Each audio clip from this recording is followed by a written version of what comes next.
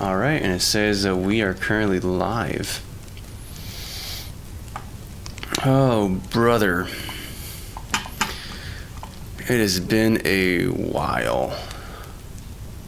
But we are back. I'm not sure if necessarily better than ever, but better. Had to take some time to chill, relax, and unwind a little bit. Get a little bit separated from... I should have tested to make sure that this is actually working. Time on this is weird. We're going to see if this works. We're going to see if this works. And if this is the correct project as well. Yep, I believe this is the correct project. My i3 header is not working correctly, so we're going to have to deal with that as well. Yeah, I kind of want to look at actually some of the i3 bar stuff before we jump too much into anything. Yeah, i3 status. I think that's empty though. Yeah. Hey, what's going on? Let me zoom in a little bit because I can't really see screen. Scared out of me when the sound popped in. Oh, my bad, dude. Didn't mean to do that. I'm not sure when because I start streaming on these these two different endpoints, but then YouTube has this UI for beginning live, so I'm not sure if when I hit go live if it starts including that or if it includes everything before that. Either way, dude, glad to see you, John, and hopefully the rest of the stream does not scare the crap out of you. Also, something I've been thinking about I haven't done yet is potentially doing some additional EQing, but I haven't checked to see if I have any equalization tools. It seems like I kind of do, but I haven't looked into it yet. Anywho, so yeah, we're gonna just get into it. Actually, I want to fix this header thing first before we get into any Unity development.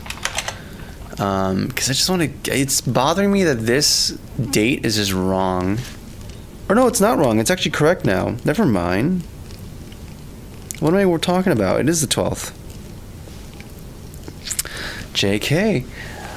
I was having this issue where it was wrong, but I guess we're back to being correct again. So let's go, dude. Also, it's good to see you, Draco. Nice to see you.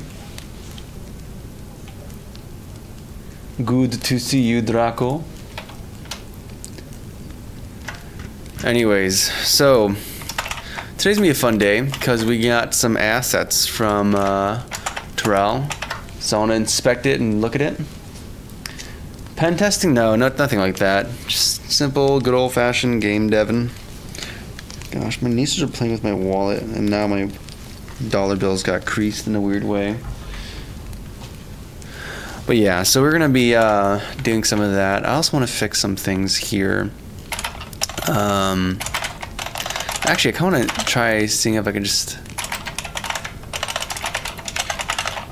I need to figure out how to install. I need to just install Discord.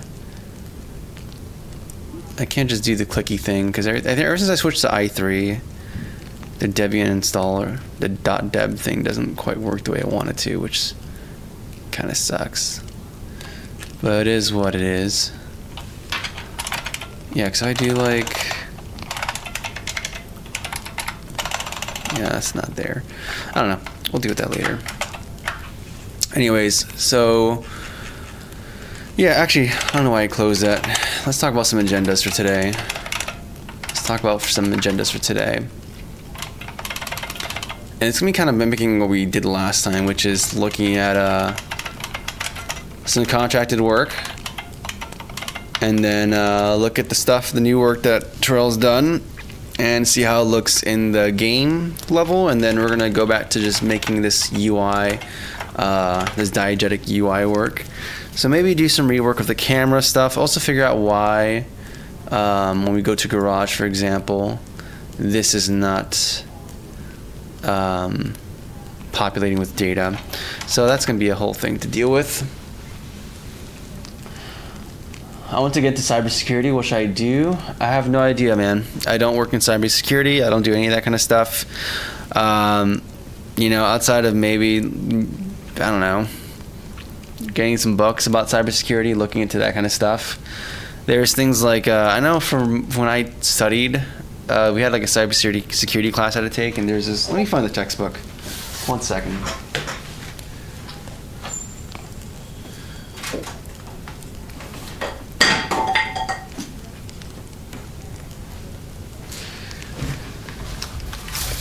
There's this book that's pretty interesting and might be a good place to look without committing to any kind of degree or anything like that. Computer Security Practices, Principles and Practices. Talks about a bunch of different things, cryptology.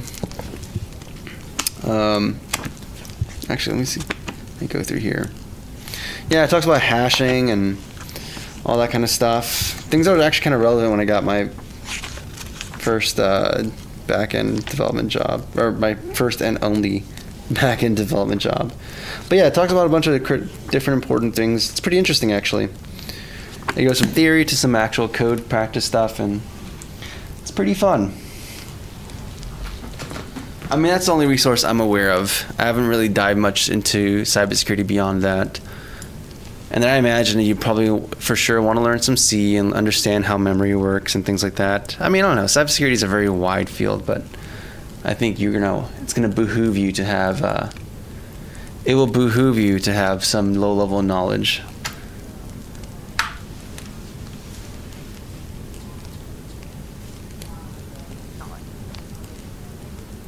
Yeah, and it's a very different kind of mindset, right? I mean, it helps. Like, I think it's not mutually exclusive. Like, having good code architecture knowledge is going to help you if, like, let's say you start doing reverse engineering, which has some consequences when it comes to cybersecurity, right? But like I said, that's not my field. I can't really speak too intelligibly about it. I'm just a dude trying to make a game within 3 weeks. That's all we're trying to do. Speaking of which, I would like to, actually no. I would like to download some of the assets I got and actually preview how they look in game, and then kind of just go from there. It's gonna be quite exciting. Let us not dox people beyond this, my friend. So he sent us a few other things. Alright, looks like a few things for... Yeah, and I didn't give it a try that day. So there's this rough draft deviation, so I'm going to download this. Yes, I am aware of what I'm about. And he also sent these individual ones as well as this one, so we're just going to go through them. I should probably B1, H1, and then L1. Okay, these are all numeric stuff. I should be able to just kind of pick it apart from my downloads folder and move it somewhere hopefully more reasonable. What was the last one? B4, H1, H2, and L2. So we're gonna look at these stuff. Gosh, man, I gotta say, I absolutely love Ranger. It makes these kind of tasks super easy. Let's see here, or at least we're gonna find out. So I can yoink these, and then we're gonna put them. We're gonna go into projects. We're gonna go into fight and flight. We're gonna do a shell thing, and we're gonna make, I don't know, 3D assets. Actually, we're gonna put this in game though directly, I think. So never mind, we're not gonna do that. We're just gonna actually throw them directly into the repository. And then level 1. And we kind of threw the initial stuff here. Actually, rough draft deliverables. Let's make a second one. We're gonna make a round 2 folder, and we're gonna throw them there. So you have B1, B2, B4. Cool, and then we can start going into our downloads. So we selected those. And then the other one was H1 and 2. Yoink. And then projects, yeah, and I love that it remembers. It remembers my directories. Makes me very happy. Oh, it just it threw everything there. No.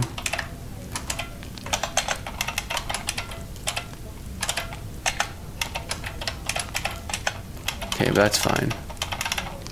Okay, let's just start to take a look at these things. And then I also want to, actually no, there's one more thing I wanted to do, don't I? I wanted to go into downloads. We had a zip. What was the zip called? The initial zip he sent. Rough draft. Deliverables. Whipped. Or is that the same? Is that from the first round? Oh, that's from the first round, I think, actually. No, yeah, okay, cool. Cool. Alright, then I'm gonna check this out. Yeah, I think we're good to go. So let me go to over here. Let's go to level 1. And let's go to the actual scene. And let's just start placing assets there and see how everything looks. I don't think it's even called level. I think it's just called level. Yeah, there we go. And then let's just start throwing stuff in there, actually. So round 2, yoink these bad boys, and just throw them into the scene. Okay, beautiful. This already looks so promising. So promising, the different variations we have going on here. So okay, let's hide 2, B4, okay. B2's up there. B1's up here. Okay. Exciting. There's some assets off here to the side. I'm not sure what those are. But okay, let's go. What do you find more difficult, game dev or full stack? Game dev, I don't know. They have a whole propensity of different. They're also difficult for different reasons.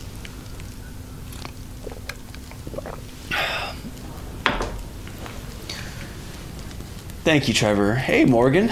Good to see you. It's been a while. How's it going? It's going good, man. To your liking? Yes, so far it works good. It works adequately for me, so that's fine. I mean, probably have to do... Like, this is good for the testing, but once we start getting into environmental themes, we're going to have a specific thing to differentiate them. But let's see here. Okay, so you have more stuff down here. Nice. I wonder how much of these details are going to be picked up. We're going to just see, though. So let me disable these for right now. And instead we're going to start using the new set and just see how everything fits. And then I might have to adjust the scale a little bit. So the Z...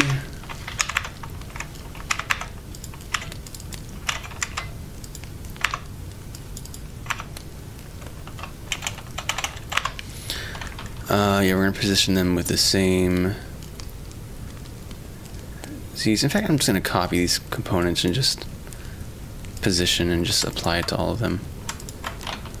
Paste, positions, and then we can just slide them off one another and just view how they feel. B4.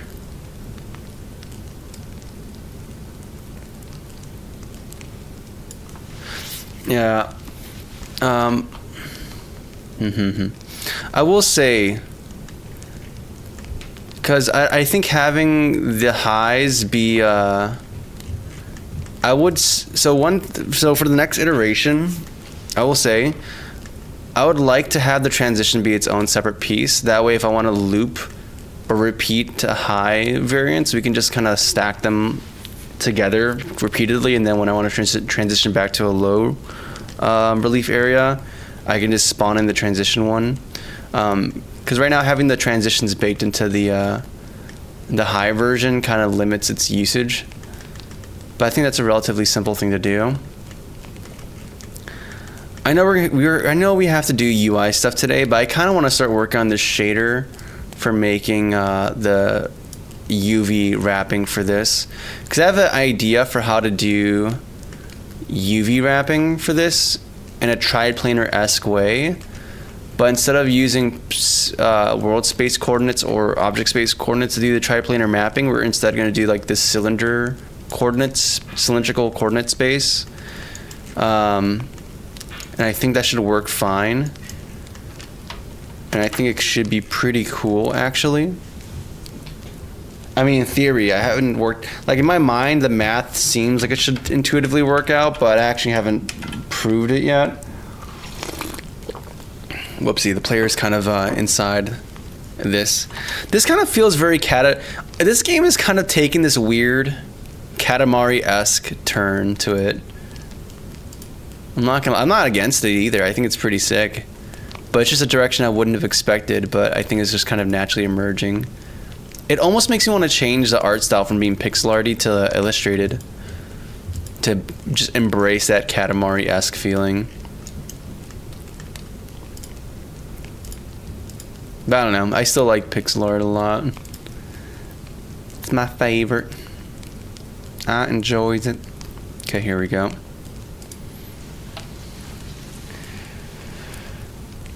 All right, let's see here. Now we have the player here, and yeah, because we move the player, the play space expands to compensate. So this actually looks very different, but it's actually kind of sick.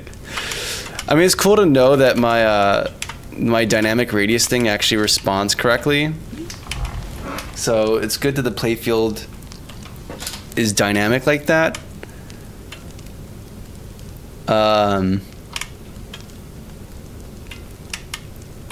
But it just means that things are really spread apart now. So like, all the hazards are just, yeah, spaced out pretty dang far from each other.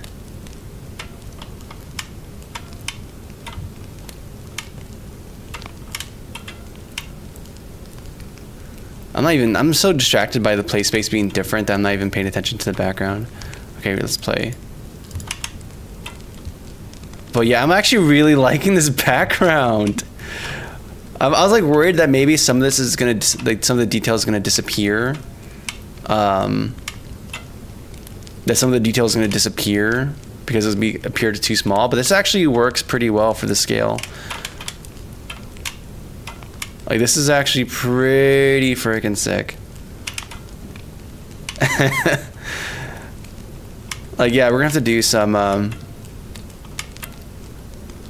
gonna have to do some, probably some optimizations, but that's fine. To deal with, like, and it's not even that much topology. There's not much that big of a vertex count. Like, I think most modern phones should be able to support this. Even without my... Yeah, honestly, I'm probably not even going to do the occlusion culling thing. Or maybe I should. But yeah, this is pretty sick already. Yeah, I'm probably going to do it. I'm probably going to do it anyways. Yeah, I'm actually really happy with this so far. I think what we can do to sell even more the illusion of multiple spaces, because there's some places that feel a little more sparse, but I think that might be addressed by just adding textures that also have like fields or something in it.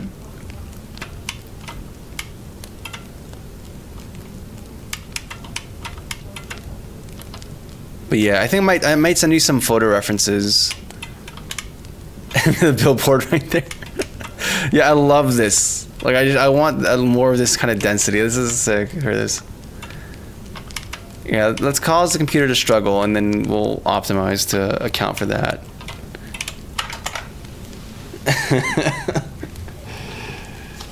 Oh man.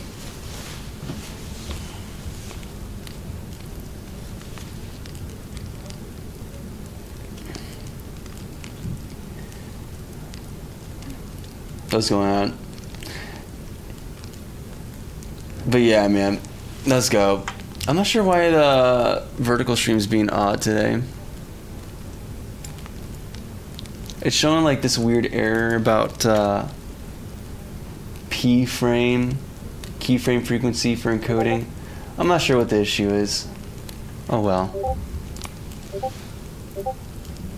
What's going on here?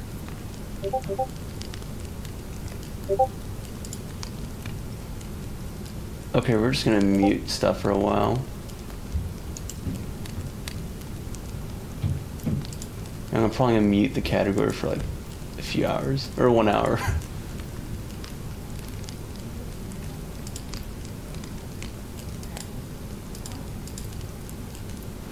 What's up, Rina Tosans? Glad to have you here. But yeah, so far I'm very happy with this so far. And then let me also take a look at these to see if yeah,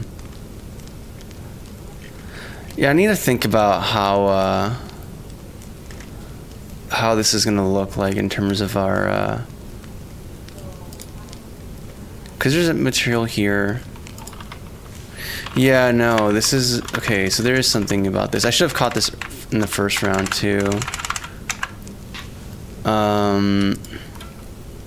Actually, let me check the prefab directly because I think I should be able to adjust it there. Yeah, so here, materials. Yeah, I'm not sure why this is not showing. Usually, when you have a if you export a FBX from Blender and there's like multiple things baked in there, you have different material shelves for each prefab. So like if you have like these objects that are repeating but you know what kind of material there is, you can add in Blender a specific material for it. And that way when you add individual materials for objects, then like I can go into the prefab and go to the materials tab, and then it should show like the material shelf. So it'll be like, for example here, right? Even though there's like, let's say like 20 of these buildings that exist, they're all gonna be using the same material likely. So you just have this one general material shelf in the prefab, and you can assign that, and it would, and by assigning it in here, I think it would apply to all of them. There's pros and cons to this though, because it's nice to be able to just slot the materials and then have it be applied to everything. On the other hand though, maybe you want to have variety for each individual object. So having it be actually separated as a per object thing is actually preferable. But yeah, this is cool though. I'm digging this so far. I think we just might need a little. Actually, you know what? Let's also zoom this down a little bit. I moved the object. I moved the player position around a bit, which is gonna change some of the gameplay feel. But if I were to move this back and instead do the inverse of like just zooming these guys down a little bit, just a little bit.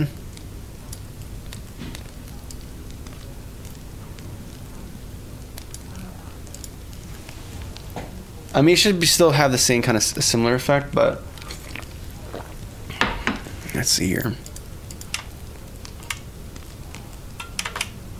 Oh my goodness, I need to do something with the whole health.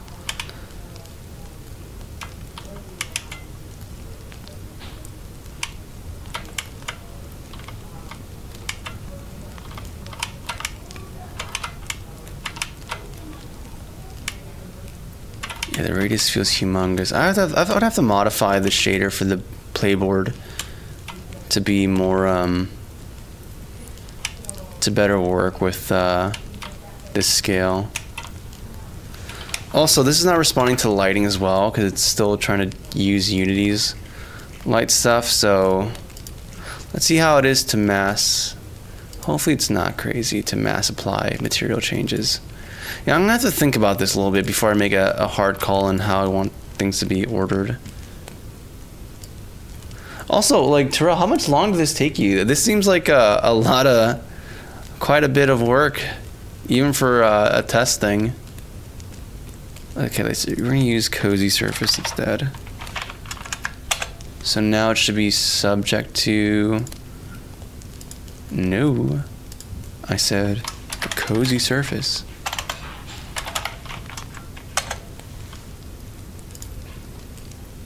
Wow, it's not obeying me.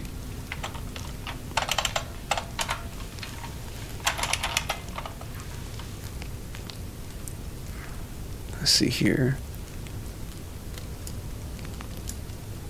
Okay, now everything should be subject to lighting now.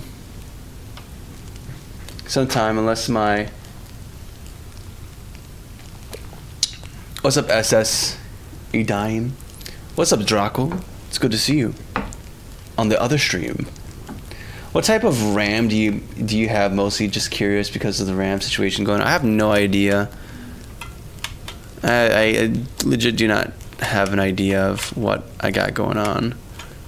I'd have to pull up the receipts to find out. One sec.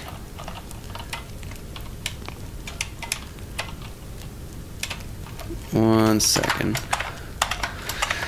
Yeah, because I am curious about that, but I don't think something like HTOP's not going to tell me what type of memory I have going on here. Or maybe it does. Let me actually look at it. Let's see. No, it doesn't say anything about that.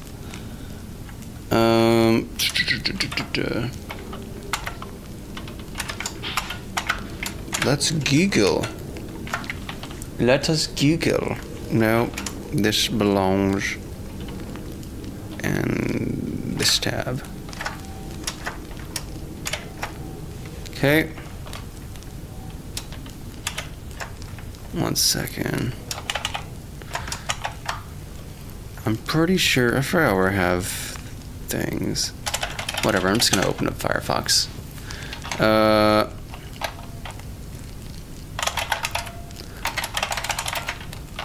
See RAM type. Or is that not a thing? RAM specifications.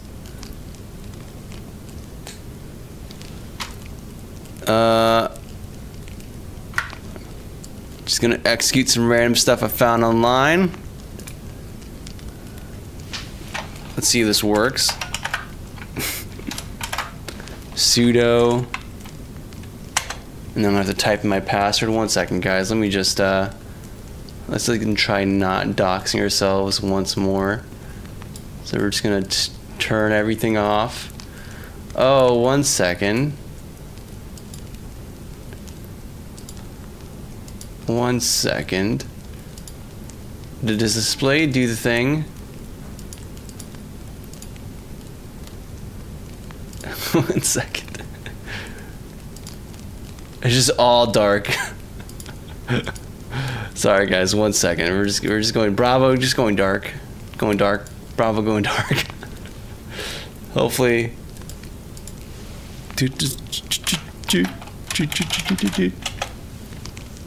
Okay, cool. Now we're back.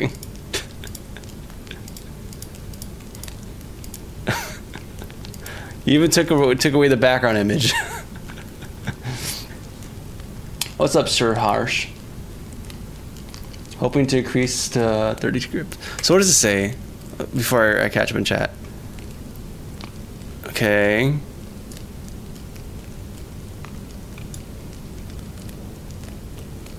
GDR4. GDR4. I think we're just rocking all GDR4s.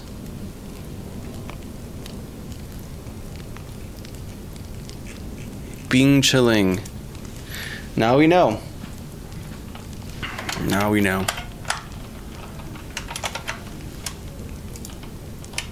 It's kind of cool seeing how the light works with this. It legit just does feel like we're going from night to day.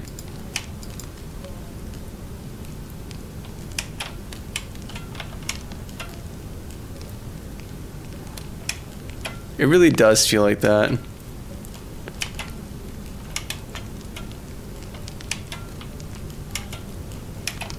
Night side and then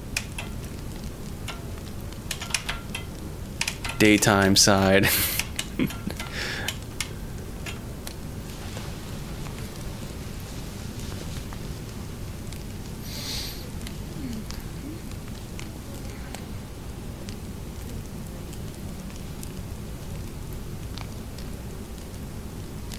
Hoping to increase 32 gigabyte of RAM from 16 as memory has started to become an issue due to high usage. Yeah, that happens. I mean, I'm not sure what you're doing either, but I know for me, like I quickly start, even just using Writer quickly starts eating stuff up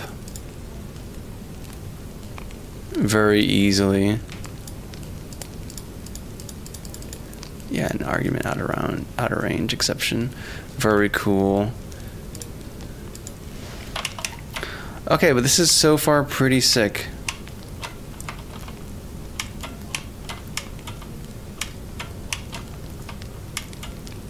And then, of course, we have these things. I'm not sure why they're not responding correctly. Maybe it's a normal thing.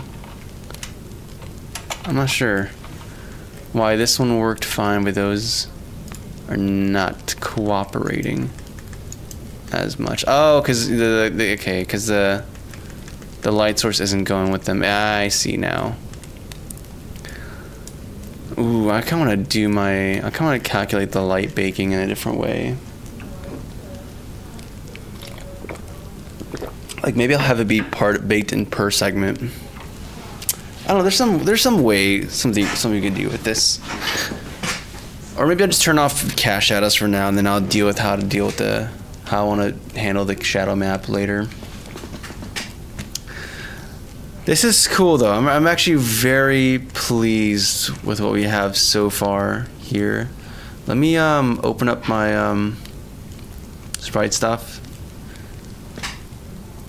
But given the personal project, consider the minimal budget constraints. Nah, man. Whatever work this costs you, it costs you, man, and you know we'll work around it.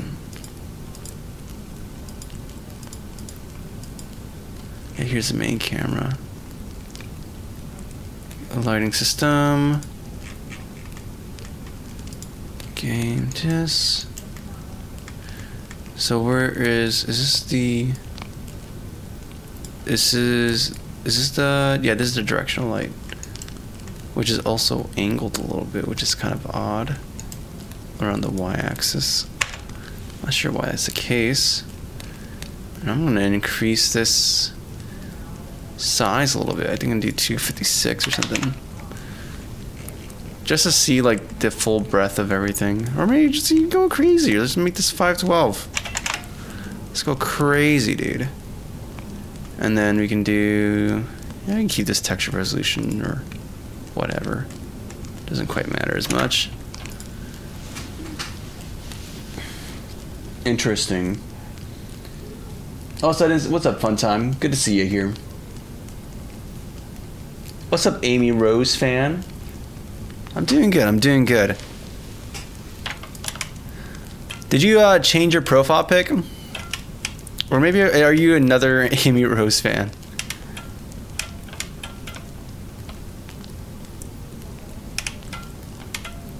Okay. I honestly want to have the character sprite be bigger on the screen as well. That's a whole separate thing.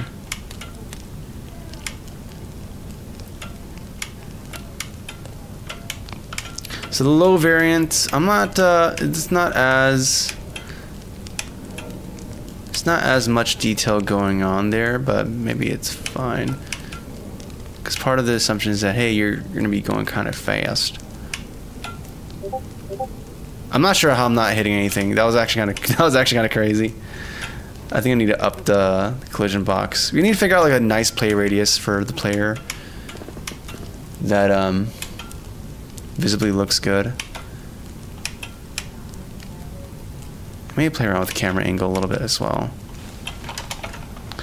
But so far I'm digging this, dude. What's up, T-Money? Love the setup.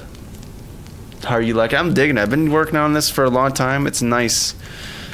It's a nice way to break away from between like day job work versus this. Yeah, I change it. Yeah, I'm digging it, dude. Match my username more, definitely. Yeah, it's definitely much more poppier too, much more vibrant.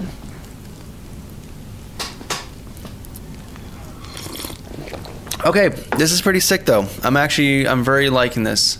I'm gonna do some more. We're gonna have to do some more. I just want to complete. We're gonna complete the loop first. We're gonna complete the loop, and then we're gonna start making this extra nice. Yeah, let's go back to the shop though. So, as you may recall, we have a whole duplicate variance without ramp, apply material type.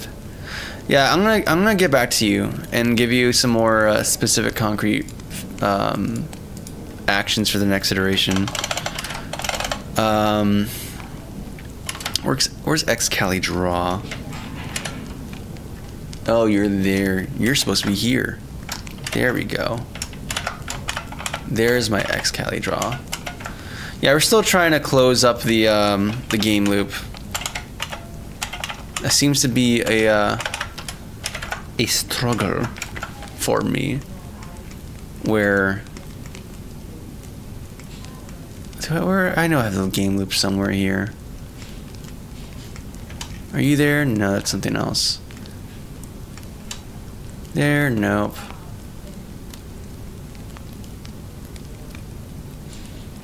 Yeah, I guess this, like the game loop between the garage and the levels. I'm trying to fix this. We just want to get the shop and garage working because that's like the main big important component here. An ability to like consume currency in exchange for items and in exchange, and also having the ability to actually swap out different components of your machine. It's kind of a big thing. That's kind of important. So we're gonna keep working on this today and hopefully get it wrapped up. And then once we do that, we can start working on more fun game stuff. Fun game things. Is this DWM? I know WM means window manager. I'm using i3. What's up, Darshini? Welcome aboard. But yeah, so we have this bug that just feels wrong. Feels like I should be right. That it should be right, and it's not. Which is that when we enter the garage. So like we have this cool. This is not the level. We're supposed to be going to the is it home or is it garage? What did I call it? Okay, I think this is the correct one. Yeah, this is the correct one. So when you go from here, yeah, like you have this diegetic level where you have like the basement where you're seeing the garage and it has your bike and you can customize it. And then, I mean, we're gonna change the camera angle, but for right now, that's how it works. And then you click on garage, it's gonna bring you to your computer terminal, and it's supposed to display the current setup you have right now, which is like the current bike we have, the default setup, right?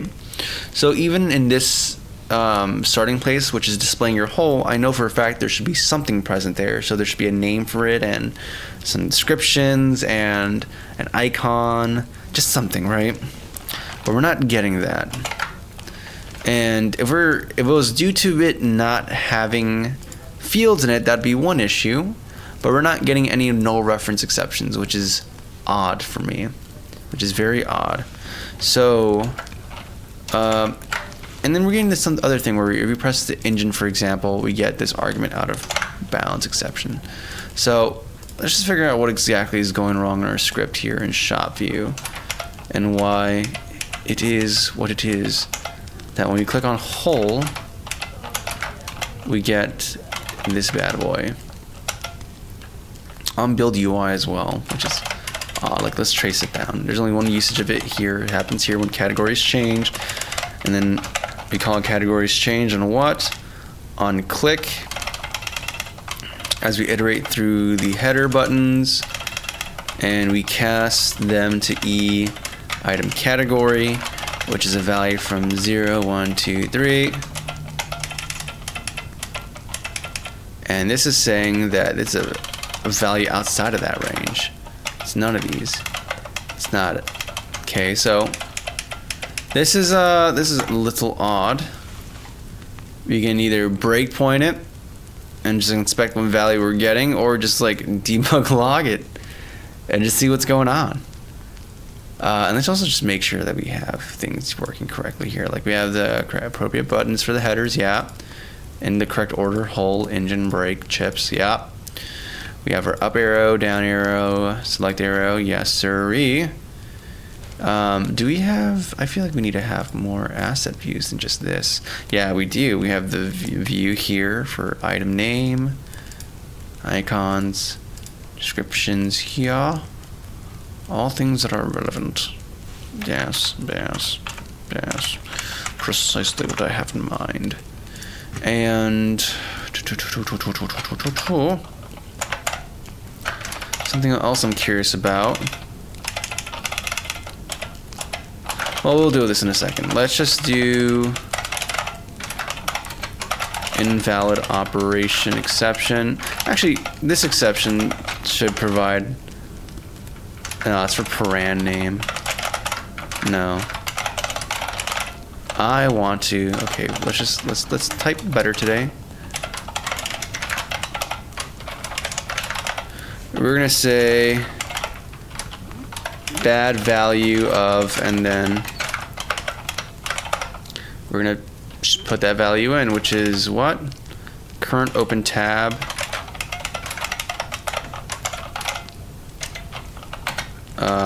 As an integer, which I think should be fine. And now that I mention it,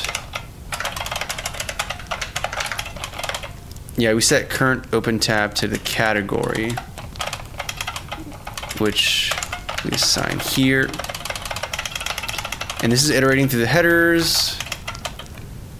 Headers on clicked as observable, subscribe, category change, and then we're casting this integer value into this enum. So, okay, this seems reasonable to me. Why am I wrong? Let's find out. What's up, Andan gang? Andon, how you doing? Can you imagine though if someone got a picture of Looney Tune with Shrek's username? That's hilarious. Wait, like they had a Looney Tunes profile picture with a Shrek username? That'd be a little perplexing. But we see perplexing things a lot, don't we? Oh, so what's up, Tickling Pits? That's a funny name. And what's going on, Thierno Amma? Okay, I'm gonna stop right there. That was the best you got for me.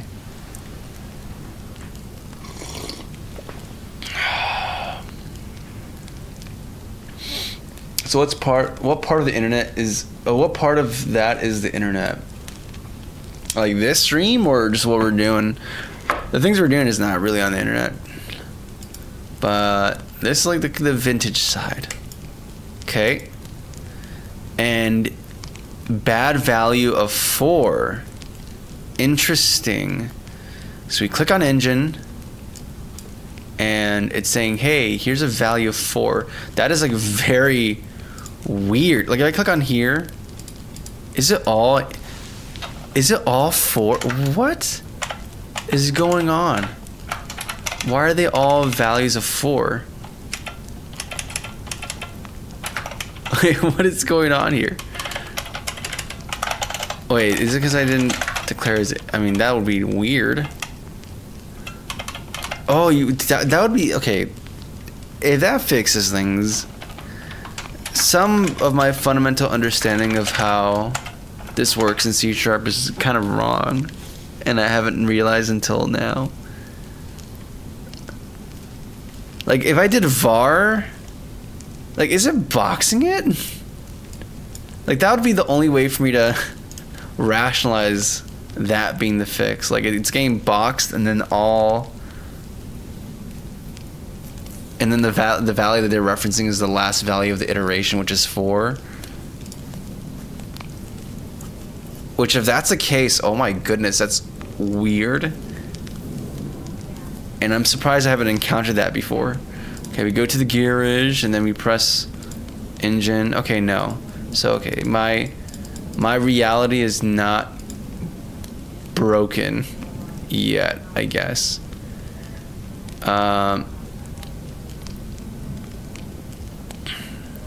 That being said, I do not trust this. So we're gonna, in case of boxing, we're gonna unbox. I mean, it's kind of redundant, I know, but I just, for my own peace of mind, we're gonna do this. We're just gonna do this. Just need to do it this way. Maybe it's not even, maybe my understanding's not correct, but I feel like that's probably what's going on. Hello, what's up, coding tips? Vector wants him to find the computer room. On your botnet? Oh my goodness. Yeah, none of that stuff, Doc. We're not none of that stuff. I'm not nearly as cool as you may think. Okay, so I was right. Oh my goodness. Oh my goodness. That's exactly what, like, I guess either it's a boxing thing, or it's a something with closures. But yeah, that fixed the bug. At least fixed one bug. Now we're getting some other stuff, but I think it might be due to scriptables, which is easily fixed. In fact, why not just do that right now? Let's just go into our stuff.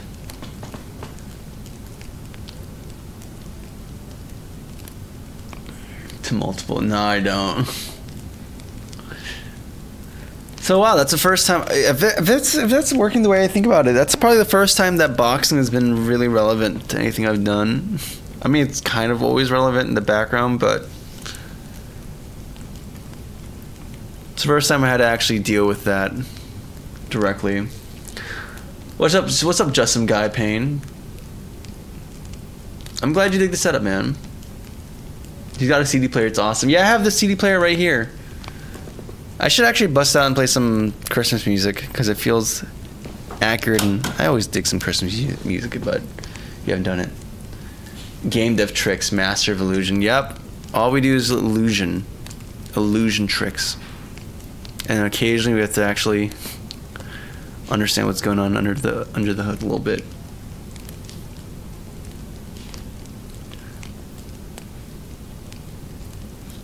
I'm actually seriously curious now if that's the reason, or if it's because I think it is the reason. I think that's actually legitimately what.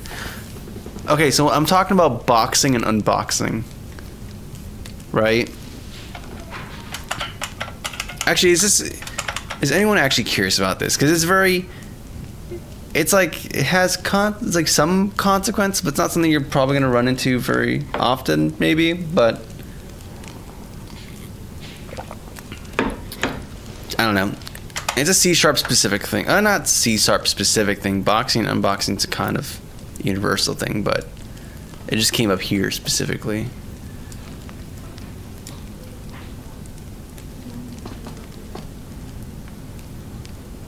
The index variable? What do you mean? Could you do less than equals count in the for loop and get rid of? I mean, that's not going to get rid of the index variable, though.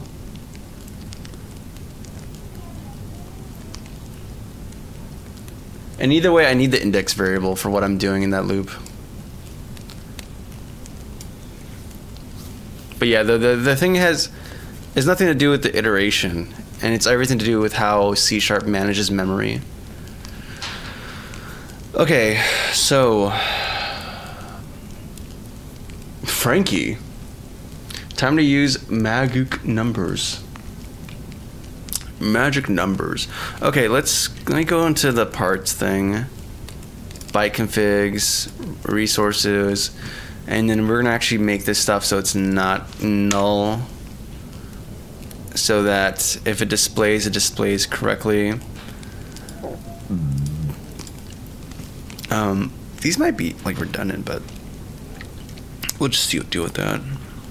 For right now, we're just gonna use these placeholder sprites, and I'll make actual appropriate icons for everything later.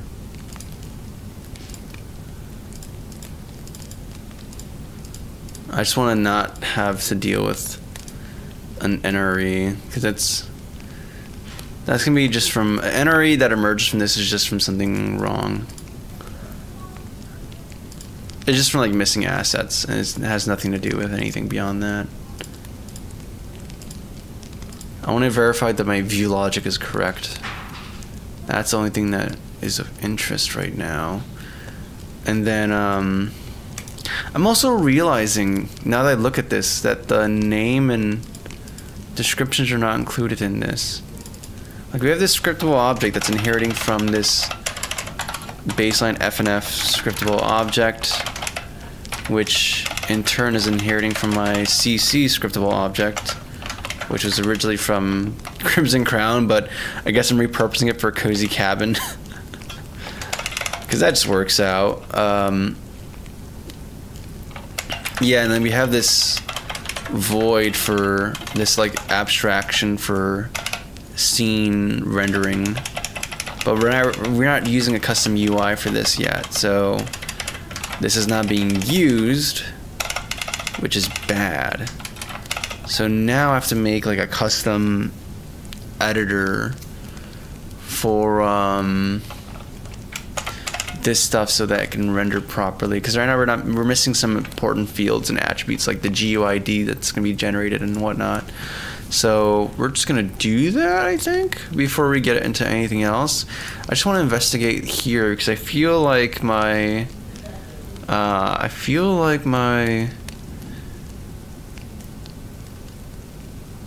I feel like this should be part of this somewhere. Maybe it's part of utilities.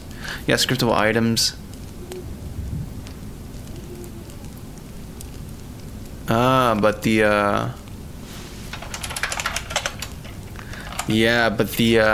editor folder is not included here, is it? Gosh, I might have to actually go into the Crimson Crown library to access that, but no, we're not going to do that. We're going to just go into here and make an editor file and then make a custom inspector and just call that. Hopefully that just works. Or I might have to do something. There's something weird, like you have to make sure that it cascades as well to the children objects as well. Yeah. So we have to do create. This is not even editor, like this or utility. That should be in a different folder, but for Unity inspector stuff, you have to do this.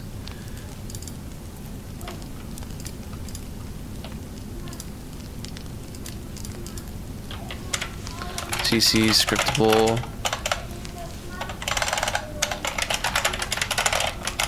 UI. Let me catch up in chat real quick. Because those engines are not meant for anything that I'm doing large. Yeah, engines have different pros and cons to them, and for the type of things we're doing, those engines are not going to achieve what I want.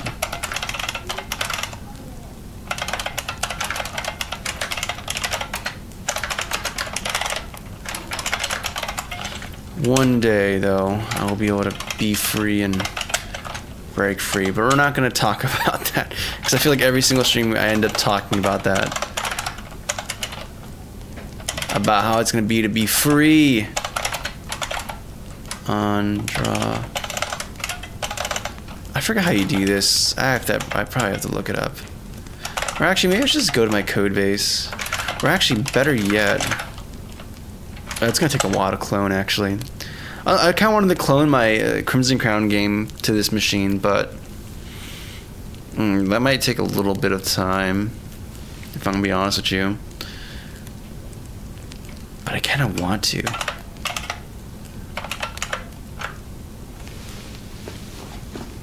This 1,000-yard stare. Yeah, I'm telling you, man. I fantasize about the day I get to return back to the sea land and just working on this perfect just sea, man. I just want to break free, man. But alas, we're here. Okay, we're just gonna have to Google, I think, which is fine. How to make custom editor. Unity. No, not. Wait. They're saying I'm GUI, but are they using I'm GUI actually? Or are just saying that because their editor, custom editor, is a immediate mode inspector? Yeah, here we go. That's the thing. Yeah, and I have the correct. What's the on inspector GUI? That's the function I was looking for. So I was right with this on inspector GUI, and then we have to define which type we're going to be working with, which is a custom editor for type of CC scriptable items. And I think there's another parameter as well to be like this editor for child classes. Yup, perfect. And then I think there's like a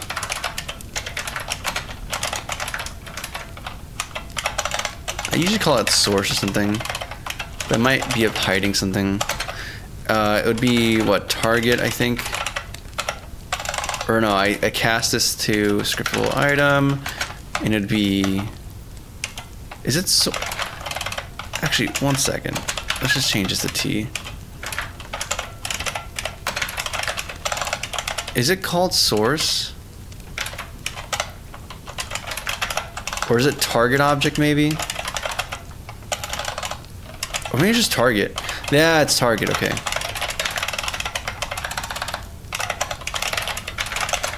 Okay, cool. So we have this, and then instead of doing this base thing, we're gonna do.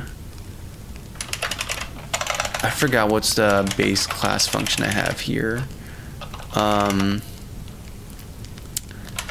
Item information UI. There we go. So we just render this, and then pass this, and give it a ref to what? What does this need a ref to? And why did I design it like this? ID edit mode. What? Wait, what? Okay, there's. What? I might need to reference my code base because I don't know why I need this. Okay, it says build the UI for setting general information, include the UI setting for generating. That doesn't help me. Why past me did I have this ref to this EID edit mode variable instead of just getting it? Or maybe I couldn't? What variables exist in... What? I'm fuddled. We have this enum defined here. Where are you used? Show all usages. I think I should... Do I need to configure or reconfigure my... Okay, so it's used...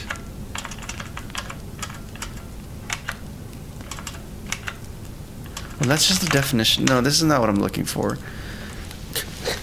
Phew. I'm looking for show usages of, find usages of. Yes, thank you. And it has the wrong shortcut, because of course it does. Okay. That's for the parameter. That's in the actual logic. I want to see something defined with this variable. Okay, I guess we're not going to do that. Instead, I think we're just going to have... I think if we're going to trust my intuition, I'm guessing we need to define one here.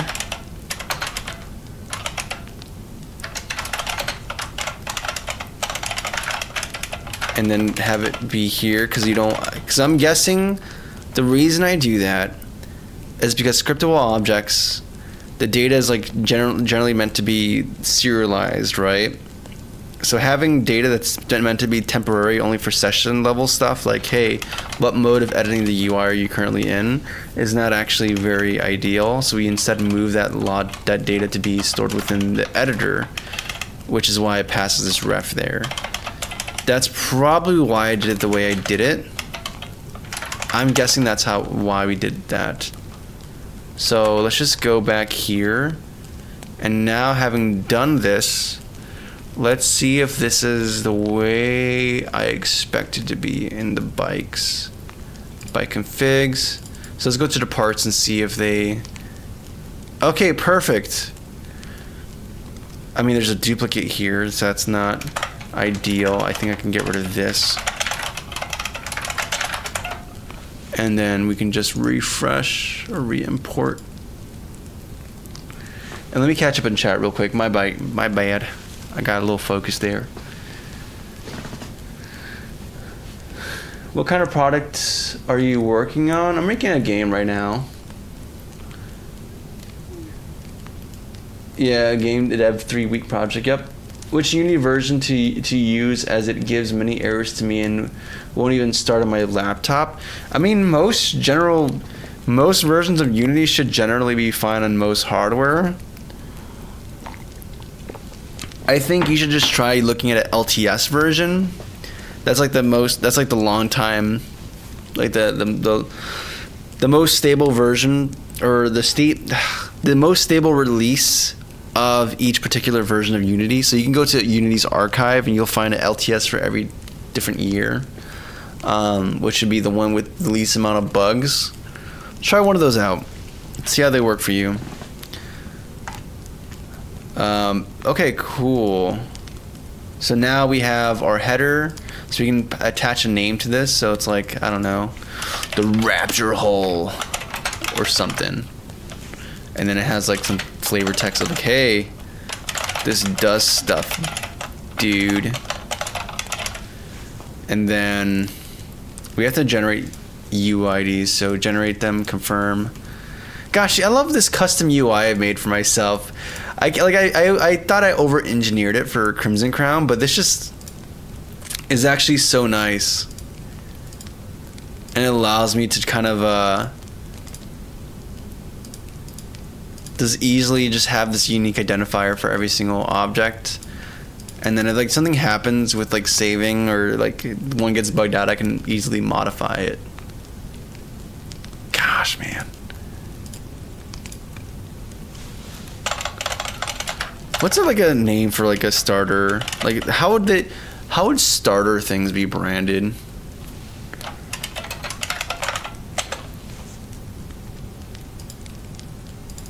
I don't know. Starter engine. Oh, this breaks.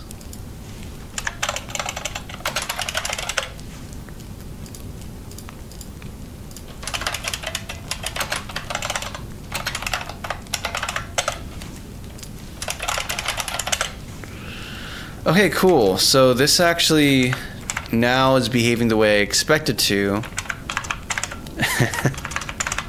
I'm not gonna lie, this makes me super duper happy, man. Having my custom... It's super simple, but it's like, it's just something extra that's like, alright, this is structured the way I want it to now.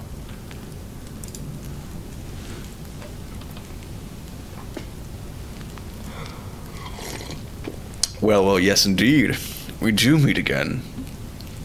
And I will not say the name. Dex loves games.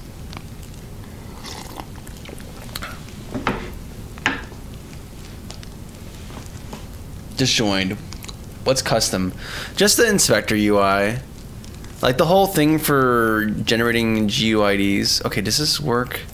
If I click on this, yes! Now the UI actually works. Instead of producing bugs and errors. Beautiful. Yeah, just this. Without this, you just get, let's do this. This is how just the general view of, the general view for, scriptable objects. Okay, let's wait for it to re-import the script. I have to actually re-import a script, don't I? Yeah, reload domain. Yes. So I go here, you just see this basic thing. It's just fine, and then string fields and stuff is not that crazy.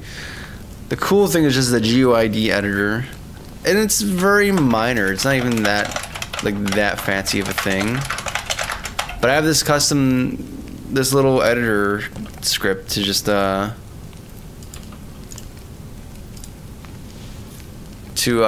make editing GUIDs easy. So I can go into here, now you have this whole header thing that actually shows you the description and names, and it shows the identifier, and it's not like easily modifiable. And then if you click to modify, it's like, hey dude, modifying UIDs are probably going to be weird because you can break save file data that way, so do it if you must, but like just do the thing, and then you can easily generate a new ID if you want to, and then confirm it. It's very cool. I think it's very nice. Little things like that, just little things, go a long way.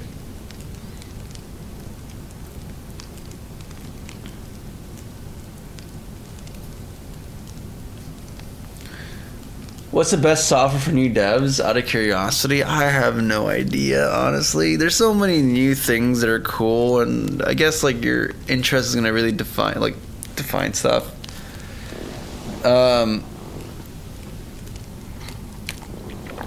I think if you're like a new dev, you're probably gonna be working on a 2D game. That you should just do a 2D game, because like just jumping to 3D is kind of a whole thing.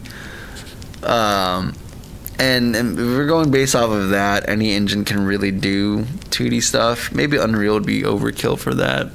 It would be like so much things there.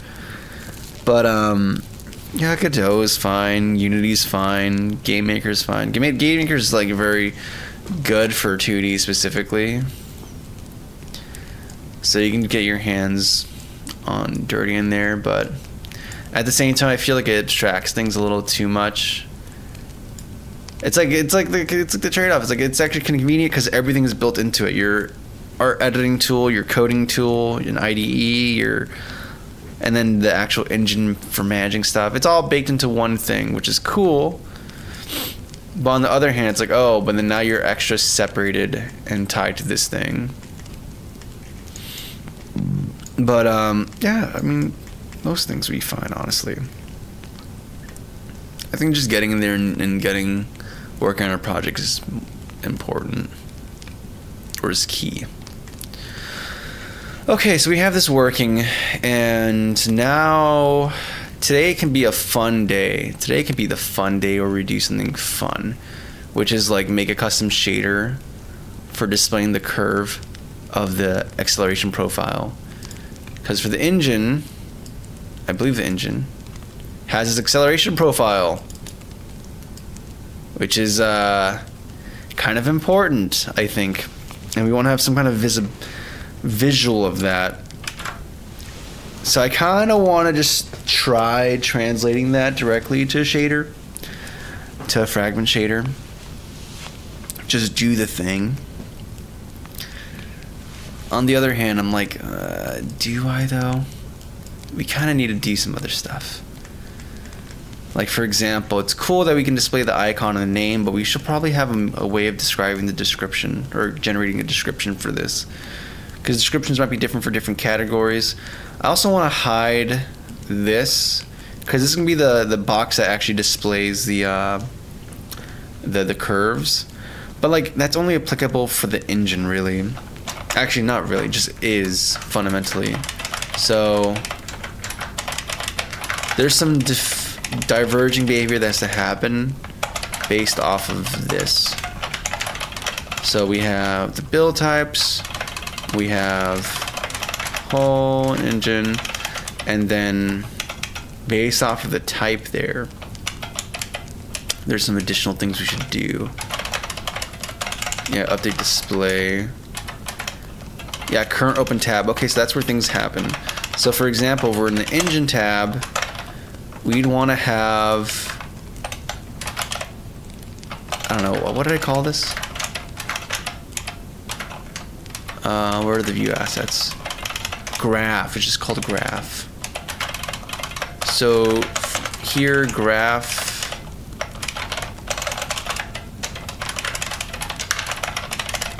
should be true. Otherwise, in every other scenario, we want to turn that off.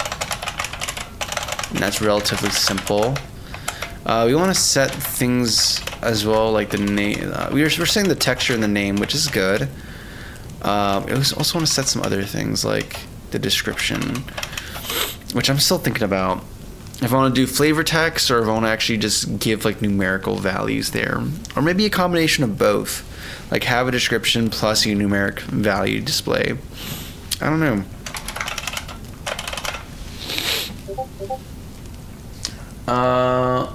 What's up, Diva? You could have pictures at different angles of the 3D assets and then put them in as 2D. So beginner devs doing 2D games should stick with 2D assets like sprites rather than 3D models. I mean, it depends on your engine. If you're doing just 2D logic, then it's probably fine. Static 3D stuff is fine. I don't know, like I can't be too prescriptive about it. All I know is that, like, hey, dealing with angles in a 2D context is way easier than dealing that within a 3D context. And you know, maybe that's not the thing you want to wrestle with in the beginning. I think a simple thing is just, hey, here's an object, here's an end goal, make an obstacle in between you and that, and then like that's the game. Like something even simple like that is gonna make you, it's gonna force you to start just crossing some critical boundaries. Like, okay, even for something simple like that, we have to figure out how to take input. We have to figure out how to move an object around. Oh, if the object hits us, it has to put us back to the start position. So now we have to figure out, okay, now we have to deal with collision detection. That's a thing. And then even more depending on what else you want to do with it. If you want to juice it, you're probably going to have to learn about animation system and whatever chosen tool you're working with. And GameMaker is pretty simple. You have your sprite index or sprite. I think it's like sprite index. I forgot what it was. It's like sprite. You can name the sprite asset and then do some stuff with that. And Unity, you're probably gonna have to figure out like user animation curve thing, and then learn how to call animations from that. Godot is probably something very simple to that, or similar to that too.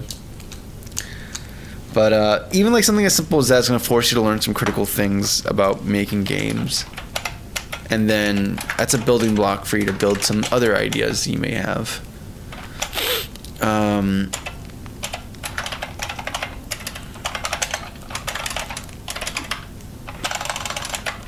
But yeah, that's what kind of comes to my mind, at least.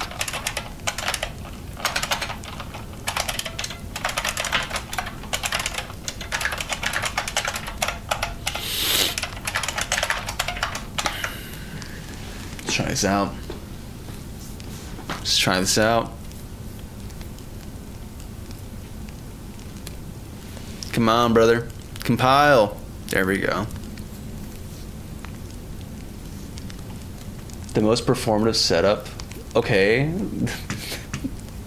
Well, that's been coming up a lot. Or not a lot, but somewhat regularly. I mean, what's the performative? Okay. Dog, like, this is a stream, man. I mean, I use this in my personal time too, so it's not really performative, but like, even if I'm like hauling the CRT out to use it, like, what's the deal? Like, I'm still doing work, still getting stuff done. I don't quite understand. Yeah, it does perform well. It does perform well. And yep, our descriptions are working. The curve pops up. Well, I mean, not the curve, but this pops up here, and then nothing for the chips, which is fine. That's actually expected because we don't have any chips currently. We will eventually. Okay, but our categories are working. Cool. Okay. And now we just have to have a thing for like iterating and selecting in different objects.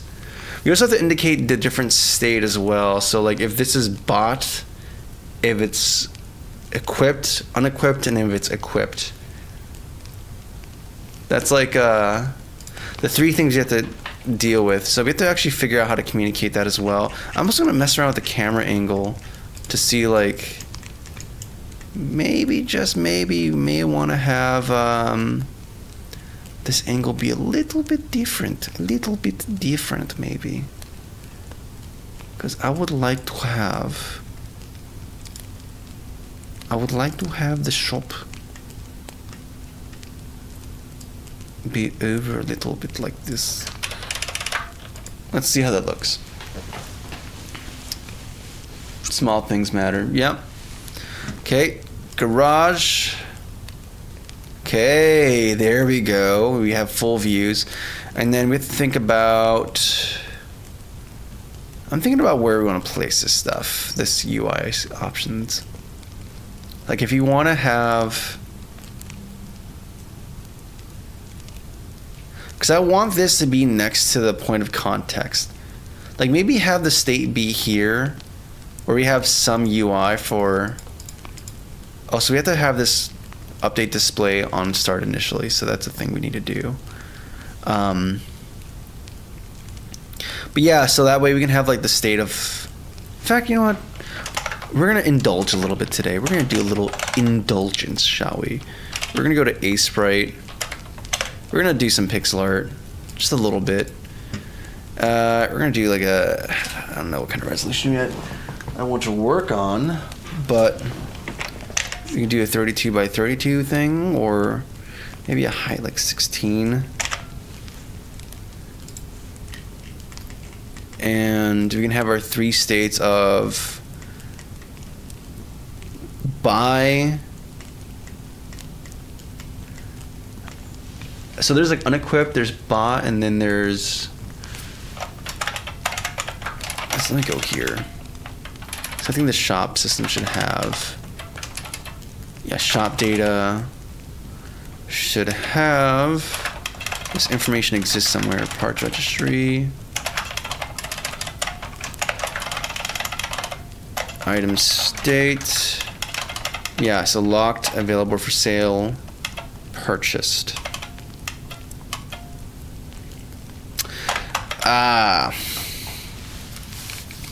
Okay, so there's actually more states than I initially, well actually no, because locked is like a potential, okay, there's more states. There's locked, there's available for sale, there's purchased, and this deviates because there's purchased and unequipped and purchased and equipped.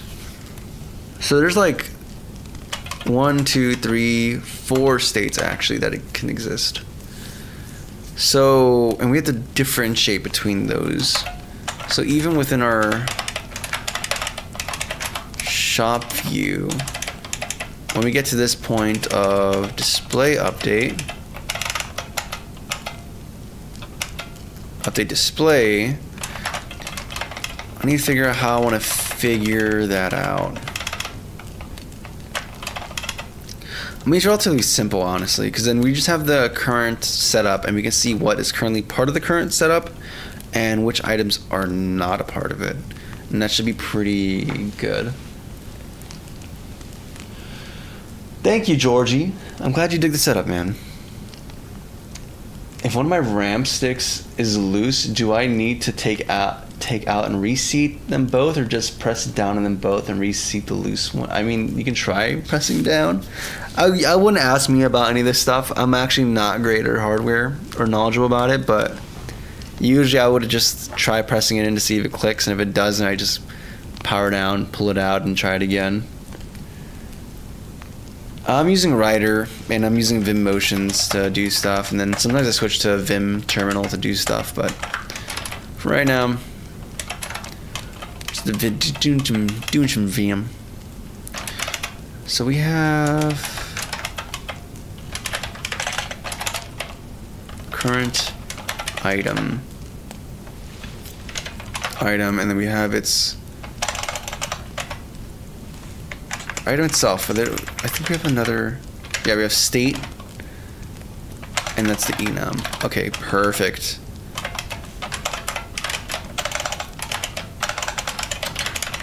My goodness, I'm so used to using the split key that when I go back to this one, it kind of takes a while for me to adjust back to. You see, like I'm just flubbing right now. No Johns though. We don't do Johns here. No excuses.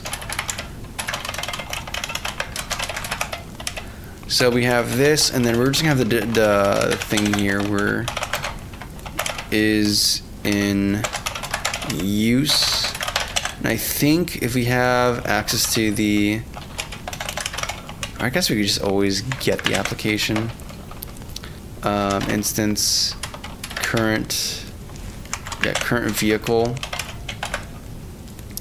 and then find. Ooh, I'm gonna have to do a dirty, like the gross thing of just iterating between these to see if the item state GUID matches any of them. It's gonna have to be something like that. My goodness, I don't like that. I'm not a fan of that.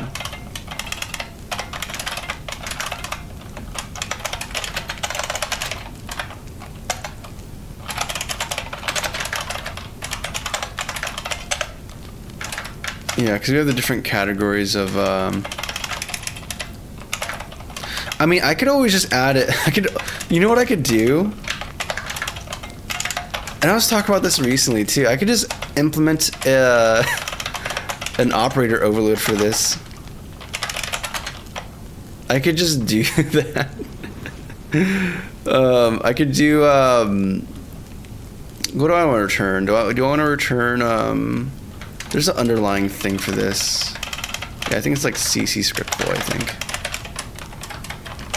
Or FNF scriptable item, and then make it be operator, bracket operator, and then it's gonna take in like int a or something. I think that's how you do the I'm pretty, or maybe do I have to do an A here? I forgot how you do operator overloading for this, for bracket types. I was pretty sure you can just do like this though.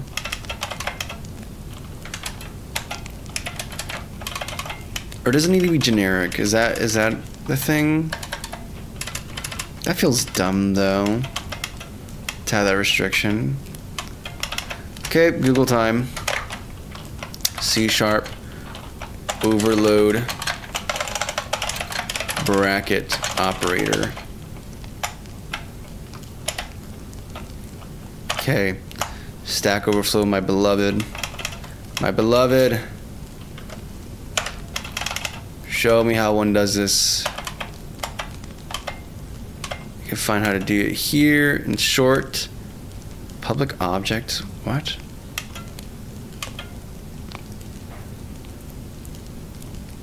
Oh, what? Wait, so first of all, they actually, so it's actually quite different.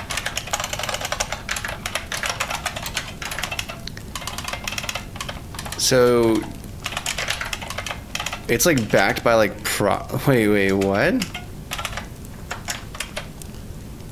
So it uses like, It's treated like a property instead of an operator. Interesting.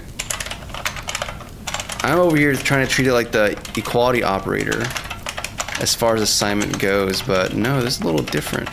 Also, this is going to be a getter only thing. So we're only going to allow getting operations, and it's going to do what? I mean, it's going to just hide the gross thing that I have in mind, which is codify the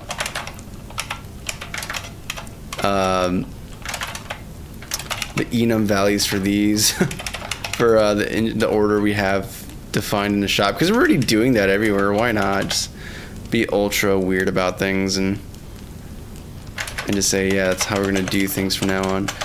Maybe I should just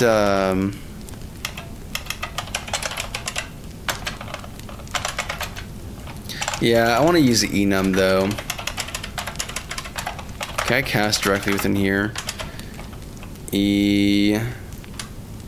Item category, and then I can just do this, and then everything's gonna be ordered the way I expect it to be, and then we can just return the appropriate item for that. You could probably do this in a reflective way, like do some reflective programming. I think I did it like that in Crimson Crown, but no, we're not gonna make this just be a collection and index directly to it. We're just gonna do this for right now. We're just gonna be gross. Yeah, honestly, I could just make this like a collection and then have make this a collection and then change these to be like properties that access the specific index from there. Like if you really wanted to go that route, we could just do that. And then just add a setter to this accessor. That feels so extra for no reason, though. Then again, this is kind of extra for no reason, but whatever. This is not professional coding time. This is just fun coding time with me. We can do weird stuff like this and have it be fine. So now we can just do current, and then we can do the bracket operator, and then do current open tab, cast to an integer, and then we can just do this. If this equals to what? Is equal to the current item category. Yeah, current. I'm sorry, did I not have?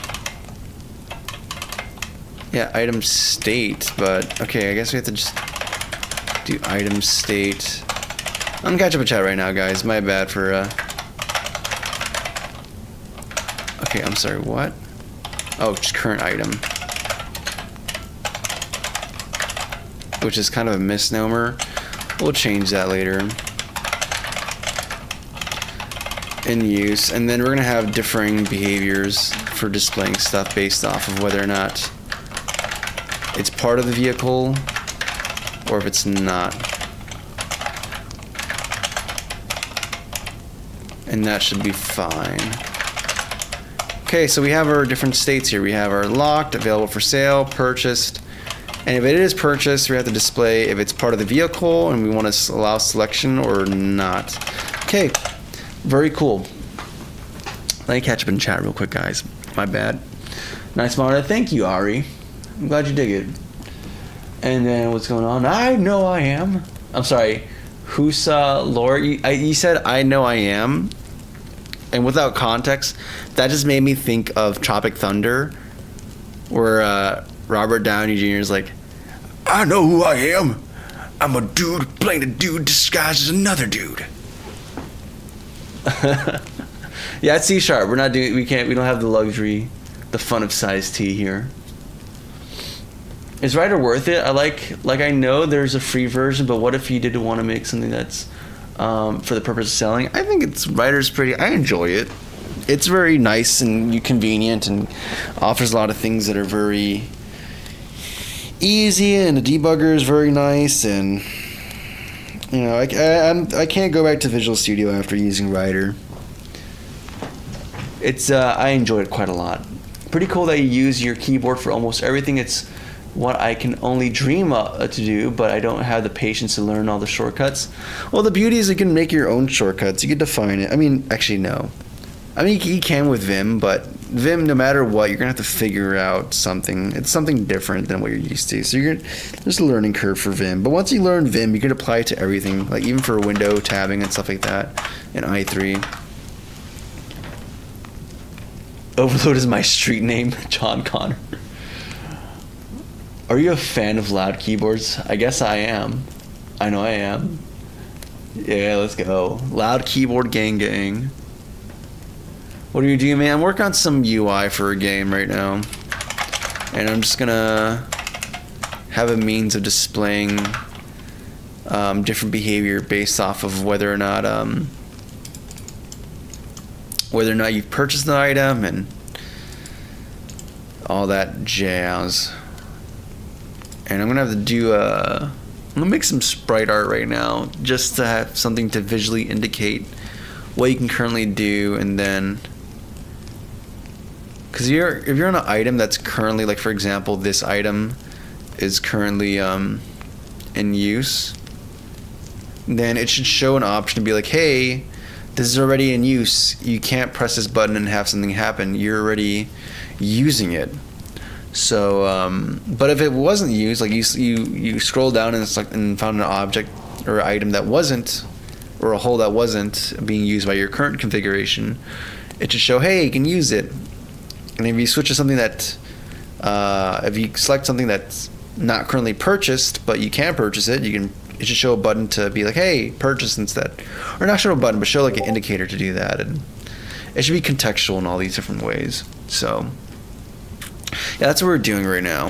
And that's kind of why we did this. I mean, that's not the why, but the original point that spawned this whole operator overloading business and all that. Which, by the way, let's just actually add the areas for what these are doing. No purchase. Which means that when you press the select button, nothing should happen. So we need to also have some kind of way of communicating that state to it as well. And then, or no equipped. Yes, equip.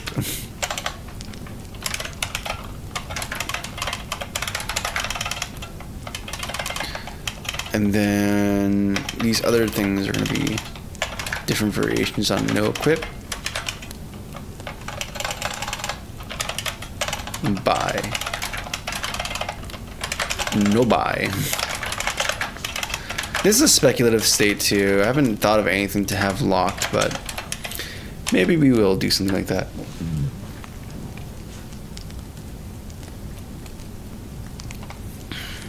All right. So, speculative stuff aside, we are going to start making some basic thing just to kind of indicate the different states. So we have like,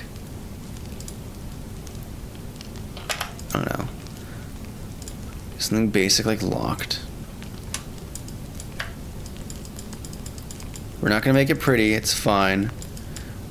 I'm a very aesthetic guy, but we're going to hold ourselves back until we decide what we want to make this visually. Until we get functionality good. I think that's the way we're going to do things. Locked, and then what? Because there's some basic stuff I need to figure out, like, okay, what if it's like available for purchase? How do you want to visually distinguish that?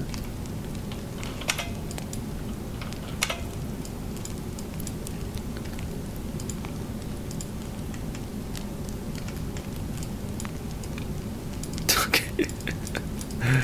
Oh my goodness. Come on. Okay. We're just gonna do bee. A decrepit bee. For buy. Alright, so it's locked by oh brother. And then we're gonna do, okay, you can equip.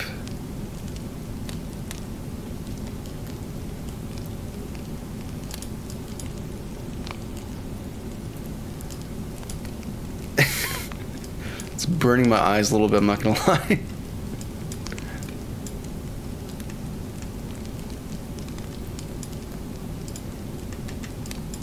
I'm just gonna equipped and then unequipped.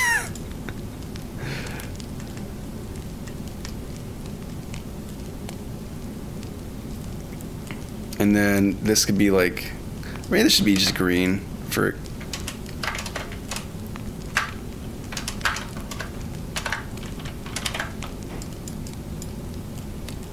Okay, maybe not as this is fine. We'll make it better later. We're gonna make it better later. Okay, we're just gonna bear with me. We could do pixel art good. Okay, we could do. I can do that. Right now, this is the idea. Just hold in here, guys. Just hold in for a second. Presentation comes later. That's a dessert. That's how I get to treat myself. We'll deal with that later. No equip, or just just no, that feels appropriate. Okay, and let's save this as shop, scene, home. I guess we're using home as like the center for where all this stuff is gonna be. Is there resources here? Oh, it's supposed to be, but we're not gonna do that. Okay, we're just gonna go home to the home. And we're just gonna do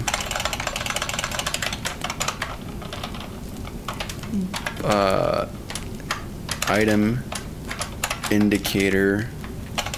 That's not great. Item action indicator .png, and it's gonna add a prefix, I believe, for each one. Yeah. Maybe go back to here. Load for a second. Where's your test function in A-Sprite?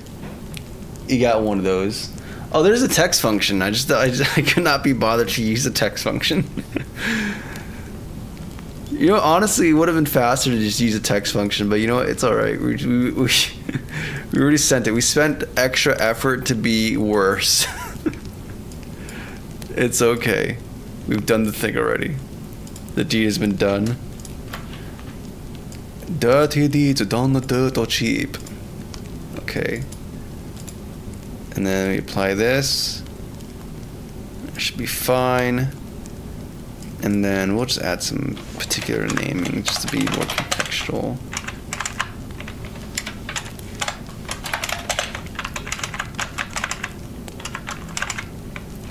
And then, yeah, I'm thinking about eventual presentation. Once we get the logic and functionality working, I am thinking about what kind of presentation do you want to have for all this stuff, right? And something that's been coming to mind is there's a YouTube channel called Posse or Posey. I'm not sure how to pronounce it, but it's super high quality stuff. It doesn't use any stock footage at all, and you get a thing on VFD displays. And we can just do the general pixel art looking thing, but there's something about VFD displays that feels particularly like cool to me.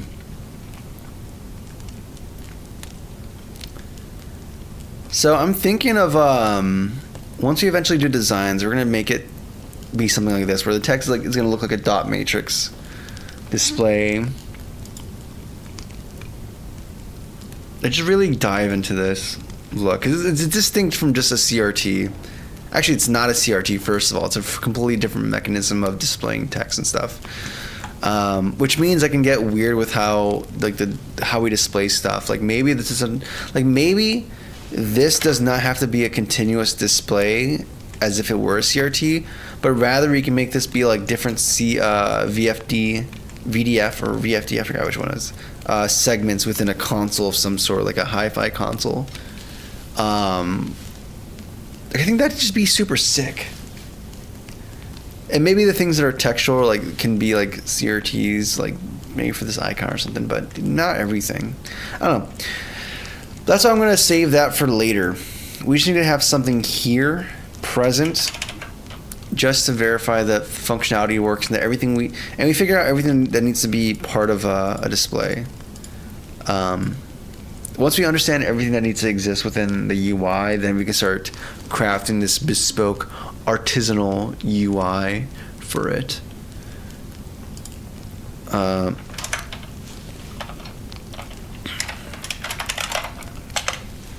we're gonna have this action thing here. It's gonna be a width of, let's say, 200, because that seems to be the thing that we're working with here. And then within our class for our shop view, I would most certainly like to have, I make it throw this into resources and load it directly like that, because I usually like loading directly through resources and code as opposed to manually assigning references. But I think here this is permissible and maybe even ideal. So we'll do a public. Do I want to do another list and have an enum lookup? No, we're not going to. Or maybe I actually just do that. Maybe we just do the thing. Oh my goodness. I just like doing that so much. It just feels more intuitive in terms of code. In action. Actually, no. Do I want to call it action? Yeah, I do. And then, no, because we're already having to go through the case statements anyway, so we're gonna have to manually do some of this. Anywho, so this is just a non-issue. I don't know why I'm caring so much about it. And we also have to have a reference to the indicator as well. So on top of what we have here, keep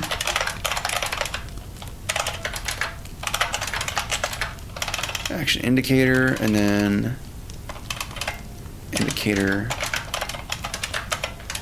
textures. Indicator feels super verbose, but we'll live with that for now. Let me catch up in chat real quick. Terrell's throwing a table. I want my fonts crunch and anti-alias now. I want my fonts aliased really hard, actually. It's Unity. Yeah. What's going on, Zero? I made it to Cozy. Yeah, welcome here. I mean, it's been a while, too. What is going on? We're just doing some Mastercraft. We're just doing some Vue logic implementation right now. Is this window manager distro called? I'm just using Ubuntu and i3. That's all there is to it. Heck, if you want my config too, I have it on my. I think I have it on my. Yeah, it's on my Codeberg, the Cozy Cabin Games Codeberg. Repository publicly.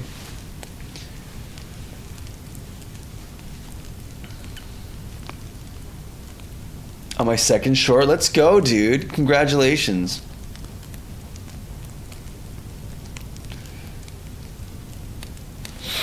Oh, man. So we have these here. I think having the list would be helpful if I were actually trying to do... Like, it would be helpful if I was trying to do this. If we were doing action indicator main texture equals, and then we do action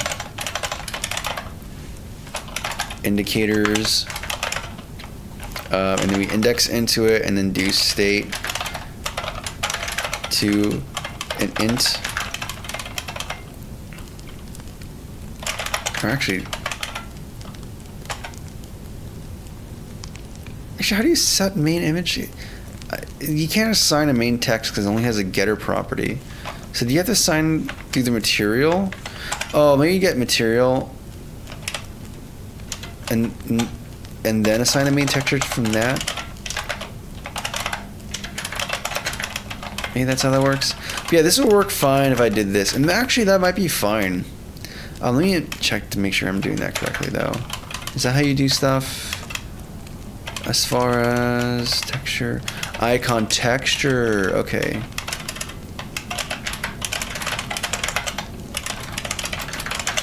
Okay, this works now, cool. So we have this texture here. So that would work fine, and then when we get to this case scenario, we can explicitly assign stuff. Like if it's in use, I mean, we can just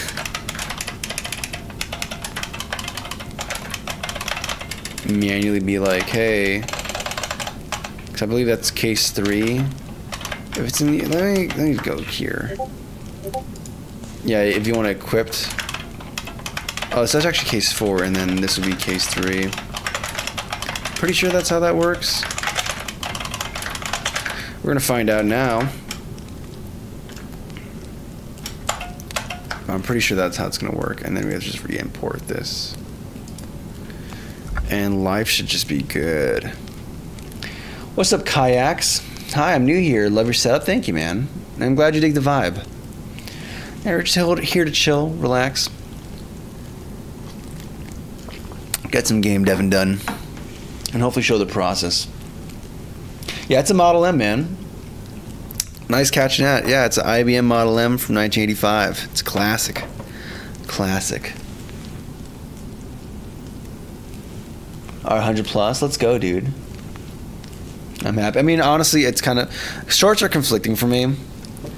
I think shorts are like... or a blight on society. Like short form content in general, right, is a blight on society and is a detriment to everyone. On the other hand, though, it's like, hey, this has already been accepted, and there's good that could be, like, there's good quality things that can be done on shorts. Not that I've done that. But yeah. But congratulations to you, though. That's a personal hang up for me. I'm not gonna apply that I don't know, conundrum to you. And to game development, you just start, man. You just kind of start. You just start Googling. Also, didn't realize that went out for a little bit. Yeah, I feel like for any game development, you just kind of start. Like, you decide you want to make a game, and you start Googling, and you either start making something happen or you don't. Yeah, that's kind of the gist of it. I started Googling, I started C++, but then that was like not... It was good because I kind of learned some basic fundamentals of programming, but then I switched from that to GameMaker. Because that was much more, it was much more immediate to have something visible on screen and manipulate it. And once you do that, once you have something on screen that is yours, that you created and is moving and doing stuff, it's like, okay, cool, I'm addicted now. I am hooked. You got me. Then you start thinking about possibilities, like, hey, if I can make a cube work around, can I make a sprite? Oh, and if I made a sprite, what if I like animate it? Ooh, and then what if I start making it like change animations? And so on and so far, your idea starts just getting crazier and crazier and crazier. And then, you start having something that looks cool and feels cool. Levels. I need to resurrect one of my old laptops to get some data from there.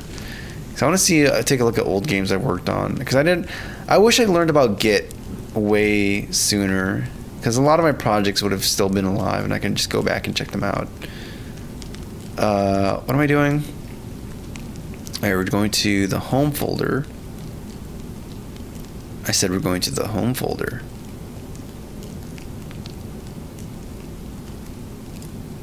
We're going to the home folder. There's a home folder that exists somewhere here. I know it to be true. I'm not crazy. Did I move it into graphics? Why is it in graphics? When did that happen? No, you're supposed to be a root folder, dog. Get out of here. There you go. There you go. Trying to make me think I'm crazy. I'm not. Okay, lock is first. And then purchase is the second option.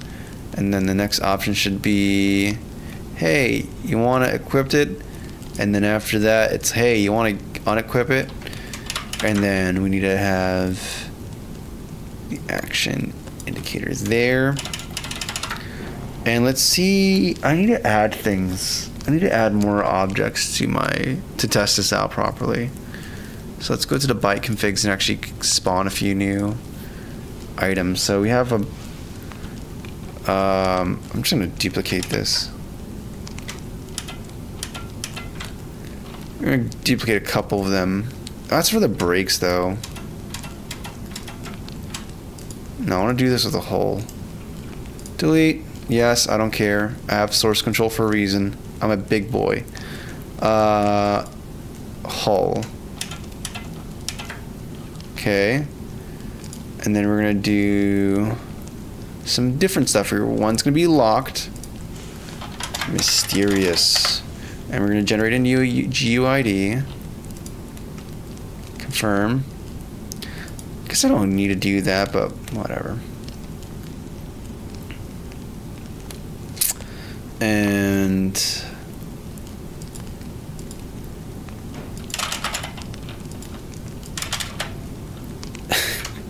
that's fine. And then we're just gonna go into the registry and just start just polluting it with all these holes that we've just newly created, and see how the UI adapts to them. Did it do the thing? Kind of, but not this one. There you go.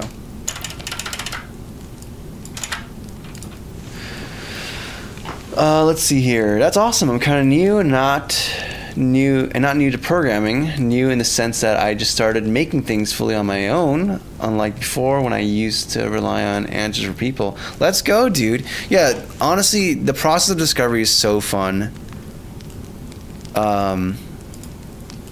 Hey. And look at the thing shows up as locked. Let's go.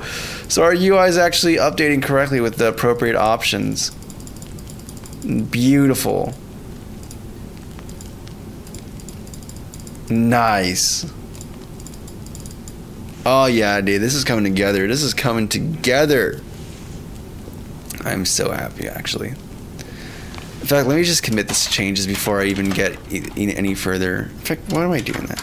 Let's CD.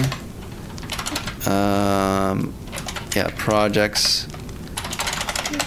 CD fight. CDS. Actually, I don't have to go more than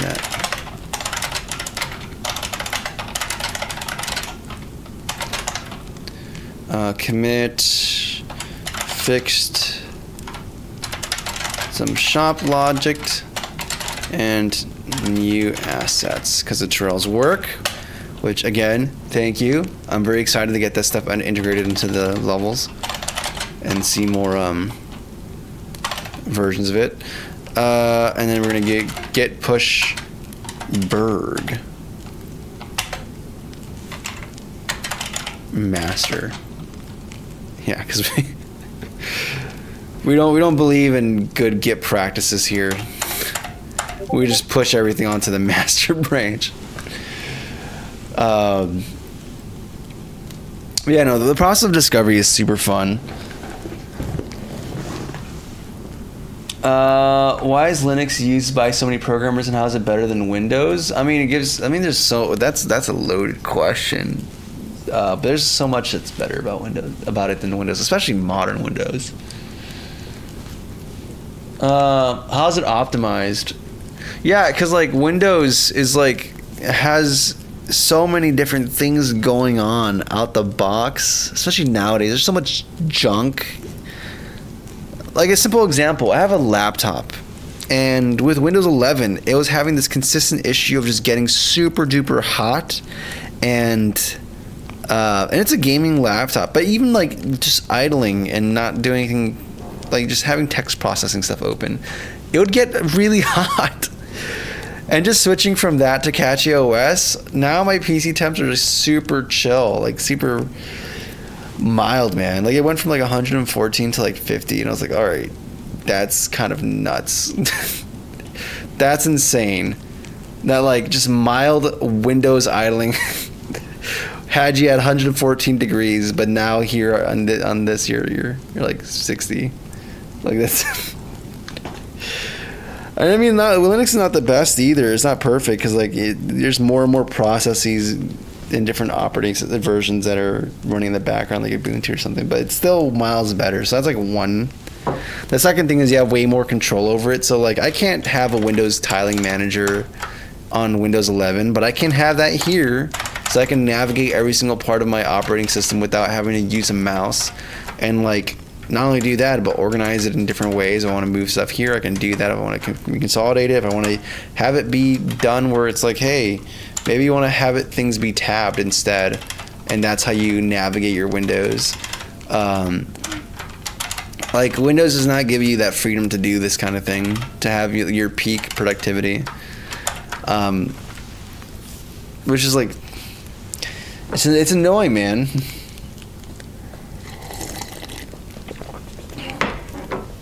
Like the peak dev workflow I want to have is just achievable here.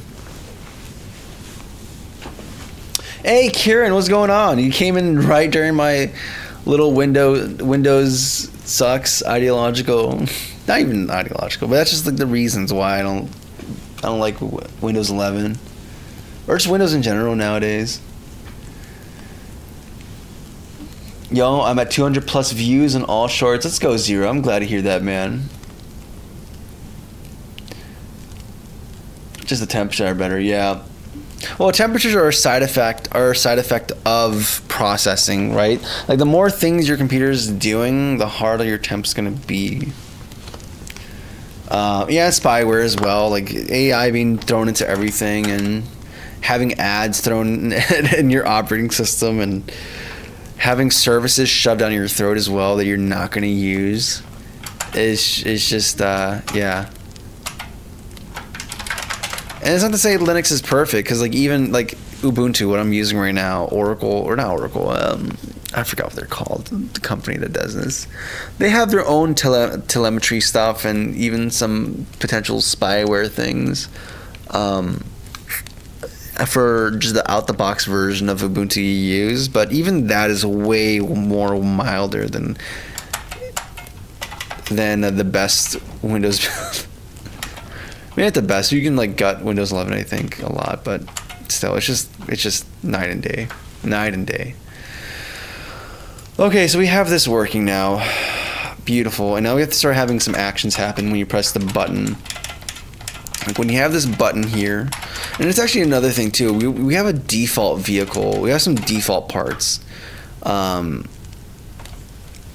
we want these default parts to be something that you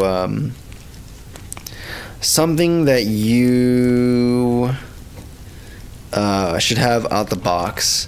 And I think when it comes to the shop data, we don't do that. Like when we initialize, we load the registry, we iterate through the registry, we add them here. State is item locked. Yeah. But we don't check to see if, and we iterate through each category. Yeah, so we don't check to see if any of them are default, and instead have it be set to unlocked and or equipped. So that's something we need to do.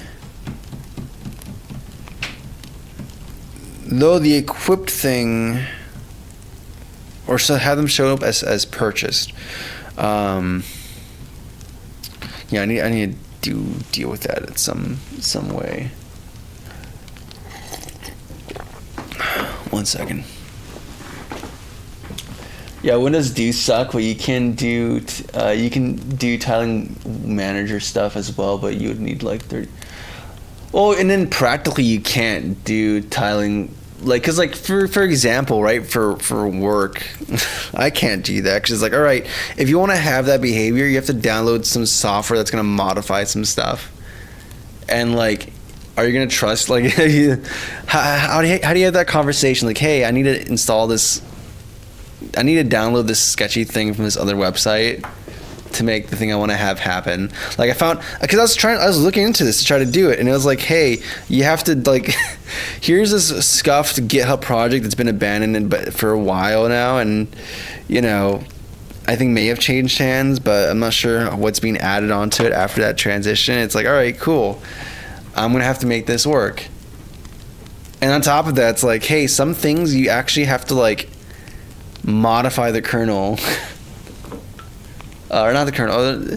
You have to modify some core system DL stuff for Windows to make it happen, because a lot of front end things got bundled into that probably shouldn't. So now it's like this whole weird thing. What are you building? I'm working on some UI right now. I'm working on some UI stuff. I'll show you the game in a second though. I'm just figuring out how I want to handle this shop default object thing.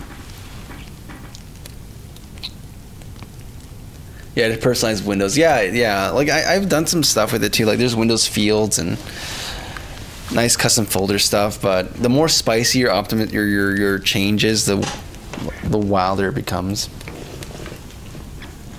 Also, kayaks, in case you're missing the context. I'm streaming to a vertical layout on YouTube as well, so there's chat from that I'm responding to. Oh, what's going on? What's going on, Drum Glum? Okay, whatever. I'm sorry, dude. I just turned around right now to say hi. Jeez, man.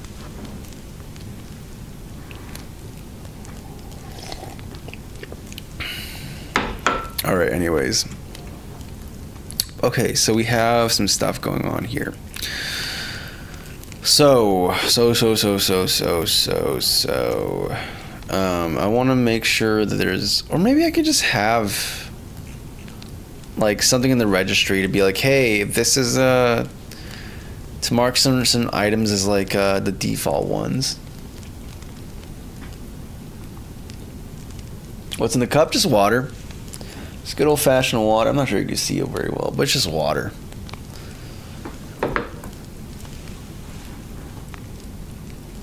Cozy, do you think I should make a fight sim to learn Java and be productive? I mean, first of all, you said Java and productive in the same sentence. No, I'm messing. A fight sim? Like, what kind of fight sim are we talking about? Like, what scale of fight sim are we describing here? Like, are you talking about MMA? Or are you talking like, hey, here's my army and here's your army and you're gonna fight? Or do you have in mind something like Torbash? I don't think anyone here knows what this game is. But there's this game where you have to manually control every single joint. Like, you're given a single frame, and then you control what each joint is going to do within that frame of movement, and then you execute, and then it does that movement, and it either does what you expect it to, or it doesn't. And that's like the fun of it. Let me see if I can find gameplay.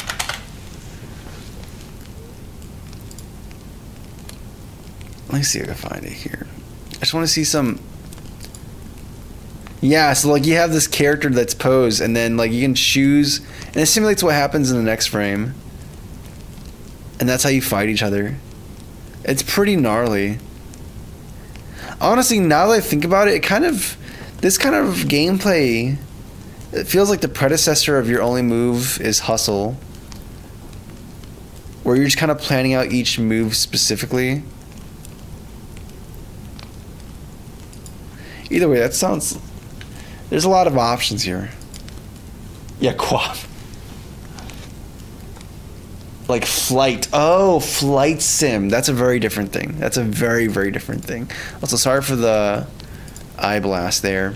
Yeah, Flight Sims is a very different thing. Very, very different. That sounds cool. I think that'll be a great project, man. I mean, at the day, it's just like, hey, if that interests you, then you're going to learn something from that, and it's going to be good. Fight Sim inside of a flight. I want to have a game where it's a flight sim, but then in the back there's a Torabash fight sim happening in context. Like every single frame, the pilot has to decide what they're gonna do, and then they also have to you're structuring the combat and the flight in the same heartbeat. And I still haven't figured out how I want to go with this. We have the parts registry here. Maybe I don't know. Maybe we just do... How do I want to go about this? I almost feel like just going to the parts registry and being like, hey, we're going to add another category of items here beyond just these. And it's going to be like default parts. There's parts you have off the cuff. Or what? Yeah, because the other option is maybe just adding a field to the scriptable object, but there's some weird stuff that might emerge from that, I think. So I think it might be easier just to have a default parts thing and then check against that list to be like, hey, is any of these part of the defaults? And if it is, we just shop data.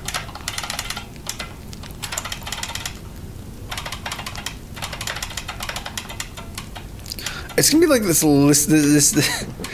It's gonna be like this ternary operator within a ternary operator.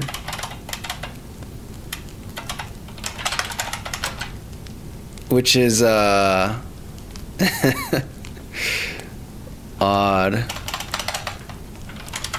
item, because we're gonna have like this item state thing and then default, but then there's like this override where it's gonna be like, hey,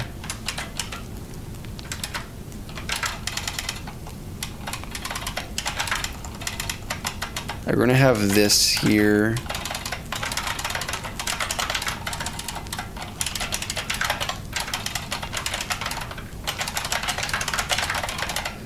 We have that here, and then we have, what else do we have? And we're gonna have this other thing. We're like, now this ternary operator is gonna change. It's gonna be like, hey, if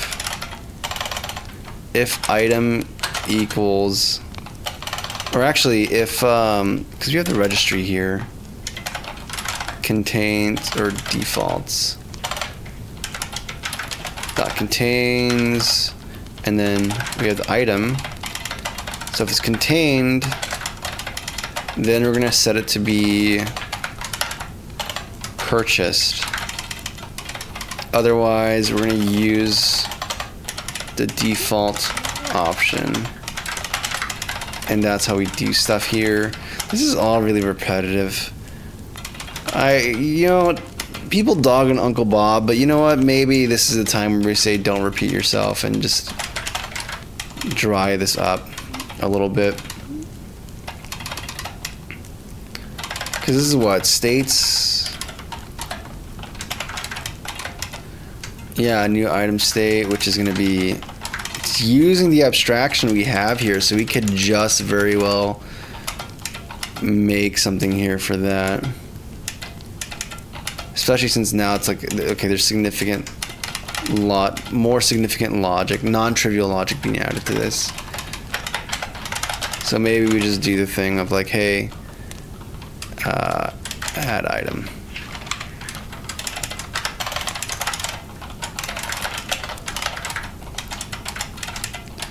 May just do like, let's figure out what our input APIs are going to be.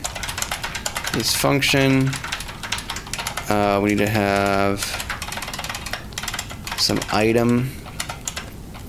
So we're going to make this item be f&f, scriptable item,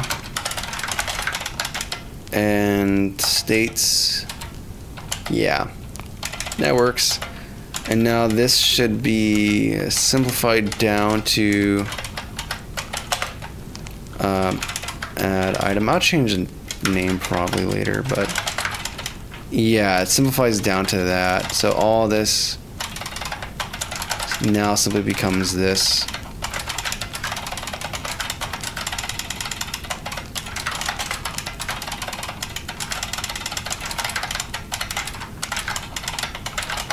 Nope, wrong thing. There we go. So significantly more simplified. Maybe change the name later. I don't know. I think it just gets the jump done. Maybe I could do the thing of like, hey, should I just have these be separate, one unified category instead? But it's okay. This is not the end of the world to have some repetition here. I just wanted to consolidate this because this is actually logic that should be applied to everything uniformly, so I just don't want to deal with that. And catch up real quick in chat.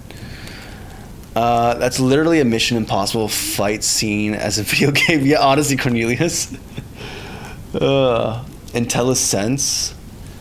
Nah, we just IntelliFeel. We IntelliAsk, we IntelliThink, and then once we finish IntelliThinking, we IntelliType onto our keyboard, into our IntelliKeyboard, and then we make an IntelliCode that gets compiled into an IntelliProgram. Also, it's good to see you, TST. Good to see you, man.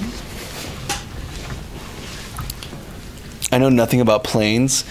I know a little bit. I've been looking into planes a bit for this game because I'm like, all right, we're kind of for this game. We're just doing some kind of weird abstraction, right? But I'm like, not abstraction, some weird simulation has nothing to do with planes or car engines or anything. But I was like, okay, but like there is a thing where like if you look at car engines, they have performance profiles, right? Where there's like a graph for RPM, and you see how torque changes, and how horsepower changes across different gear ratios, and that's cool because you see, and each car has a different like quality to it. And it's kind of due to a bunch of different factors, but it's like due to the engine and all this kind of stuff. And I was like, all right, but planes are kind of, how do planes work, right? And it's like, oh, there's just this whole thing where it's like, there's just, it's like, gosh,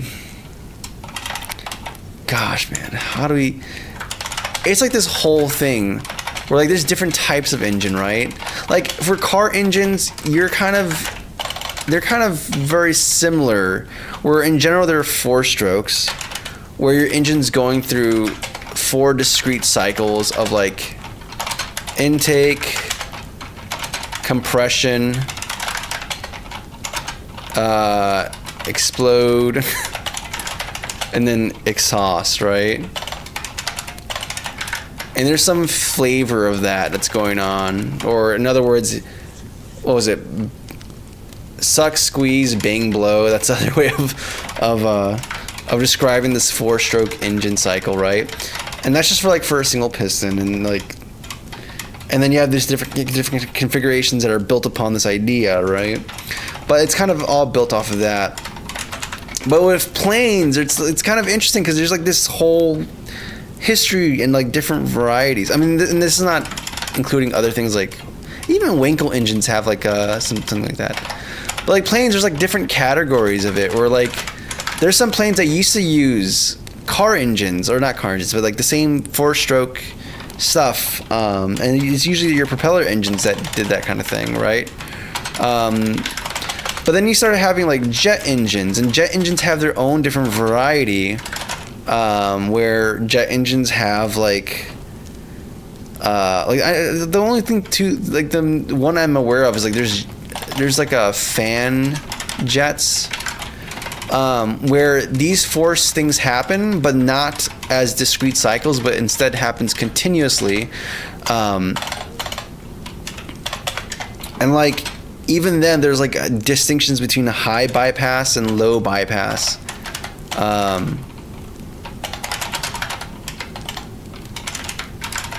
Jet engines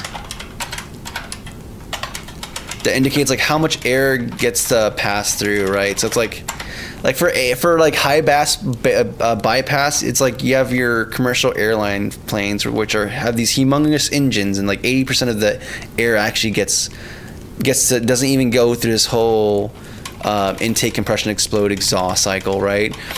But then you have like the military stuff where it's like, okay, it's a very small engines, and instead I forgot what it was. It's like a 2-to-1 or 2.5-to-1 ratio, where it's like most of the stuff is being consumed, and it's a whole thing. But anyways, I was like looking at this to see like how does performance profiles change across all this stuff, and it's like it's this whole world, dude. It's pretty nuts, and it's like neglecting some other. I think there's 2 other categories beyond, or 3 other categories beyond this, but it's pretty sick, dude.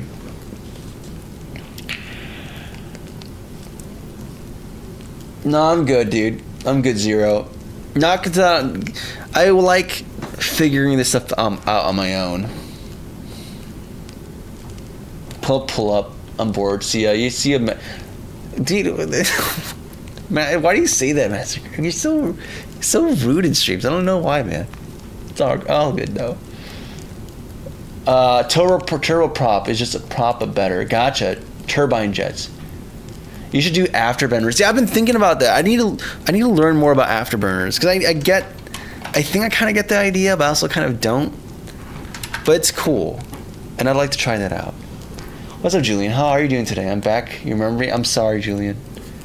I believe, did you ask that last time as well? Either way, welcome back. It's glad to have you.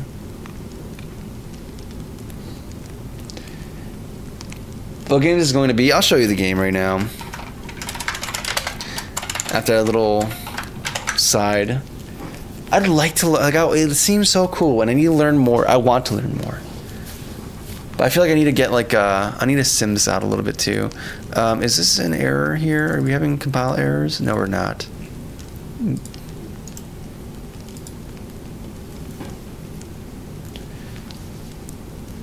My mom was a top logistics manager for Lockheed Martin, and man, that isn't even half the type of aircraft they have available. Yeah, I imagine. Like, this is just me scraping the surface, and it's like, even this little amount is just mind-boggling to me. But I forgot to actually set the properties within the registry, didn't I? Yeah, I did. But yeah, it's like, oh my goodness, there's so much cool things here, and I want to better understand this space,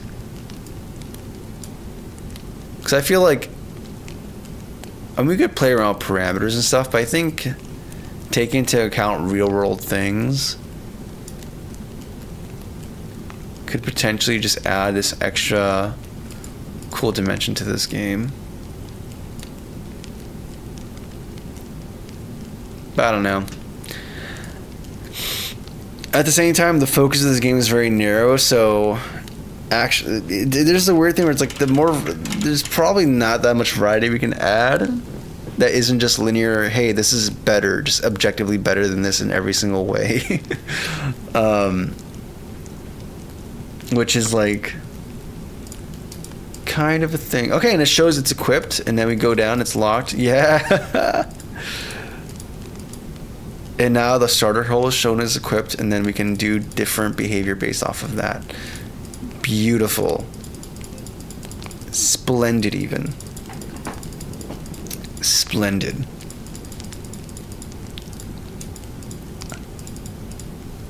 Honestly, wonderful.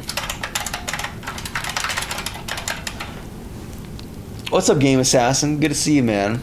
Yeah, I just work on the UI right now, getting it going on and trying to make things, trying to complete this game loop circle, which I think we're super close to just having the loop, be a circle.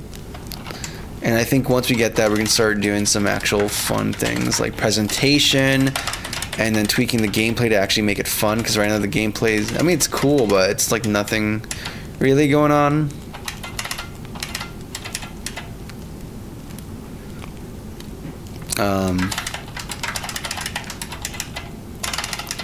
Add item. So yeah, there's a lot of fun things to do. We're just trying to eat our vegetables before we get to have the dessert.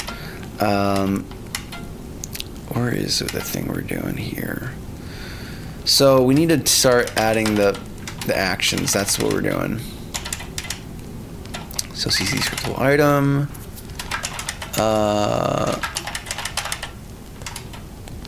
Yeah, it's the object pulling stuff. We're going to shop view, and now we're gonna have this new thing. I think we need to have this yet another enum. Just to capture this, because we have like this a value state that kind of exceeds the original enum. Or maybe I could just extend the enum and be like, hey, but this value is never going to be used, or should never be used as part of a state for items and in the shop, and should only exist for view stuff. But that feels sketchy. But yeah, this specific case where it's like, hey,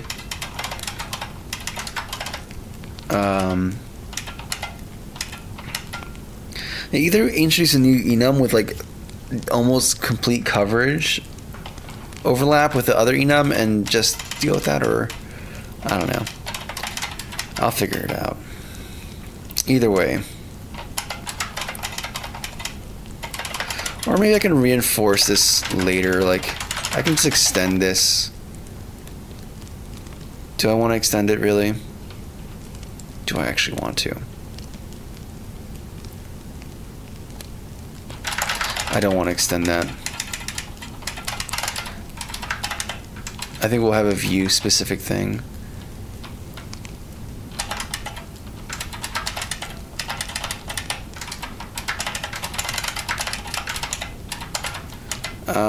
Yeah, we'll just call this like, maybe contextual to this as well.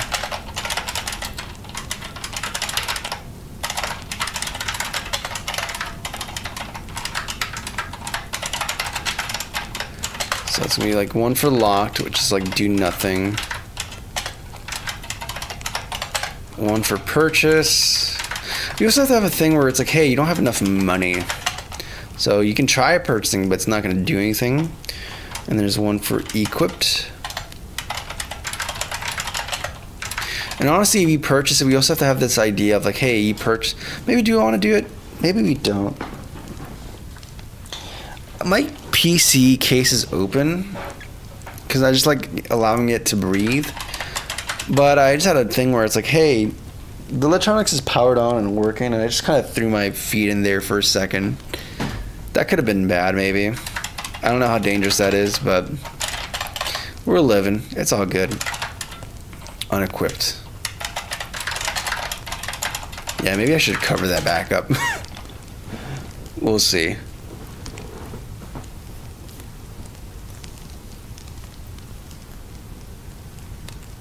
For anything in aviation, for example, to even touch the controls of a turboprop plane, you need to get an instructor. Not all that. Makes sense. Oh yeah, the task thing. No, I don't. That command should not be used for this. That's for the ribbon done. I should change it to be contextual commands.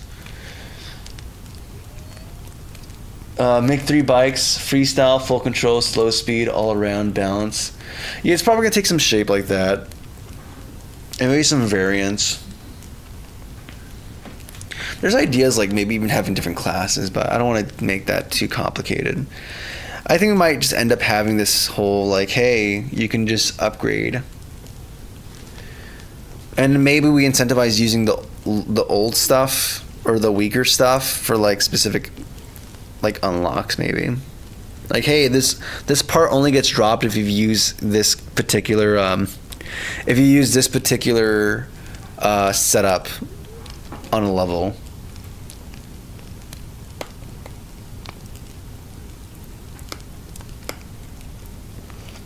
Sure, don't forget the hull isn't used as much. Front fuel stage is more correct, but hull is fine. Yeah, I mean this is also like a thing where, hey, even though we're using some aviation stuff, this game isn't actually really like the bikes themselves are more. Maybe hull isn't. I should probably call it body or something. But there's gonna be a good amount of different varieties for the body specifically. Even if it's just for cosmetic purposes.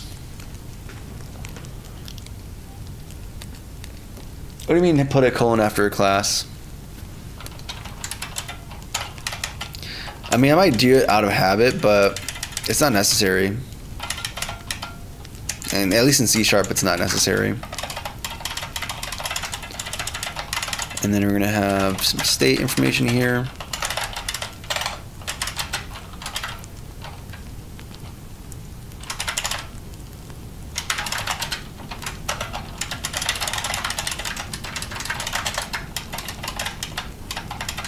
And then we're going to do different behaviors when we do moved on selection made.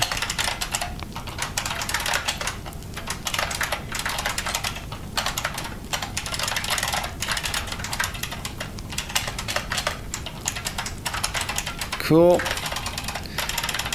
And if it's locked, selecting is not going to let you do anything. It's purchased. Whoever shows the option to purchase, we're gonna do I have anything in the shop? Like, do I even have, are we not gonna do, we have the access to the shop data, so we're not gonna communicate through a message bus. We're gonna just directly do stuff, I think, in there. Yeah, data. Do we have a thing to do purchases? No, we don't. So we should probably make this happen now. There's like new functionality that's required of us.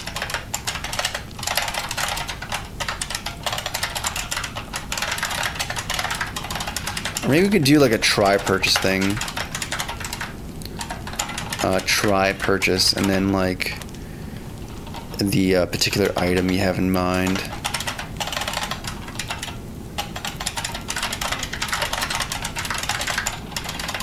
And then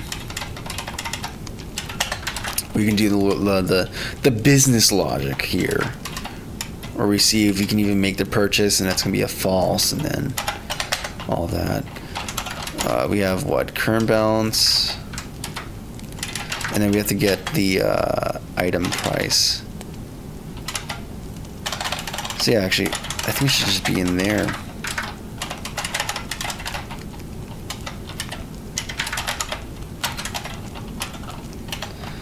So item price is greater than the current balance. Return false, because we cannot move forward with that purchase. Otherwise, what do we do from here? I'm not gonna lie to you, I forgot how we do state stuff here.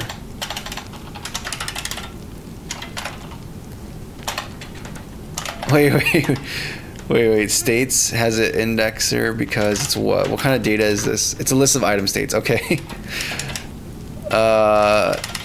Maybe we should cache the index so we can just directly access stuff in here. What are you holding? I'm making a shop UI right now, and I think we're adding the ability to actually select things and purchase things. C# is super similar. I'm trying to learn C# by building a board game in Godot. That's pretty sick, Soda. I'm glad to hear you doing some stuff with that. Yeah, board games are particularly there's something to them, man. That is board games is something that requires like pure game design chops. Like I feel like in a board game you can't hide.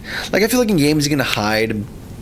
Not really, but it's easy to kind of mask bad design with like flashy visuals or sound or presentation and whatnot. But board games is one of those things where it's like, hey, this either lives or die based off of the foundations of its design.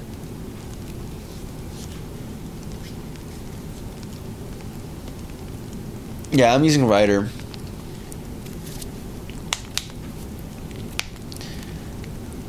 Yeah, it's a C# Java. I mean, kind of, but also C# has a lot more cool stuff. I mean, Java's probably has more recent changes.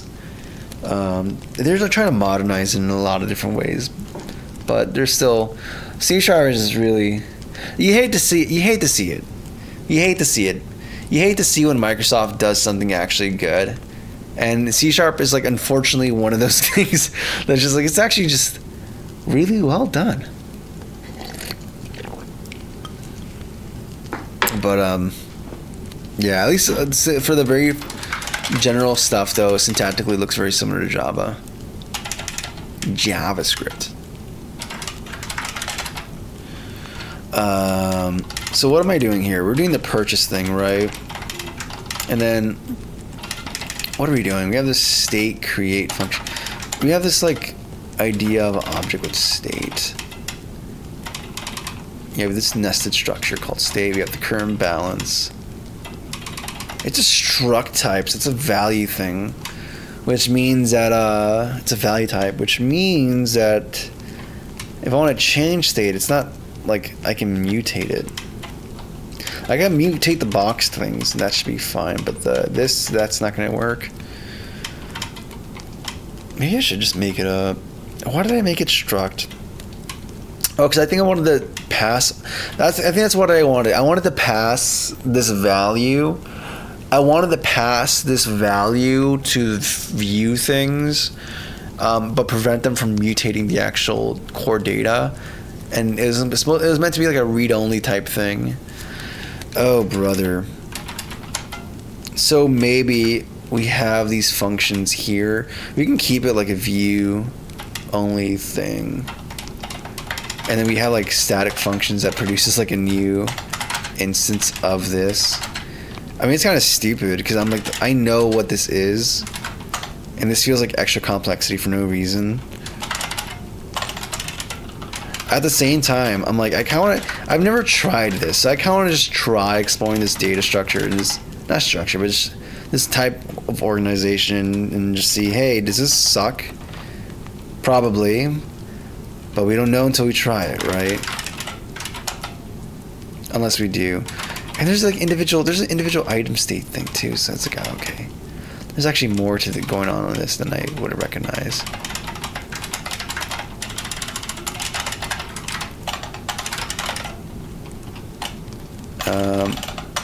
Recognize.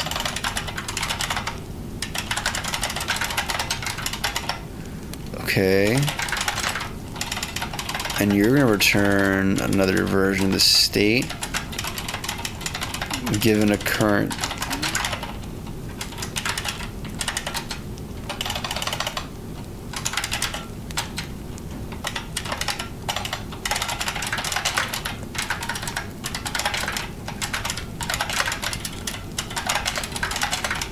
Not gonna lie, this is feeling kind of dumb.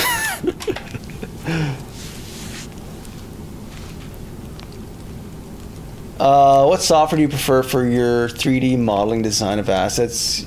For Unity for mod, I guess you can use Pro Builder and stuff like that. I just use Blender. That's just what I know. That's what I work with. Also, what's up, Fun Mix Time? How's the game going? It's going. Better than my PC shipment. Was supposed to come Wednesday, but still waiting for it. That sucks, dude.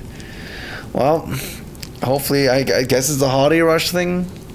Hopefully it comes in, man. Comes in soon and in peace. One Piece. The One Piece is real. What is that setup? It's just, do I have the command here? CRT. I think I have another command for system. Let's see if it works. Nightbot, don't fail me. There we go, Nightbot. Since it's a transit yesterday. Gotcha. That's exciting. I always love waiting for packages to arrive. That's always fun.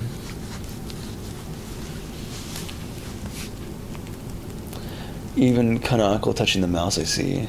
Yeah, no mouse.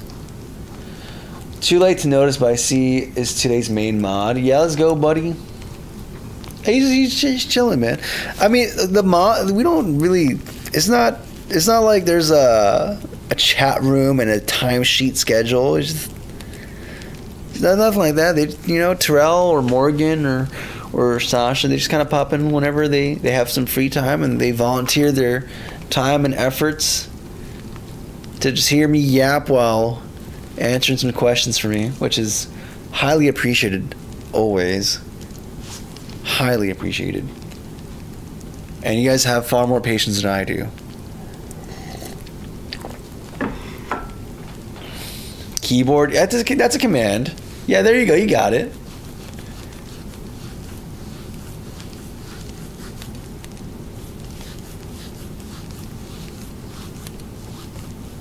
With a monkey wrench. No, you're good.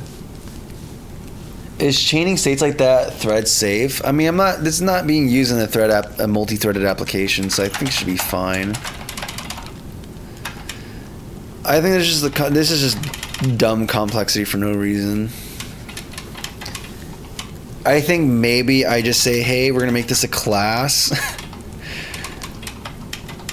What we do is we just say, hey, we can make this a class, so we centralize state, and you can modify it directly, and what we just do is maybe have all this stuff be read-only properties. Like change it to be properties that are just getters, and maybe private setters. And then since this is like a class that's like, I guess in C++ terms, friendly with this one, I believe this should be able to access. No, actually, no, it's not. This is the inner state struct class, and this is the outer one. So, okay, that's a little different. Then yeah, maybe I just say screw it. I'm the only person developing this. I know what I'm about, and we just make this publicly accessible and just hope the view doesn't modify state directly at any given point.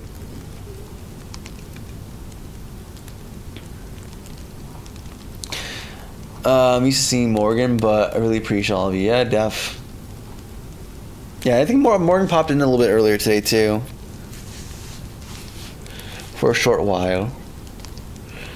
Trick questions: are class data structures or functions? That's kind of odd. Like, the classes contain functions, right?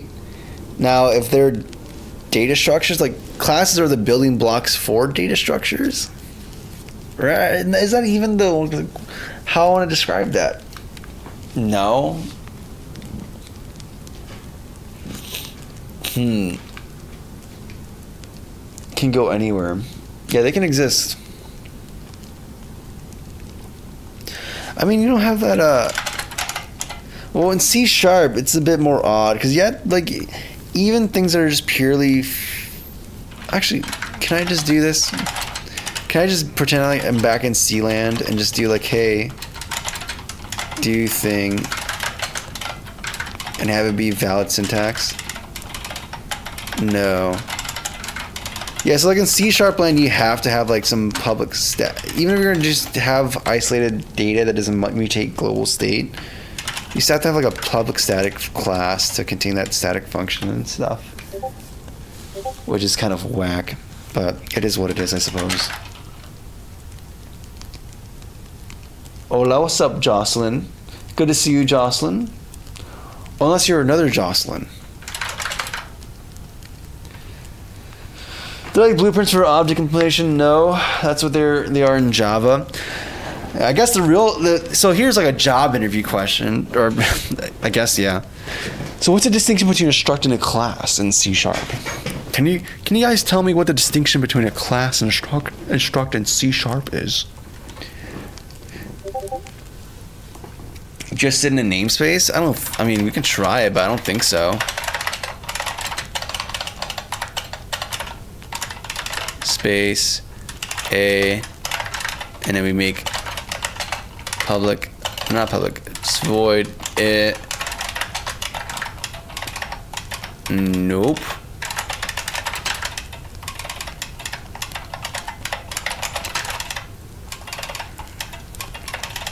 Nope. I don't think you can just make a namespace.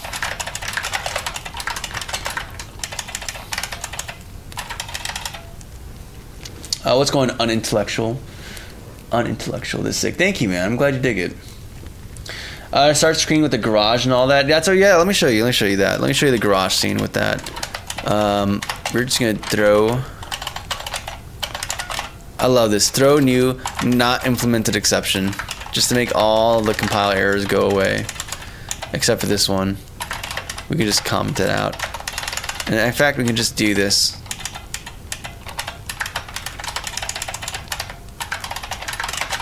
Yeah, there's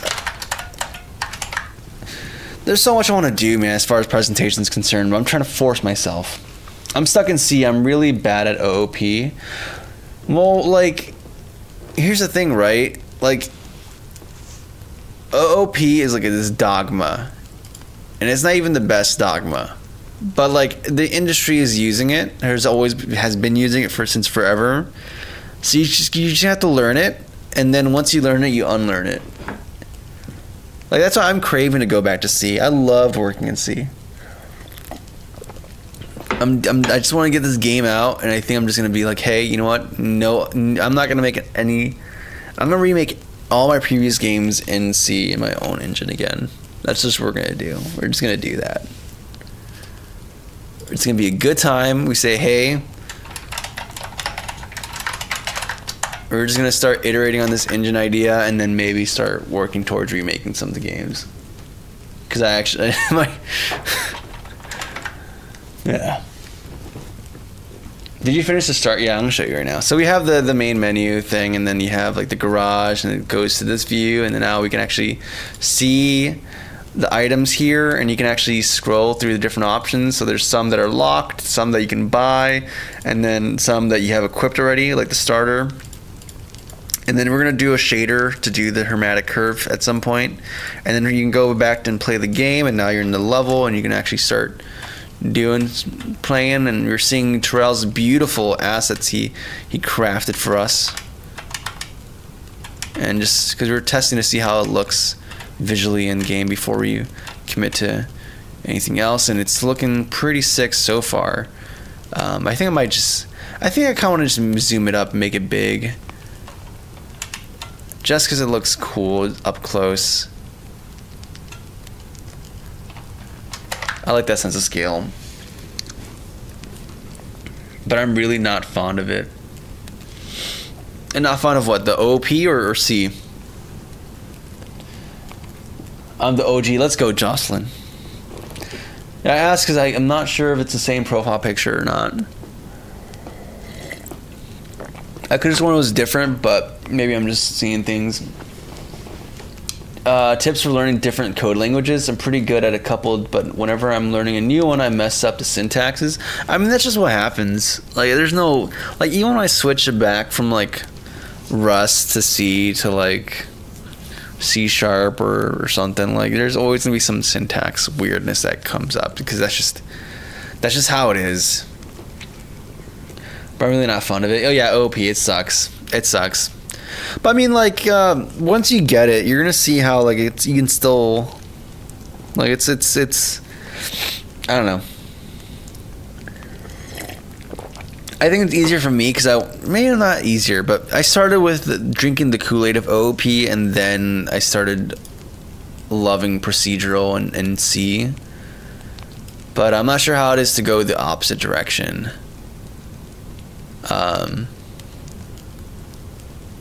Outside of like just working on a project extendedly and in a project where OOP principles and solid principles are enforced kind of rigidly. No,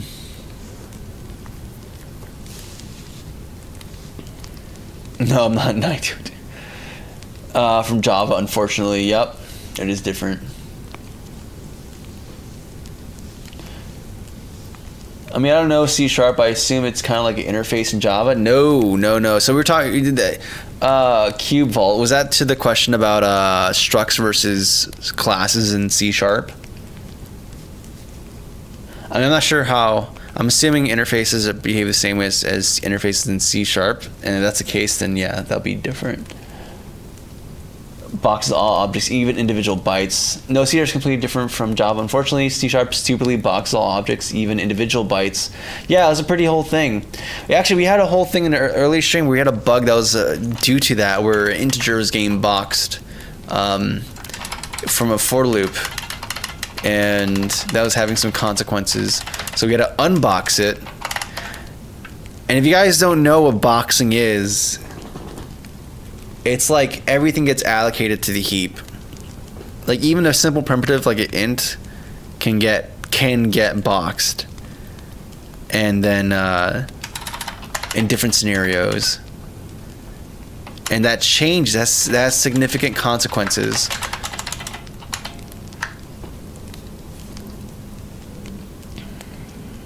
All the C's.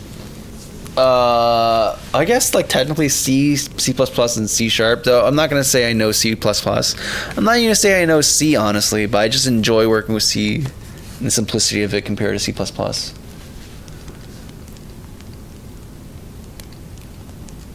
Yeah. Now same here, Alexander. I honestly prefer C over C++. Like legitimately. Like I have my engine project.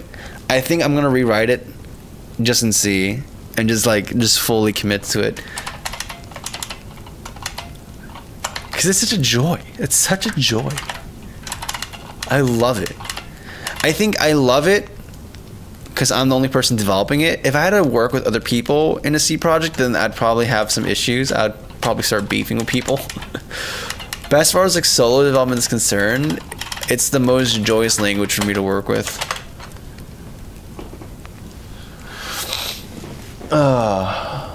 Thank you, Anna. I work with microcontrollers and drivers, so I'm probably an exception. Yeah, I started at Go and moved to C. Interesting. Okay, so you're already in a very Go isn't really. I'm ignorant about Go. I know nothing about it, right? But is it not procedural as well? Is it also like C in that kind of way? Public static state purchase, virtual state. Yeah, I think we're gonna do this thing. So we have the original.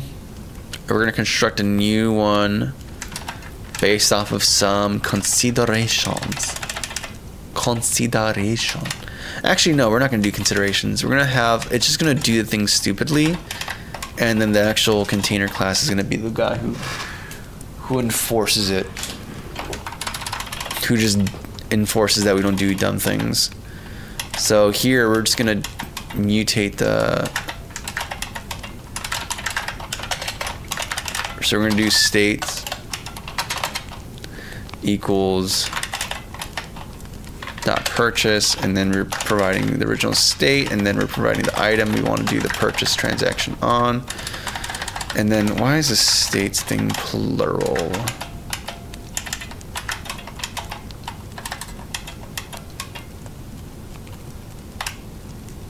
I'm sorry.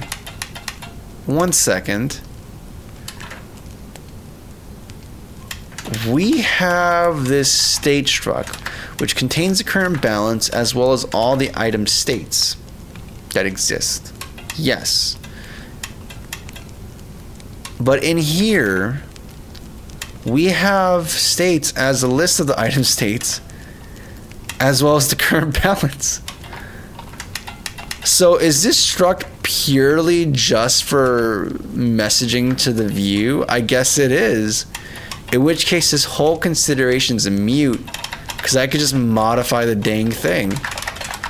Which honestly I actually kind of prefer. That's actually simpler. It just means that I was going down this little mental thought experiment for no reason. I mean, this would have been kind of cool actually if we had state just be made it like this struct value type, and then like we do transformations explicitly during this, but like I guess that's not what we do. I guess that's not what we're just gonna do. Okay, so I guess we're just gonna iterate until we find. Actually, what do we want to do? Oh, the Discord popping off. I had it set to like for 1 hour. So I guess maybe some people joined or something. I'm not sure what's going on in the Discord. Oh, people are showing some stuff. Background instrument to be like, and then it's just a fart.mp3. Oh, we have some new people. Lieutenant Witt, I'm assuming that's your name. Welcome. Glad to have you here in the Discord.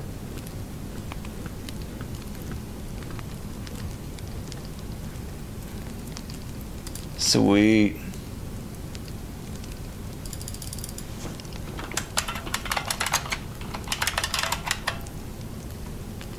I need to get back to something before I forget. But yeah, dude, let's go. I need to go back to chat before I forget. That was my Discord. Yeah, sorry guys. I didn't mean to do that to you. I had the thing, the notifications turned off for like an hour. Yeah, my bad. I'm gonna turn it off for another hour. Yes, every C dev has their own dogma. Like some don't like macro processor. Oh yeah, 100%. Yeah, that's the thing. Like I think I really just want to. I just there's something great about just having the freedom to be like, all right, there's like almost no abstractions, and I'm gonna build the things that make the most sense and feels right to me. Whereas like here and in other places, it's like, okay, I can kind of do that because I'm the person writing all the code, but at the same time, there's some decisions that force upon me that I have to just kind of deal with or work around or just design. And it's, you know, it is what it is. But it just adds that little taste in my mouth of like, yeah, this is not, I don't have control here. I am subject to what Big Brother likes and wants. And if it does not agree with Big Brother, then we don't get to do it. So I can't just do a willy-nilly cast, or I could just do unsafe blocks in C# and say, hey, I'm gonna do that. But that's like so much work just to put the pants on, you know? Like in C, you just have the pants on from the beginning. In C#, it's like, all right, I gotta go across the town, go into the shop, go to the back, grab a pants, and now I can stop wearing boxers and have pants and then do the things I want to do. And even then, but it's an option. It's an option. Anyways, maybe it's a hyperbole, but it's how it feels like. Okay, so if it's not equal, we're going to continue. Otherwise, what are we going to do? We have states I, and then what do we have? Gosh, this terminology is so bad because it's kind of weird. It's kind of recursive. But now we're going to say it's equal to purchased because it's no longer. Well, we had available for sale. Yeah, we're moving it from available to sale to purchased. We should probably check. So we checked the balance. We should probably check to make sure that this thing is first of all, let's just do this. I'm just going to iterate and find the index of the thing we're looking for.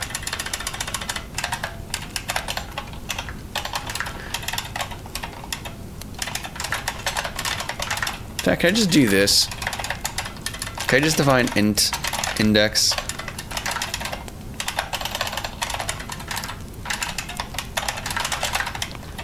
And just have it be oh,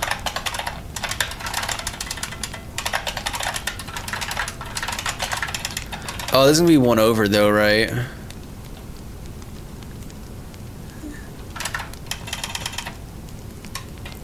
No, it is.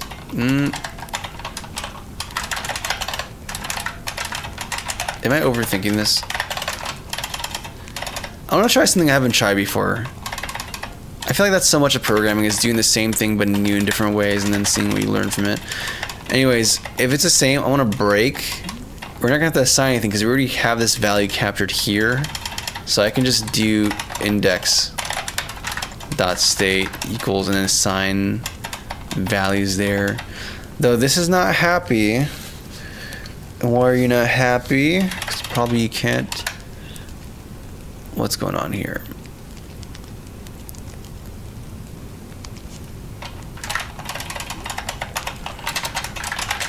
Oh, because, okay, so this is a struct member thing. Because this is, yeah, a struct course, which has a reference to items, but this thing we can't just assign. We have to, like, create a new thing, a new instance with the value we want to have instead. Oh, brother. But I still like the enforcement of this being a value type, so what do? We can just do the tried and true static thing.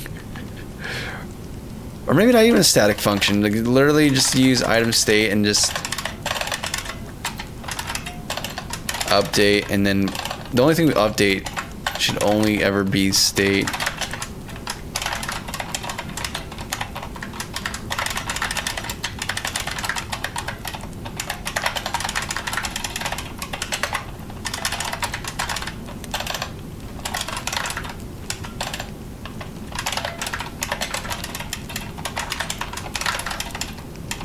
And then we just set everything.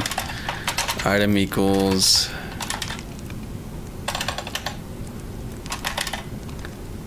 Item. This is kind of weird actually. But this is like this dot item.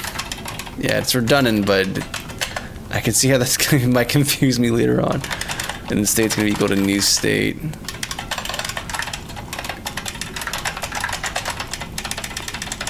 And then now the syntax would be like,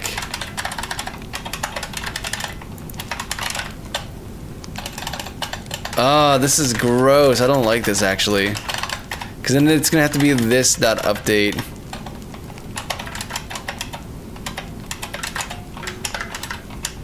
Wait, what?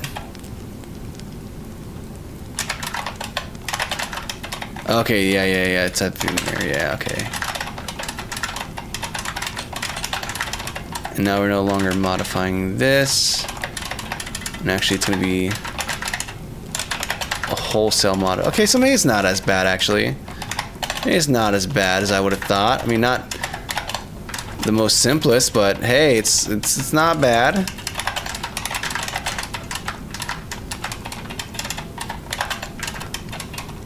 I think if I want to be extra, we could just like save this state like save this in a variable because it's gonna be a reference anyways, and we could just do the kind of modification there. But it's fine. I think it's fine. And then we can do the additional check here of like, hey, if this is not available for purchase, or like if it's locked, really. Actually, if it's not, yeah, if like this value is not,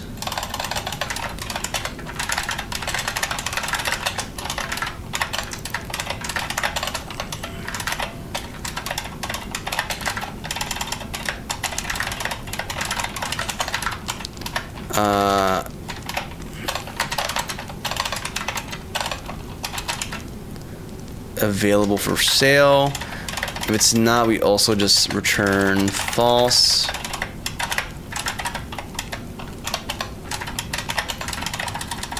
should really just cache this state because we're repeating this a bunch. Whatever. Let me catch up in chat real quick, guys.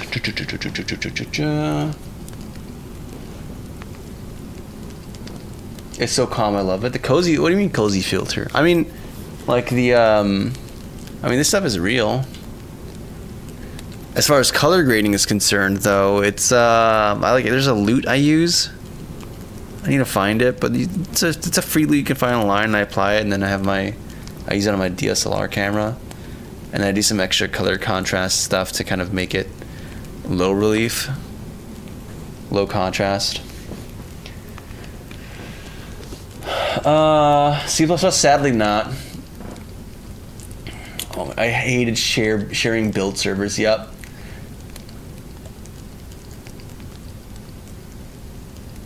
It needs value. Yep.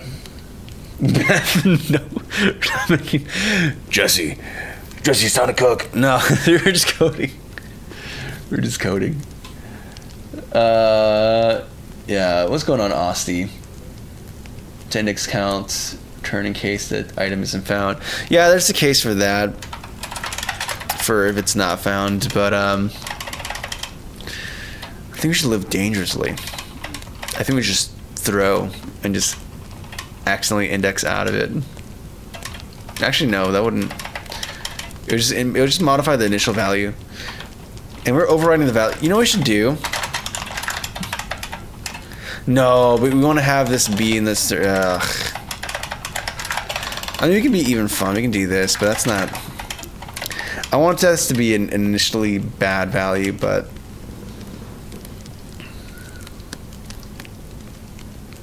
yeah, whatever.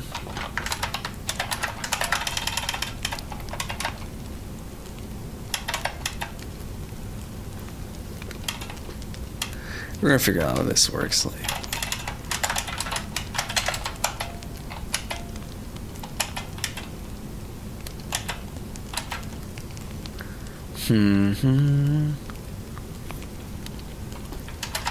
yeah, I guess we do need to cover that case. So there's like an item somehow that exists where it's like it's outside of the range. I guess it'd be like index equals. Actually, how would I cover that?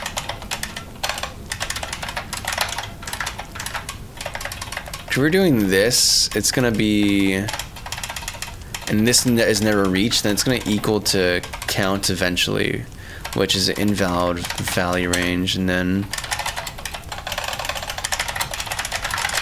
so I'm assuming this is like, hey, your index value was never found, so yeah, get out of here. And then we do true, we set this state to be changed, we do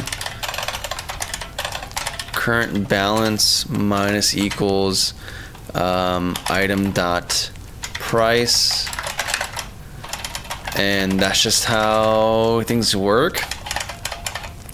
We also have to display cost as well, so that's a whole set of things we're gonna have to communicate. And then we need a signal that things have changed as well as far as the shop UI is concerned. So we need to do the command. We have like what? We have our message broker, right? I could do the thing I did in the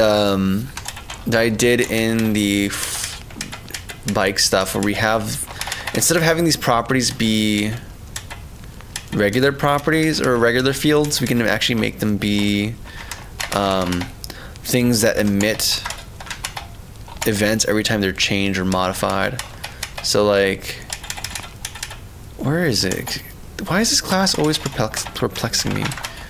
Here we go. So like current balance, instead of doing this, we can make it like a setter, have it a setter and getter, where every time you set the value, it emits some kind of event. Like that'd be kind of cool, actually. Yeah, it's a CRT. Yeah, there we go. Equals count. Yep. VHS vibes. We do have a VHS player. Would be fun to try it out. I actually have a thing. I have a VHS in there that I don't know. Like it just came with the thing, and I don't know nothing about it. I thought it was like some kind of movie, but when I pressed play one time, it was like during like this like this undressing scene, and I was like, okay, maybe this is a scene from a movie, or maybe this is something else. I'm not gonna find out. And I stopped watching the VHS, and it just sits there, and I'm like, all right, eventually I'm gonna go out and we're gonna get some real, I don't know, maybe get some Dragon Ball Z something, or actually, what's nostalgic for me is Matilda. I would need to get a Matilda VHS tape, and that's gonna be like perfect. Like Matilda's my favorite movie, dude. Every time I watch it, it makes me cry, dude. Like, I'm not a big crier, but oh my goodness, dude. The movie just gets me how I feel every single time. It's just, it's Matilda's peak, dude. It's peak. It's peak, man. Oh, man. Okay, so we have, I think everything is, oh yeah, we're going to do the message broker thing. I don't know. We're not going to over-engineer this. It's fine. We don't have to make this whole reactive property thing or invent our own reactive property. We can just do the thing where we say, hey,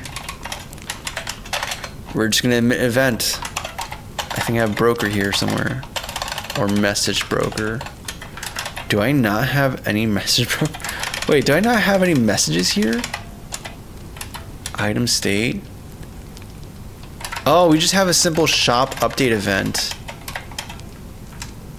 Oh, so I just emit that, and that's going to contain everything, including shop, currency changes, whatnot. Okay, that makes sense.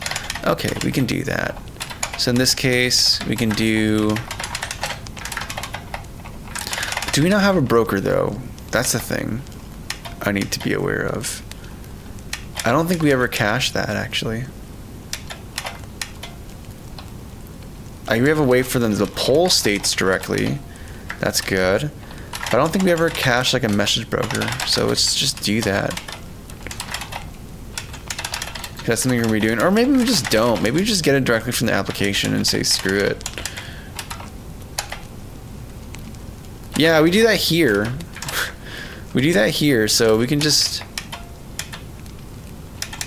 do the thing.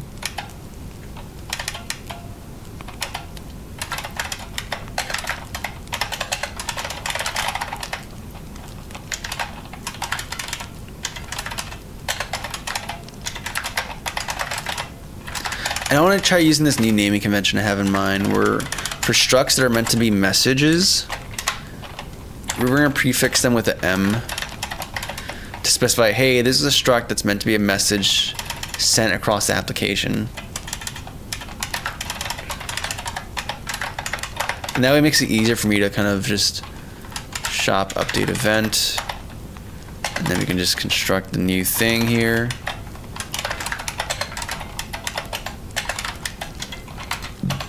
And then, do we need to construct a new? Wait.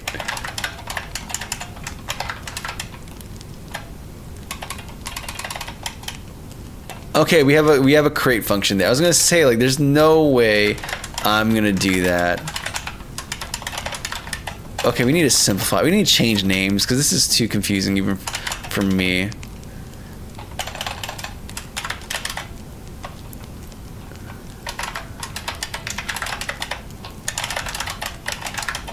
Yeah, this works out. Okay, cool.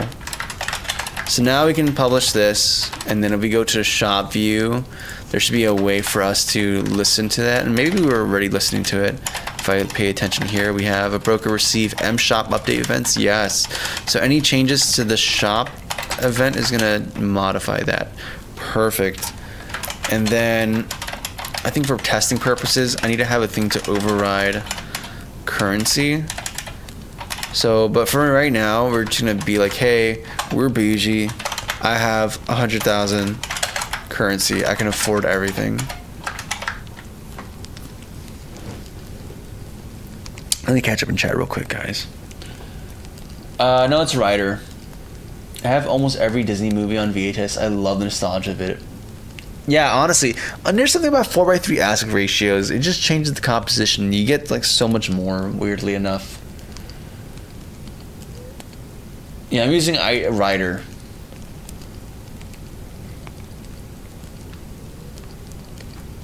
At least at a higher refresh rate. No, it's like 60 frames.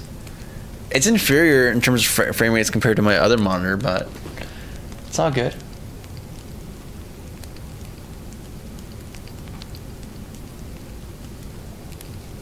But I just cannot fathom coding for more than an hour. you get. It's not that bad. You get used to it. I think if you have a good workflow, you can. You'll be surprised by how much. Oh. You'll be surprised how much you don't need a lot of real estate to be productive.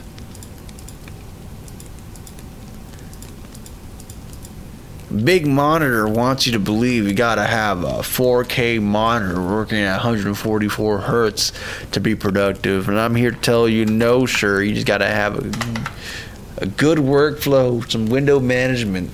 It's good for the brain.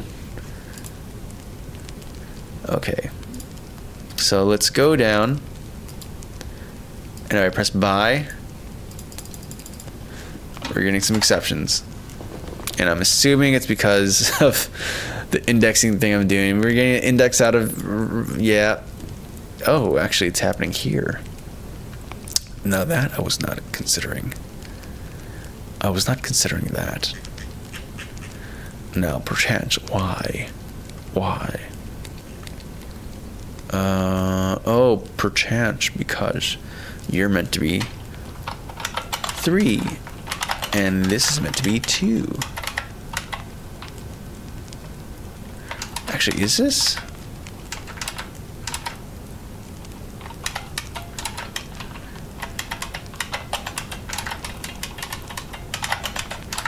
Am I correct in my thought process here? Lock, purchase, equipped, unequipped. 0, 1, 2, 3. Oh, yeah.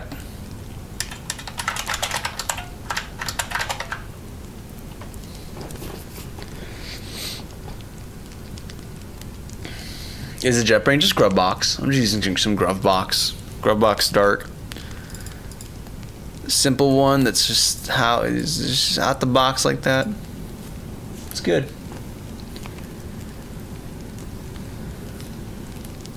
Okay, come on. Come on, baby. Yeah, and I cannot equip it. Yep. And it's locked. This one I can buy. I purchase it. Nothing happens. I purchased it. Nothing happens. No exceptions though, but at least this is like indicating things correctly. I'm pressing the buy button and I wish to buy. Why do you do this to me? I wish to buy and it no lets me buy. Why is this? Okay, actually, I know why that's the case, and it's because I haven't hooked up the logic here. Yeah, we should probably do that. Purchase, try purchase. And then we have...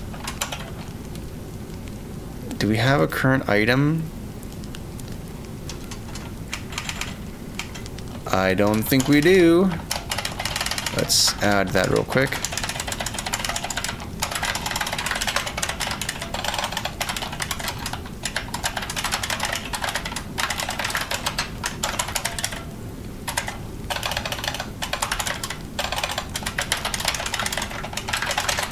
Okay, we have our selected item.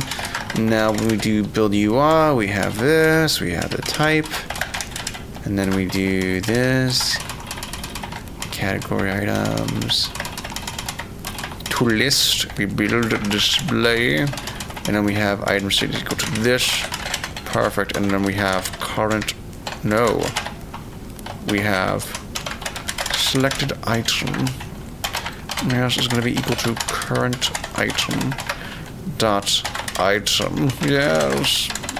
Precisely what the doctor ordered. And then it's going to be selected item. And now you can purchase it. Beautiful. Beautiful, yes. And then unequipped and equipped. This is actually kind of an odd thing. And honestly, now I think about it, there's no way to unequipped. Like, in a game like Skyrim, you can either have a watch or you can take your watch off, right? I can just take it off, and this is a valid state of having no watch before I equipped another watch. And I'm just realizing that this does not make sense in this game, because your ship must always have an engine, a hull, a brake, a chip. You should always have one item in the slot. So you should not be able to unequip items. You should only be able to swap them with another item of your choice. So I think I actually just need to completely remove this option. And instead just allow it to be redundant and have it be fine. I get that's just what we need to do. Wow. Wow. Wow, you learned something new. You learned something new, and now we have this, and we just get rid of this state, and then is in use? No. Yes, equipped. What does this mean? This is for unequipping. That's never going to be a case. We just equip, and that's all we do. Yes. This is no longer needed. I mean, it'd be cool to make a function, because I feel like this might be handy to have in other parts of the application, so I'm going to leave this for right now. But this is not required here. And I'm going to comment this out because I'm going to move it over later, because I know we're going to need this later on.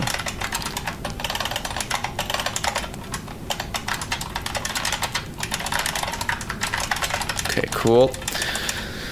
And now that we have this equipped option, we can do application instance vehicle dot, and we could, no, could we do the index? Could we do the indexing thing?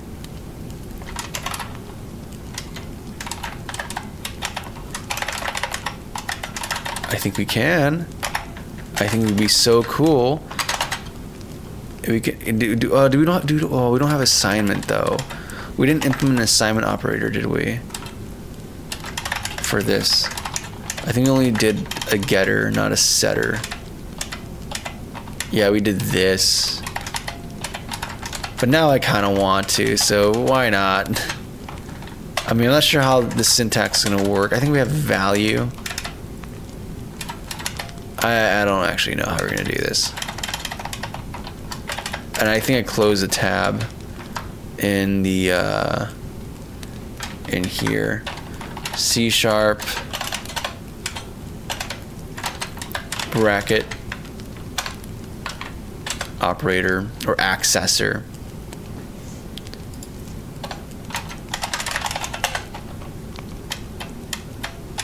Yep, that's the one we looked at. Ah, my eyes. Ah, my eyes. And it's going to be inner. Yeah, so the value is what you use to assign to things. Okay, perfect. Sorry about that, guys. Oh, no, got monitor 2 chat rooms? Yeah, we do. You're good, though. Monitor 2 horizontal is always very chill. They use... Yeah, no, I'm aware of that, Alexander. Especially for the tag stuff, I do that a lot. Oh, you're heading out, TST? Yeah, you have a goal, man. Take care.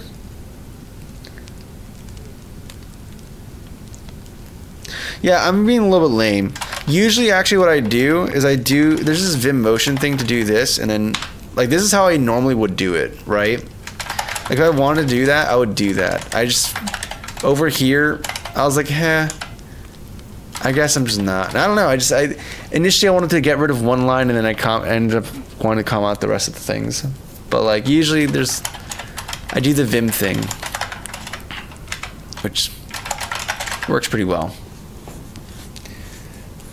White light, white light. Yeah, it hurts. It hurts. It hurts my brain. Super not knowing. It's all good, Oregon. We're working on some UI stuff, and right now I'm just making a setter for this particular thing, so that hopefully this just works. I mean, this is kind of unsafe, but who cares? Who cares about safety? This is my code base. We can do stupid things we want to.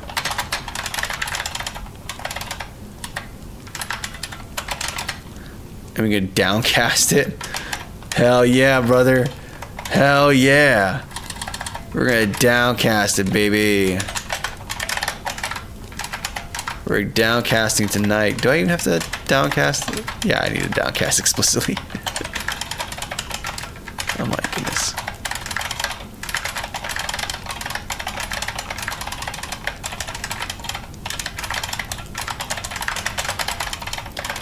Okay, so you have to do as whole.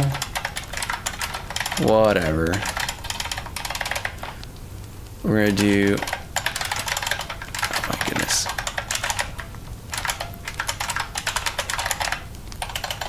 Come on, let's try better. Okay, here we go. In fact, just do this.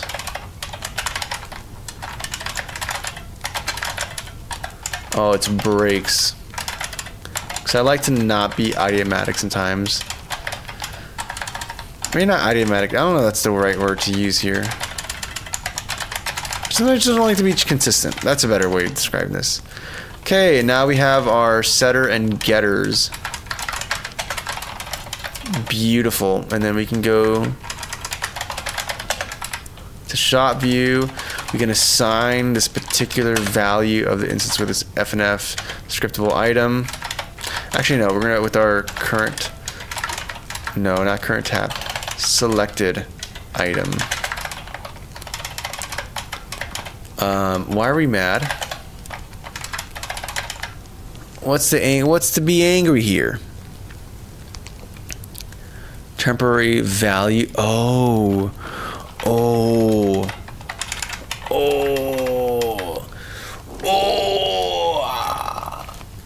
You're tearing me apart, Lisa. You're tearing me apart. You can't keep doing this to me, man. Okay, we're just gonna say no, screw you. We're just not gonna do a value type thing. We're just gonna do the ding dang thing. We're just gonna assign the thing directly. It's okay, life is fine. I'm probably gonna move into save data itself anyways. So this is just more of a preemptive thing as opposed to a blunder, an architectural blunder. All right, let's see if the UI works. Safety first. No safety. Actually, safety optional. Exactly, Alexander. You get me. A man after my own heart. Actually, no, we're still in all safe C# land, which is tragic. You hate to see it. Oh, you're tearing me apart, Lisa. You're tearing me apart, Lisa. Okay, so this is not working. The purchasing is not working.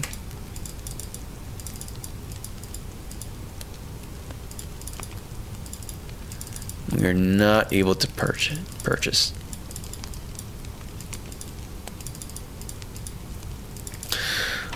Oh, is there any... Nope, there's no exceptions happening. So that's even odder. So let's see what's going on here. We purchased it. That's good. Actually, I'm kind of curious. Do we just update display or do we actually build UI? When we receive the shop event. Oh, we just set the cache state, but we never actually call anything beyond that. That would be an issue. Let's try build UI. And then I'm assuming that's going to update display.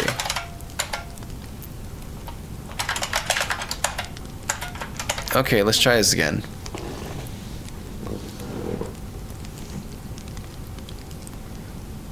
He will answer in time.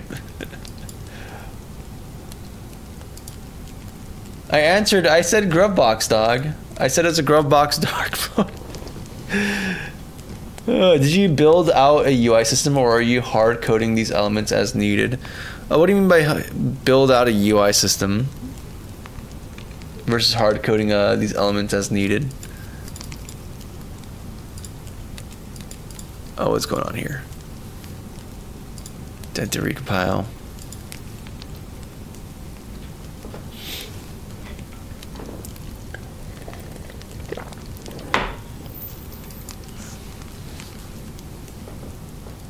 All right, let's see this. We call those unexpected features. So many unexpected features in this game, guys. Like not being able to purchase. Okay, hull. Okay, we have something to buy. Okay, that's a different kind of failure. Now we have a null reference exception. That's actually welcome. That means, okay, something's clearly gone wrong. And now we have this handy thing that we can go to specify it, and it's something. What? Wait, what? Wait. I'm sorry, what? Shop view 200. Object not set to reference.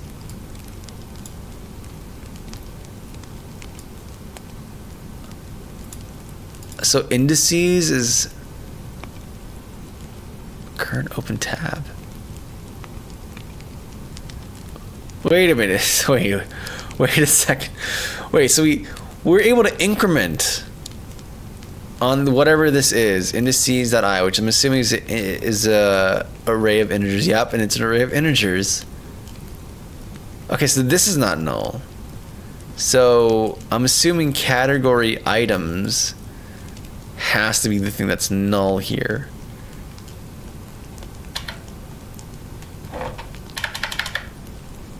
You cannot find declaration of category items.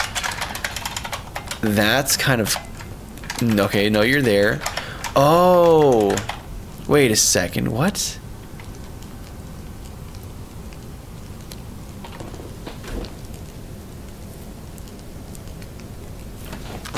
I'm sorry, what? Is this... Is this meant to be item states? I'm confused, baffled even.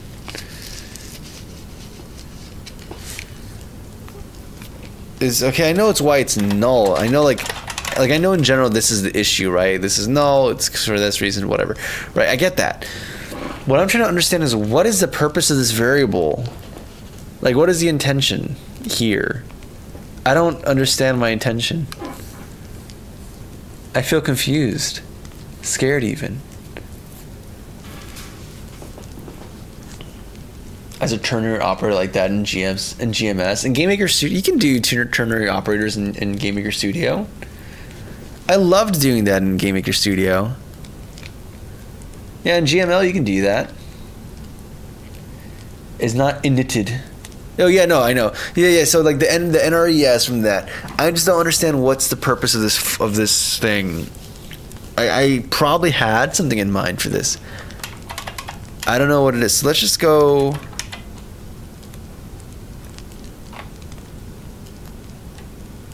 Category items. Is this like a?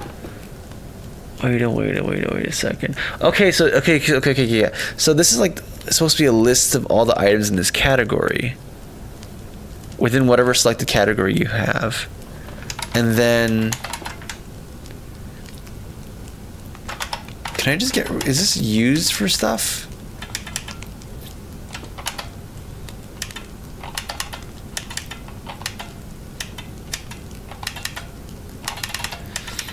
Now it's used here in build UI. And it's used here for update display.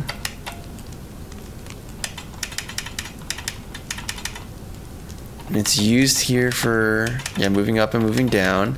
Okay, this all makes sense to me. Is it really? I'm hoping it's just a matter of it just not knitted. I really hope it's just a case of that.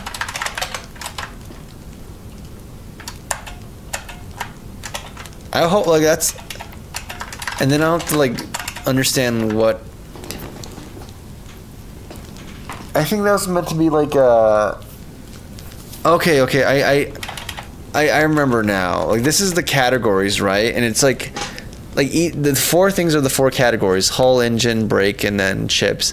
And then each integer is which index of items are you currently at, so that when you switch between categories, your index, your position remains, so it's not reset back to 0 each time. Okay, I remember that.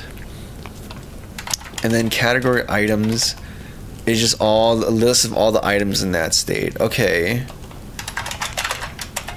I think this is making sense again. I'm not sure why. Okay.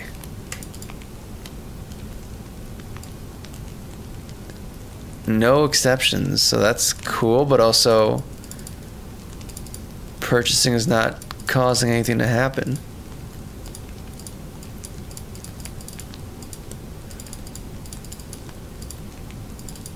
And that's fine, because that's an empty state anyways. So that's going to throw issues anyways, or cause issues anyways. Okay.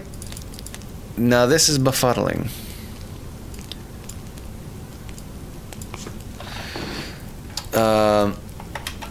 Yeah. No exceptions, except for these. That's a known thing. I know why that's the case. So either we're not purchasing a thing, or our hookins are not being called. I'm leaning likely to the idea that we're not purchasing a thing. So let's just test that really quick, which is just assert true. Like, hey, this is true, and I refuse to believe it's not true. So we're just gonna assert this.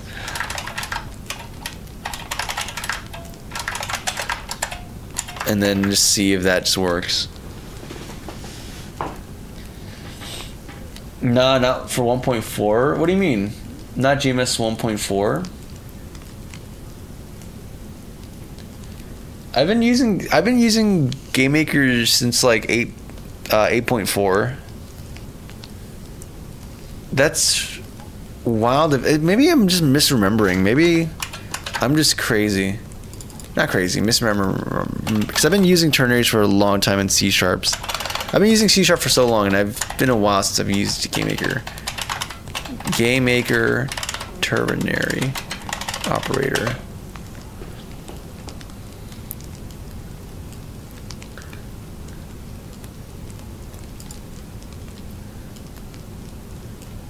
Because I remember being like, as soon as I discovered that, going hog wild with it.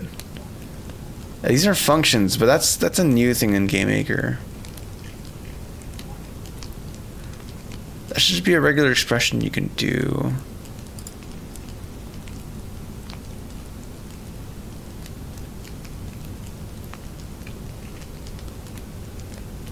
Oh, I wish I had my old GitHub repositories for this stuff, or just I wish I hosted any of this stuff on any repository. Huh.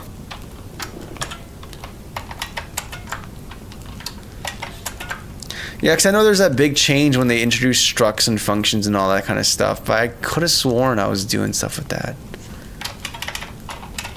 Or maybe it came after the struct stuff. Using an assertion correctly. How dare you? Oh my goodness. No. What? It's kind of crazy how, like, most of my life I didn't know. I mean, keep in mind, honestly, I've only known C# for a very brief period of my life in the full context. Or maybe not. 4 or 5 years? Yeah, it's like, that's a sizable amount. It's like a fifth of my life, I guess. Either way, for a good chunk, I didn't know about assertions. Usually they just kind of exist in unit test codes, but it's like, hey, now that I know that it exists, I can just kind of do it. So it's not failing the assertion. So that means that no assert's failing. Unless my code didn't compile or didn't update. Oh, Team Money, I didn't see you, dude. My bad. Would you ever show off some of your beginner projects? I'm trying to go into security engineering to stop AI from leaking. Let's go. Play video games and want to try making something, or I can find somewhere. Yeah, exactly. Thank you, Terrell. Yeah, Newgrounds. You can find all my beginner projects there. Since like my first game I ever published when I was like in high school or something. Not my first game. There's another game, but that was on a freely hosted website, and I think that whole thing went down already. But I think I have it on a drive somewhere for Windows.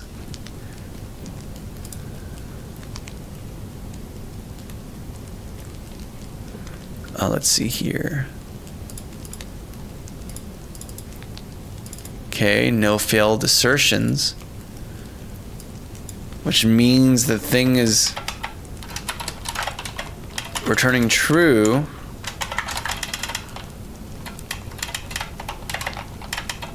In fact, even no, it's not gonna work. So let's see.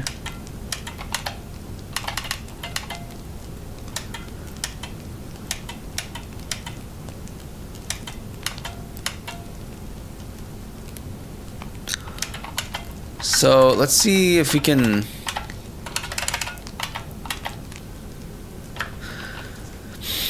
You know what?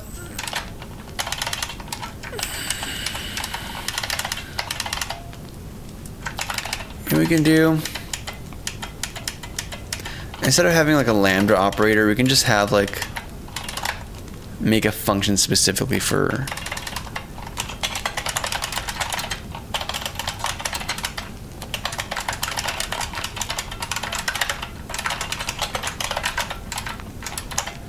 and you do it this way.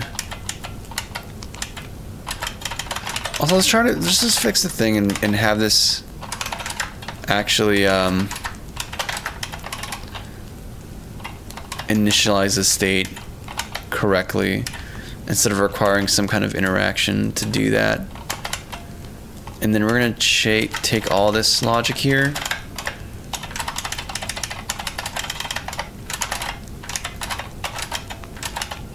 Sorry, what is this mess? Thank you.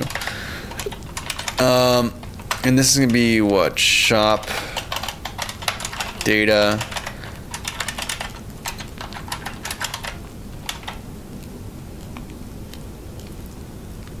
I'm sorry, what?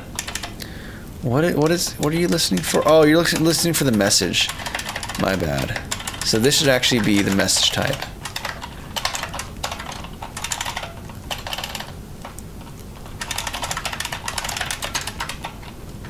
Yeah, that's the first one I got wrong.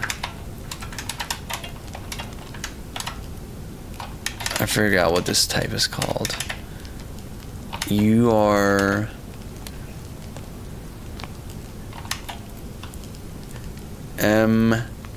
shop update event.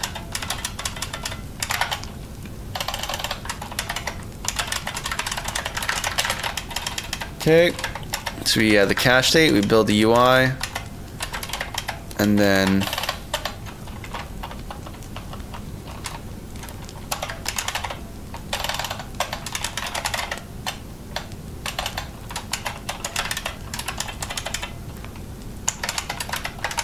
yeah, on update made. And we don't need this lambda anymore because this just has the correct signature we're looking for, so that's just great. And then anything else going on here? These are button events for up, down, left, right. Makes sense. Nothing crazy so far. Yeah, we set cache data initially, so that's fine. Okay. Let me catch up real quick on chat. Is that Java, C#? Yep. I'm forced to write absurdly verbose code, no turning your support until GameMaker Studio 2, which I haven't updated to. That's tragic, Inferno, or Info Disco. That sucks. Also, Mateus, hello from Indonesia. Wow, that's a far ways away from here. Nice to see ya. Making one in Unreal Engine. I don't like Unreal Engine. It's not my engine.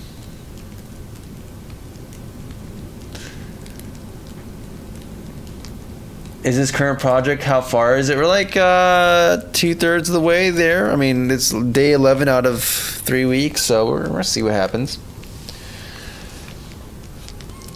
Throw a breakpoint. That's a good idea, Alexander. Let's do that. Let's throw a breakpoint in here, which is actually very handy because we already separated this function out. Go in debug mode. Yes. For this session, or honestly for every project, I don't really care. I don't think there's ever that big of a deal when it comes to performance or any of this stuff.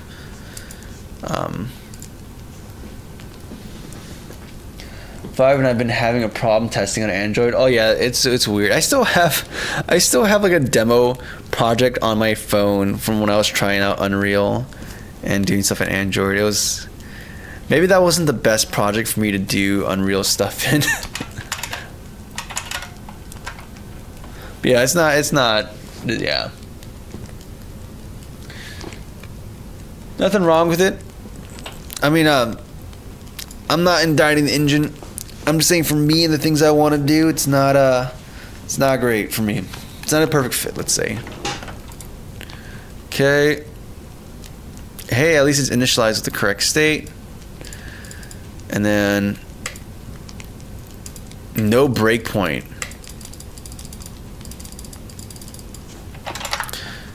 Is that correct?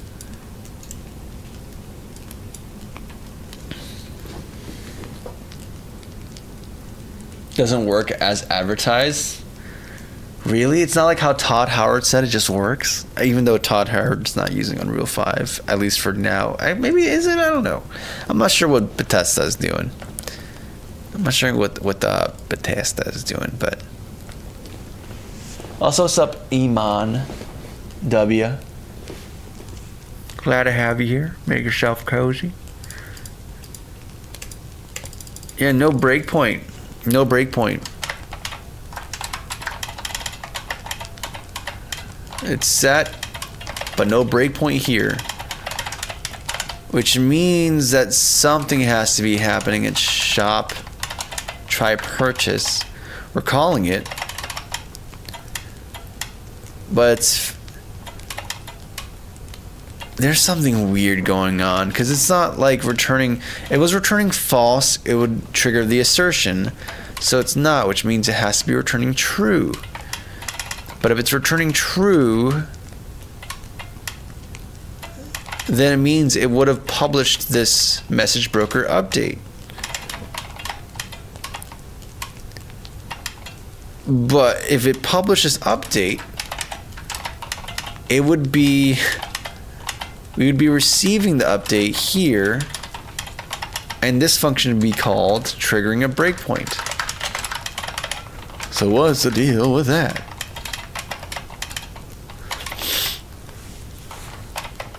And this is very odd. Very, very odd. It's like a binary scenario. It's like one or the other. So then, like, is my debug mode working? Am I crazy? Am I just a fool? Here to be played by your games? I don't know. Be a Sigma, I am Mr. Pickle. That's, in fact, this is like the incentive, is that I get to go back, once I finish this game, I get to go back on my own game engine project and enjoy having a tool that's fitted to my hands. Because, like, I mean, day 3, or not day 3, but yet another day where I do this. let's go. You see how I do stuff on this terminal and how I operate, right? So like, I want to have UI and level editing tools that are fitted to me that allows me to just work using Vim motions. So I have this engine I've been working on, or at least I did a little bit of work on, and I'm going to probably move it over to C at some point and gut more dependencies, where I can just kind of like place and select things and design levels the way I want to, in a way that makes sense, like, and is fast and easy, because, you know, as a solo developer, you want to have the ability for this stuff. And yeah, it's a little jank right now, but it's like, you get the idea. Like, this is like the thing. This is like the desire to be able to just work like this, and to be able to edit like this, and to place things, and, you know, and modify things in a way that feels right to me and isn't conformed by some idea to appeal to the most common denominator, but instead be like, hey, no, I'm just gonna make the thing that is UX exactly for one person, this guy here, and life is gonna be good. And especially with my split keyboard, it's like, ooh, super beautiful, buttery smooth to access the palette and select different things. But yeah, you get the idea. It's there. It's there. There's an idea, there's a vision, there's a goal to get to. But for now, we're in Unity land, because, like it or not, there's quite a lot of tooling here. And it is what it is for now. For now. Yeah, it's beautiful, dude. VimMotion's Batmaker, it's beautiful. It's exactly what I want.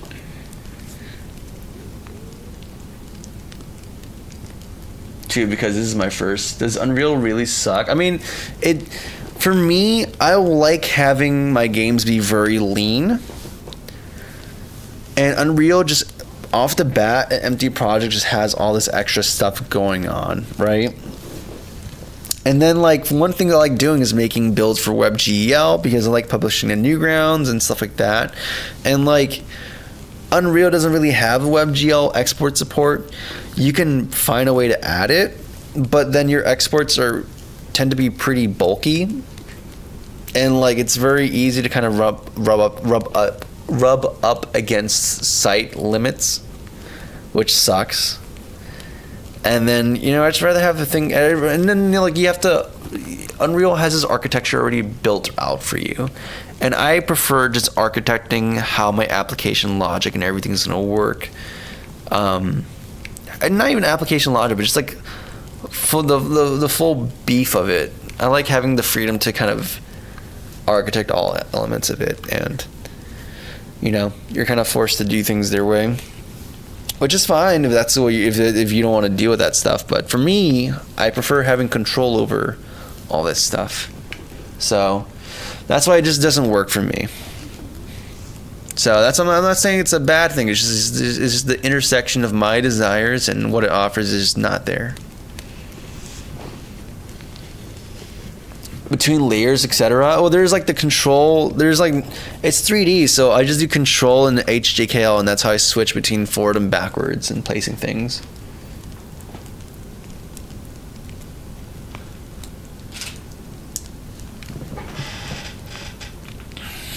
But yeah. So we have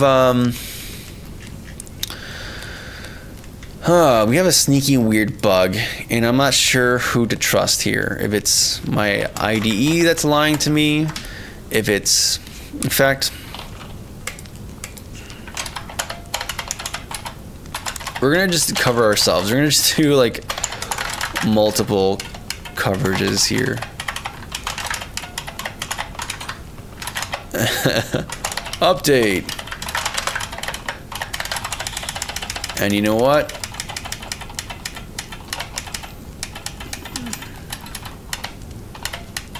Where is this assert? Yeah, you're asserting, but I don't trust you either.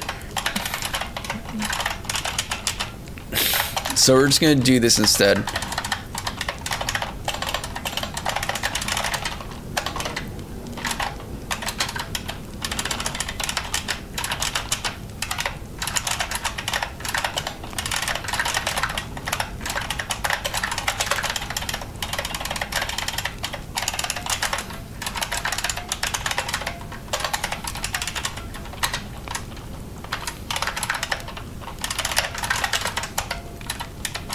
Okay. Result. And then, okay, cool. Yeah, we're good there. Yeah, I noticed that it's after an assertion, so it would be kind of redundant. Okay. And honestly, there's also it's a possibility. What's a possibility that's probably going on is that there's also the option of it just not being set to that state. Like something that's purchasable is not necessarily going to be there. It might be like yeah,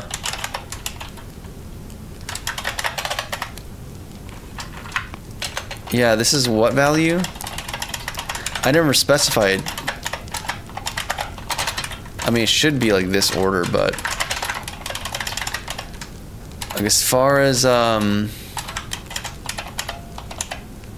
selection states go, if I were to go to the logic where this is handled,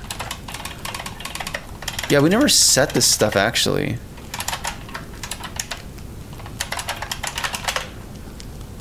So we never do like current. Oh my goodness, this is probably what's going on. Selection state. Like we have the representation correct, but we're not actually assigning stuff here. Oh my goodness, so all this logging and breakpoints, it was futile because we're never going to that branch in the first place. Oh my goodness. Yeah, we have the action indicator here, but we're not using this. I mean, it's probably could have done something like this too, but let's just be explicit about what we want to do. And then if it's purchased, we do nothing, or we do equipped. That probably is the issue here. Oh my goodness. Olivier, glad to have you here. Day 11, which is crazy when you think about how much has been done. Yeah, we've done a lot, dude. It's been a while. Third of the way there, and we're completing the game loop. That's a first for me. Hey, we trigger the break loop. Yes, yes, sir.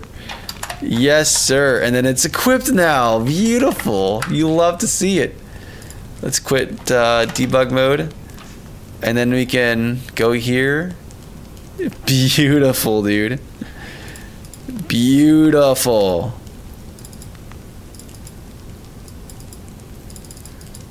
And now these are all green. It shows like we can equip them. We should probably have an indicator to show like, hey, you've already equipped it, but this is fine. This is fine. Oh my goodness, dude. This is gonna be a game, brother. This is gonna be a game. This is gonna be a game, dude. Let's add our changes here.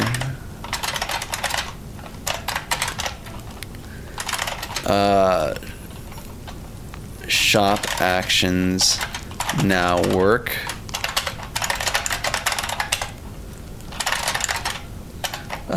Berg. Oh, dude, I'm excited, dude.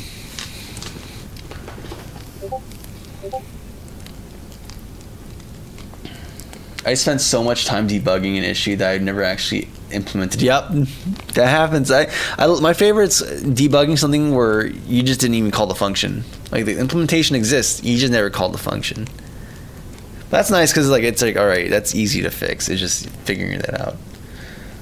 Lies in the name. Honestly, any setup that allows you to make a map for a game depends on what kind of game it is. A map maker for Doom is not the same as. Oh yeah, I'd be very dependent. So like the way I'd do it for this game versus like for Messy Mansion, which is a very 3D oriented game. Like I'm still thinking about how I want to make it be Vim motioned out and how I want to interact with it.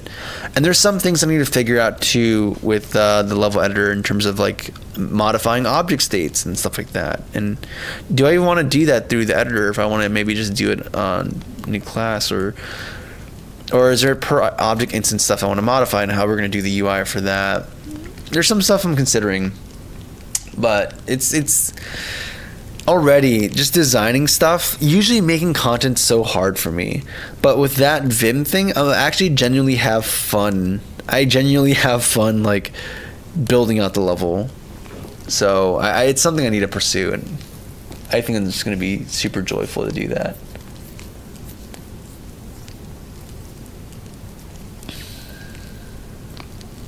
If you're writing how the GPU calls should be made, it's also very different. All right, we've got some stuff done. I'm actually super happy about this. This is pivotal, very pivotal. I think I kind of want to look at this hermetic thing, like even just a little bit, like just a precursor, even like a little hors d'oeuvre of graphing this in like a fragment shader. Like I have an idea, but usually my ideas are not always as simple as they may seem. It's either like two extremes. It's either what I have in mind is exactly how it is and it's even easier and we just implement it like that, or the thing I have in mind is actually vastly more complicated. Usually that's not happened. Usually it's like one thing that just kills me, like the cylinder thing. That still bothers me. I might just get rid of that just because I can't figure that one out. Or at least I haven't looked into it yet, but we'll see. Garage view, UniRX. So we have the home. We have this.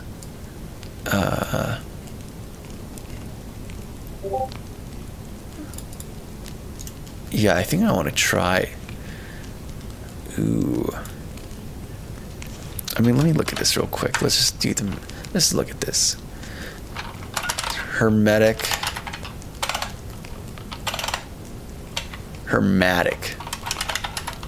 Bezier function.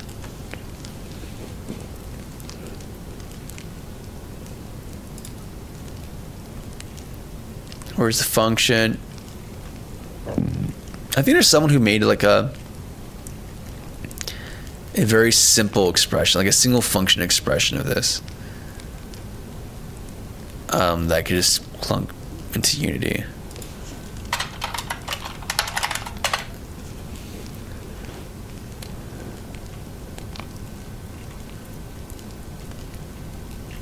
Or I think like they're saying like, hey, get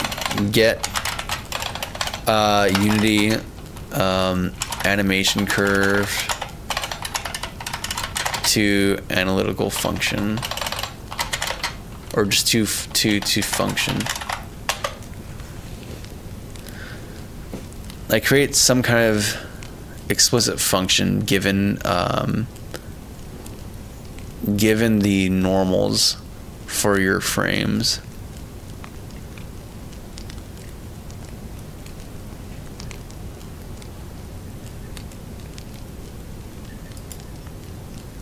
Yeah, because we're using animation curves for all the engine acceleration profiles.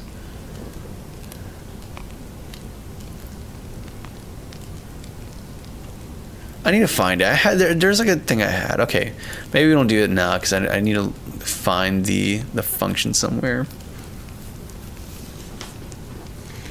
It's a great tattoo idea.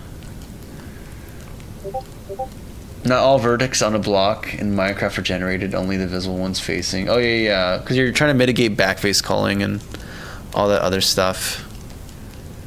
There's actually a really cool video about the different levels of optimizations for a voxel engine someone was doing. Day 11. Yeah. Discord's coming along.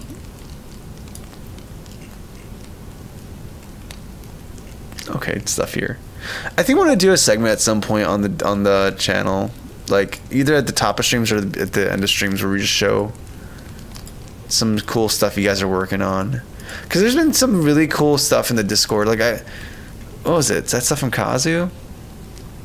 That's looking super clean. His oh wait, what's going on here? That's pretty sick. That's pretty sick, Morgan. That's awesome. You posted a bunch of good React images in here, Terrell. Like a while ago. I need to find them. But where is it? Yeah, this video. Like this goes crazy, man. It goes crazy. I think there's some other screenshots from stuff Rico was doing a long time ago too, which is pretty sick.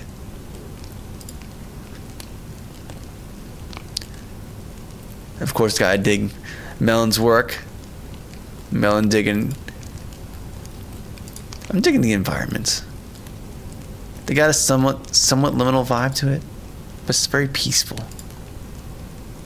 All right. Anyways, why was I doing this? Because I was there. Yeah, the function. I'm gonna look at that later. We'll look at the function later. We'll do the shader later. That's gonna be my treat to myself. What else needs to be displayed? We need to display currency. That's easy to do. That's just a texture. And then I really want to do the localization thing. I really want to do that like that translation or localization data bank thing, and then have text be derived from that. I had an implementation of that, but I don't like it. So I think I'm going to change this localizable text thing to be done a little differently. Where we have a centralized CSV file, something very simple that's easy to hand out to people to like fill out. And then query it based off of like an index or an ID or something. Like I think making localization stuff isn't that crazy to architect. I just haven't done it yet, but I have a solution in my mind for how to go about it. It's just a matter of doing it. View, icon, action, name, description. Yeah, so we have to do something else here. We have name, and then we have to do like balance or something.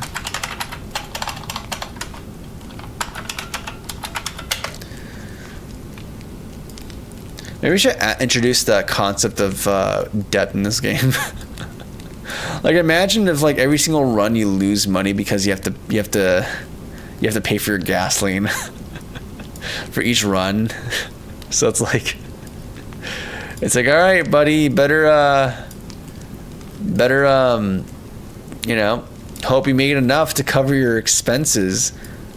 Like a good run is, hey, you broke even. You didn't make profit, you broke even. That's like a good run. A legendary run is you made profit. And like if you go under, then it's like, all right, well, you got some debt accrued. And then let's start scheduling some. Oh, dude, we can have like so many ideas of this. We can start even introducing things like payday loans in our game. So people are stressed out about debt in real life, they can go into this game and they can worry about fictional debt, because that's going to get their brain completely off of the real debt. I think that's a recipe for success. I think that's just what we got to do. I think the children will love it. I think children will love the game, the Sierra style game over without game over experience that is payday loans. Like, you know what I'm talking about? Like Sierra games, those adventure games where you can play through 99% of the game, but then you get stuck because it turns out, oh, you're supposed to pick up this one particular object at the very start of the game, and the fact that you didn't do that completely screwed you. So if you want to change that and beat the game, you have to actually restart your save. I'll actually restart from the very beginning to try to do the correct thing this time around. Yeah, I can introduce that idea, but instead through financial mechanisms like payday loans. Have a localization feature? Yeah, I'm not going to use it though. And there's more like right, left writing has different GUI considerations. Yeah, that's why so here's the thing. We just get the UI functional right now. But I really want to, because I was considering this from another project. but I also want to write my own like text display thing instead of using Text Mesh Pros. That way I can have like a bitmap typography, and that way like given whatever localization that exists, I can just make the specific text that's needed for it, for the characters, or source it separately. But like there's a lot more freedom you have by having that, and as a consequence too, like I know like TM Pro you can also have images and some other formatting stuff, but with my own Atlas parsing thing, I can have some more variety, like have single texts that have more than one color applied to it. There's a bunch of other freedoms to it. That's a big if for me. Like that might be a version 2 thing of this game or next update thing. But I really want to do that. I really want to place my Text Mesh Pro with my own text thing. Children love generational debt. Exactly, dude. You gotta prep the children for their future, all right? That's what games are. Like, I don't necessarily agree with it, but I know like evolutionary psychologists say like, oh yeah, we like games because it allows us to. I agree with the idea of like, hey, yeah, we like games because it's a way of playing with the idea of the future and circumstances you might encounter.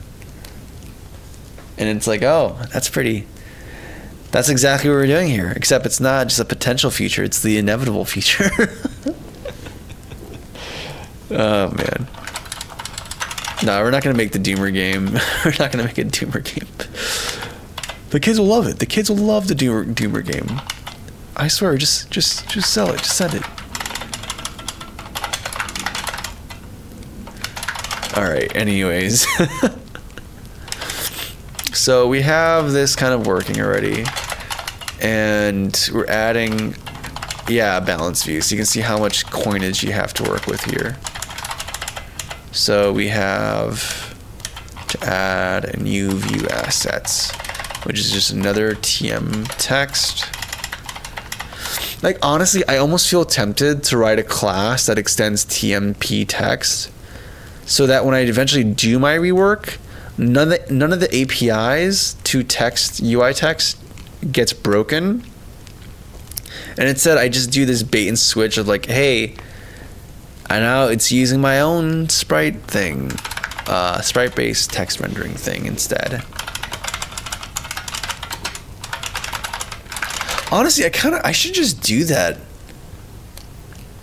Just make a class, extend TMP text, and then like, sure, I can use these APIs for right now just to get the ball rolling, but then I can swap out the implementation under the hood whenever I get to it. And then even then, if I start using that, I can even start including my localizable text hookins to that too. So it's like having my own central thing for the text. It just has so many benefits to it already. Oh my goodness, actually. Maybe I should just do that right now. Maybe I should just do that right now. That sounds alluring, actually. That sounds genuine. I'm just going to do that. Utilities. I don't know. I guess UI will make a thing for this. Folder. UI.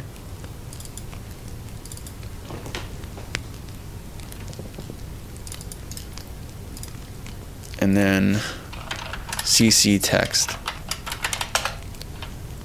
And then I can go in here and I can just be like, hey, CC text just extends from TMP underscore text. And then I can just like do stuff, dude. Like I can, when it comes time, I can just rip this out and just make it. Oh, dude, we can do it. Yes, Poe's Law. Why doesn't everyone love chess if it's about seeing the future? Nearly endless futures there. Yeah, I mean, it's a lot. The combinatoric explosion is kind of insane. I don't know. It just doesn't call my attention. I mean, it's infinite possibilities, but it's also within a finite domain. It's like the same way how between 0 and 1 there's infinite value ranges, but you're still bound between 0 and 1. Like chess is the same thing, or any other game really. There's a finite domain. There's a finite domain and range for the possibility. Like it could be combinatorically infinite, but there's still a defined boundary for what this problem space is modeling. And some problem spaces are interesting to some people, and some problem spaces are not interesting to other people, and that's fine. But yeah. With Ryder, do not fall for the trap of abstracting early. It's an anti-pattern for a reason. No, my guy, I'm falling for it. Because then I can just rip out this abstraction. I can just rip it out, and I can just add the thing I want later on. This is what I want. I just want to have centralized control for when I eventually do get rid of the thing. I think this makes sense. I think this is a perfectly acceptable usage of this. So I already know I'm going to have to do this stuff anyways. I'd rather just have this be centralized in one area. And if I end up nixing it, great. If I end up don't, alright, whatever, it's fine. But I think this is just going to be great. I think it's just going to be grand.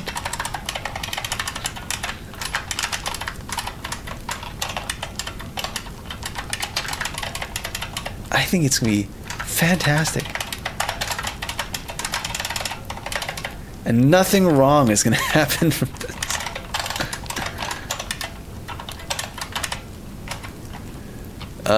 CC text.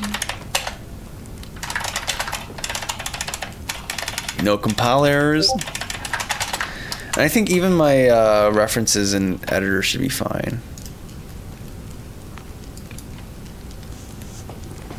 What's up, Savage? The game of Davy Jones falling into the whirlpool. VS26 Insider? What? How to make an AI chess computer would be fun. That sounds pretty crazy. Sounds pretty cool. Alright. Is my view still intact after this little change, this little frolic? Nope, it's broken. Okay, so we gotta reconnect them. So what do we need to do? Name goes in a name hole. I'm sorry, I said name goes in a name hole. Oh.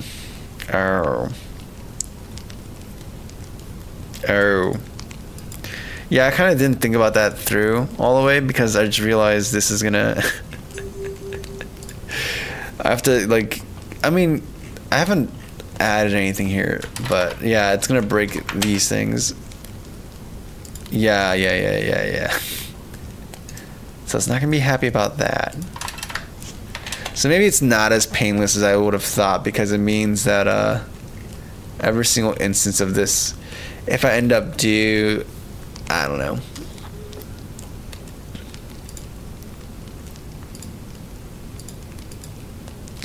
I think it's fine. We're just gonna steamroll ahead, and it's gonna be great.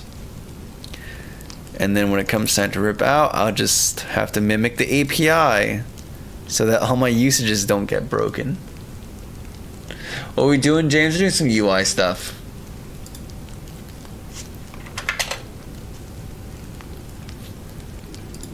And then graph is fine.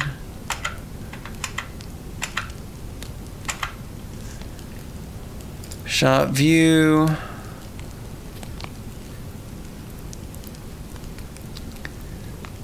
Name, and then balance, and then description. Beautiful. As instead of studying for my last exam, Mr. Picklebean. That's tragic, brother. I mean, I'm not sure if it's relevant. It's probably not relevant to your exam at all, but hey, man, at least I don't know, man. Hopefully watching someone dev, it'll be encouraging for you to just lock into your exam. and be like, hey, if I don't study hard enough, this could be me one day. Like this is the cautionary tale. If I don't get an A in this exam, this could be me right now. What's up, Pajit? Told you, cough. No, Alexander, it's not told you yet. We haven't seen it yet. It just means I have to get rid of components, but I can just do that right now.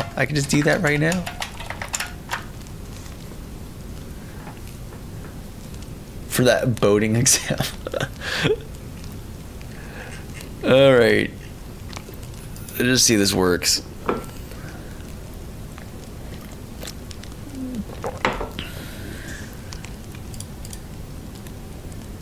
Okay, I'm not feeling the vision I actually had here. This is not working just as intended. This does not indeed work like Tom Howard said. Tom Howard, you said it just works and it didn't work. How could you lie to me, Tom? Tom, how could you lie to me? I did what you said. I inherited from the right components. I inherited from the right components you told me to inherit from. But no, the things are just not working. They're just broken now. They're just broken. I don't see things. The UI is busted. Everything's broken. Oh my goodness. Oh my goodness. Well, guys, there's only one option here. There's only one option, and the option is that we're just gonna have to get rid of TechMex Pro and just actually start implementing our sprite-based renderer, ladies and gentlemen. I think that's just what we have to do. I think that's just what the doctor calls for. That's the medicine that's required to fix this. And it's just gonna be great. It's gonna be great. It's just gonna be beautiful, beautiful. I think it's just time.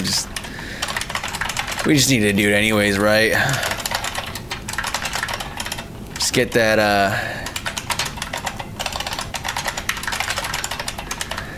just start making our own basic sprite render.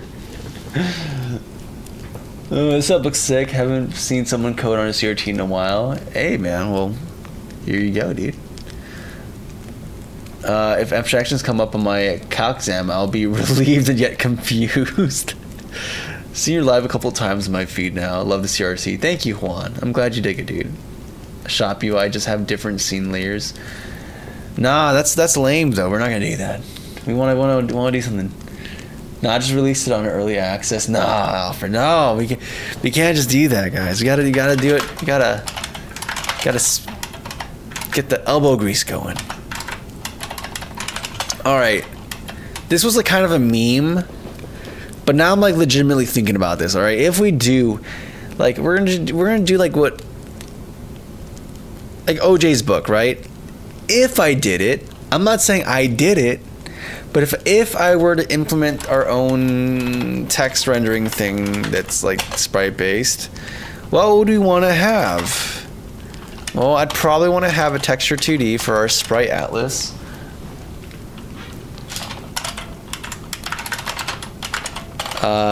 Yeah, font atlas, let's say that. And then, do you actually want to do this? Do I really want to do this? Because I'm already thinking like, oh, we have to do this. We have to have a function for mapping stuff. And like for every localizable text, we're going to have a different mapping for that. Oh, brother. Oh, brother. So that's like what we'd have to do, and then we'd have to have like a public specific material instance.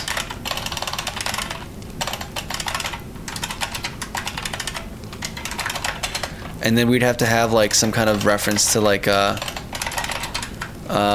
mesh render, which is probably just going to be a quad, but we still need to have it.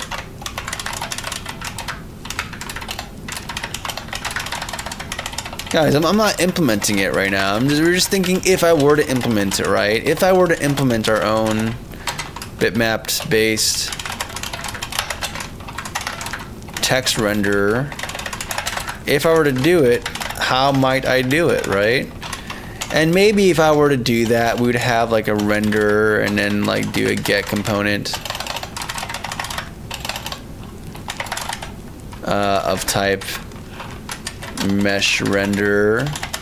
That might be something I'd want to do. And you know what, maybe, just maybe, if we have different alignments in the UI, we don't actually want this to be attached to the game object. We would want to have a child game object of some sort, or maybe just like modify the mesh. But no, we would never do that. We would never make like a private transform child object or a mesh container.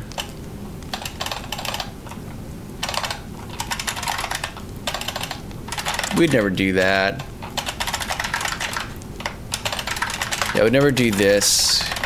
Never do this. And then you probably wouldn't have like some kind of function to kind of map a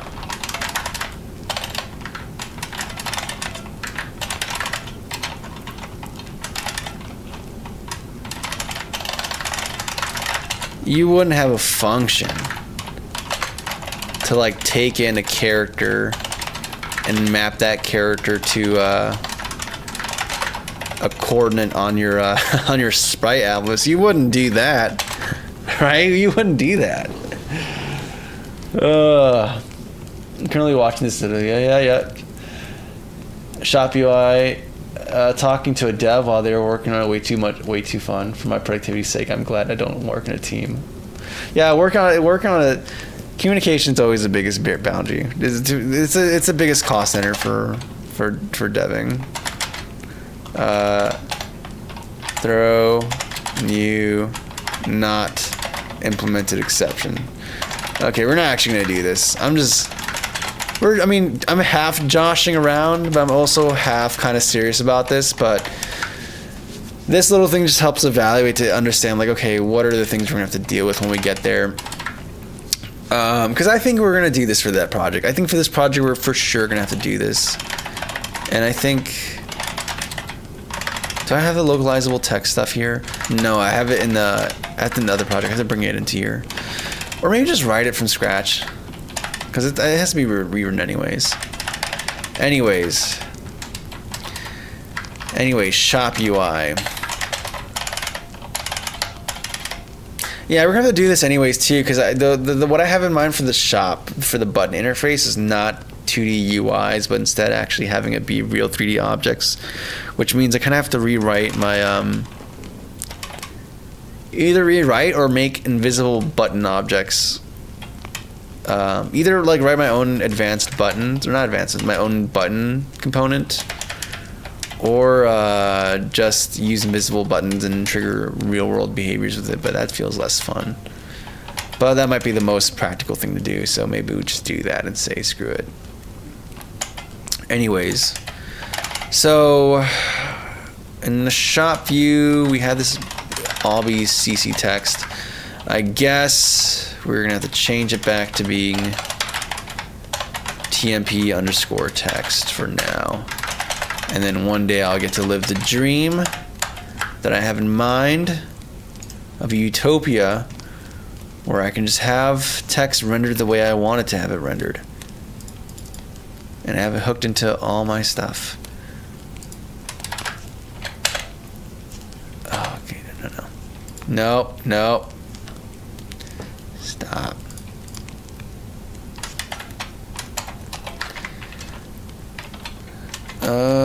Text. Oh, they have a localizable text too. That's funny. There we go. Let me catch up in chat too. Despite you, he's playing Saints Row. He's going Matt Pat Botic. For the sake of argument. CRT monitor, thank you, Adnan. Be so hard, my guy. It's so much work and not worth it. Plus, you're gonna have to support other fonts and Unicode. It's fine. We'll deal with it. He sees the two paths and already did a kickflip down the one with a scary castle. I mean, hey man, it's fine. It is fine. We'll burn that bridge when we get there. It'll be fine. Oh, gotta go study, but in case this becomes useful, Perlin noises natural randomness. Very useful when you... Oh yeah, definitely. I appreciate it, Mr. Picklebean. Much appreciate. Internal AI helpline to assist you identify a workaround. Yeah, no, I'm good. No, it's daily driver. I mean, I don't change this. This is my personal PC, and then when I get off work, this is what I use. I do have a laptop when I'm in my bed, but that's like... It is, the audio drivers don't work on it because it's a laptop, and Catchy OS or Arch is just kind of odd with that, with the drivers in it. I need to figure it out at some point, but...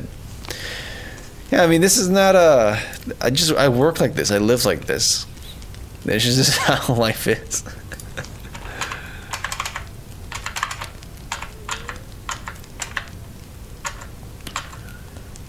CC text. Name. You have a mesh render attached to you. I think that's fine. Yeah, remove component. The sense of defeat I feel. It's not gonna last forever. It's gonna be fine. It's gonna be fine. It's gonna be so fine, dude.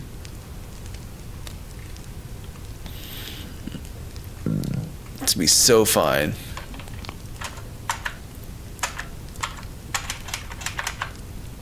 Alright, we have the things back. We can throw back the... We can throw back the references. We can throw back the references. Description. Name. Balance. Yeah, we're good. We're good. Okay. So... Alright, we're just gonna see if the balance works. I think that was the whole thing here, right? This started from the balance. Seeing the text displays correctly there. Yeah, we'll just save this and run it.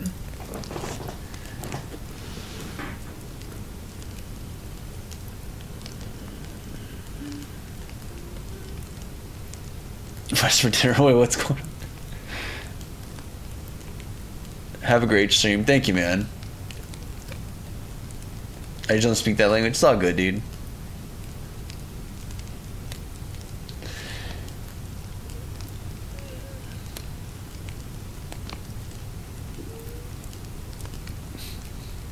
Thanks, Alan Janet. I appreciate that. At a non-development up pedantic enough to be off-putting like Primogen. Pedantic. I used to watch a Primogen a long time ago, and I just kind of fell off of him. And he hasn't like popped up much. I think the only people like sometimes I watch is like Casey Moratori and some Jonathan Blow stuff. But even though kind of fun, I don't know. It's like I feel like there's like I don't know. I mean, it's cool to hear people who are very knowledgeable, and then if you're looking for like educational content, it's nice to kind of dive deep into it. But then there's like some things where it's like, okay, this feels much more just focused on like some ideology.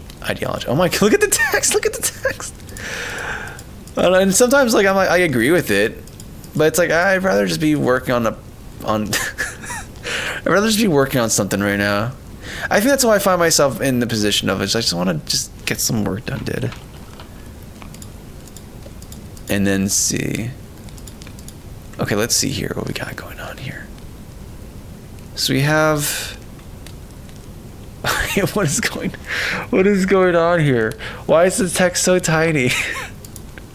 When did this happen? Who did this to you? Yeah, I didn't do anything traumatic. I just kind of, ripped out your component and then re-added you, but like that's fine. Like, why are you being such a little weenie about just having your entire existence to be dematerialized and then rematerialized out of nowhere? Like, don't be such a narc, dog. Just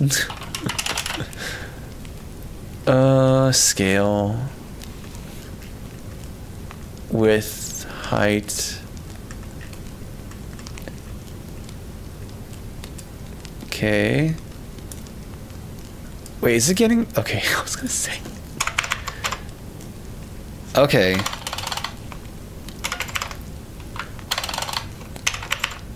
$300. Okay, that seems reasonable enough to me. That seems reasonable enough to me. We'll just do another 300. No, that does not feel reasonable at all. There's something clearly going wrong here. I just don't understand it. So we're just gonna say, hey, 300 number goes burr. 300 number goes burr, and that's just gonna be good enough for us until we figure out what the actual root cause of this problem is. Okay, so we can press play, see what happens, and then go from there. Is my watch breaking? Oh, no, it's not.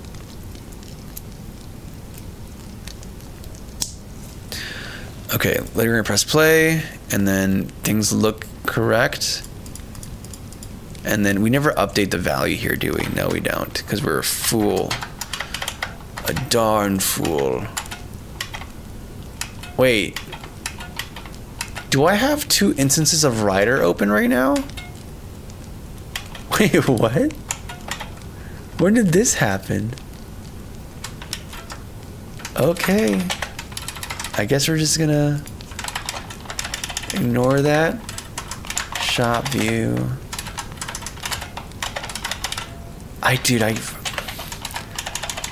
gonna hold myself. We're just gonna, this project we're not gonna do the bit bap thing. We're not gonna, I want to so badly. I so badly want to. I almost feel, it sounds like a jerk thing, but I'm like, you know what? We're not gonna provide localization for any language that doesn't use the alphanumeric stuff, like the English characters. We're just gonna hard code this just for this, and then eventually I'll pay someone to be like, all right, you're gonna make the type font for like Chinese,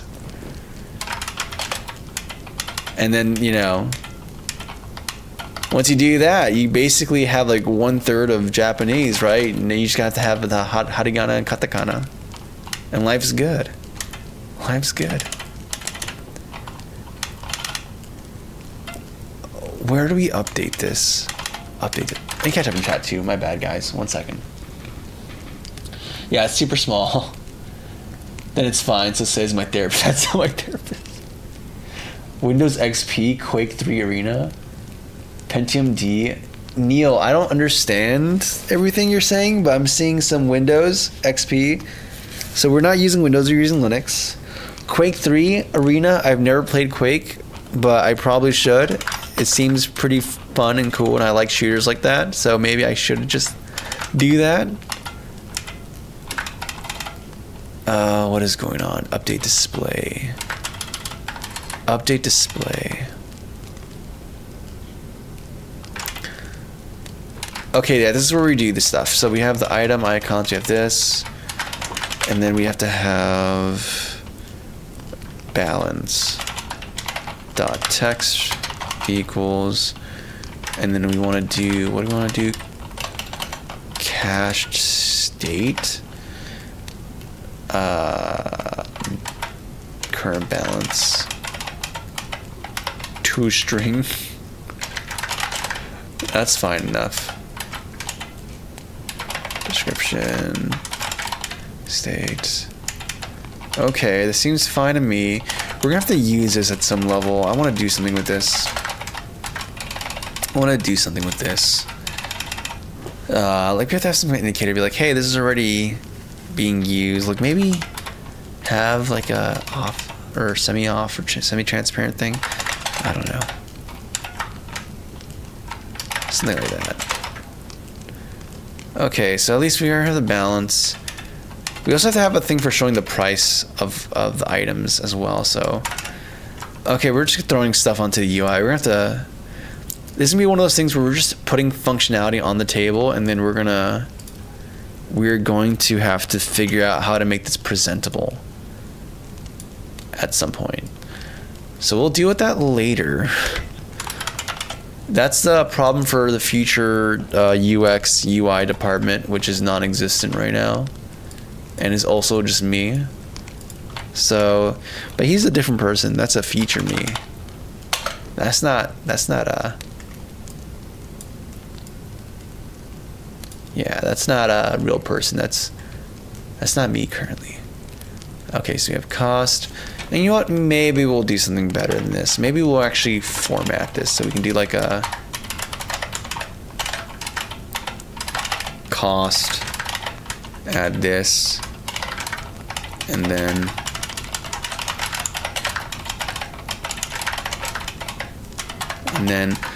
I don't know why the syntax is not happy with multi-lined bracket stuff. I don't know why that's the case, but it's very tragic and sad. So now we have this cost, this formatting, cool, and then we should probably update that as well. So we have, where is it? Balance, and now we have to have item cost. And then when we build the UI,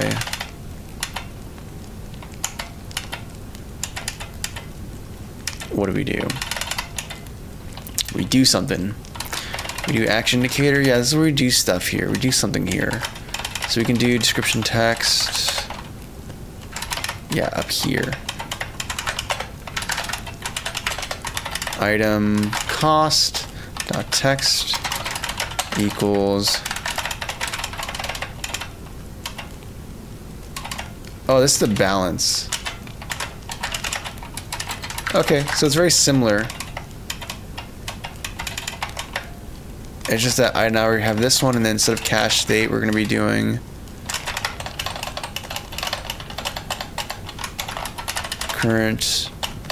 selected item dot price.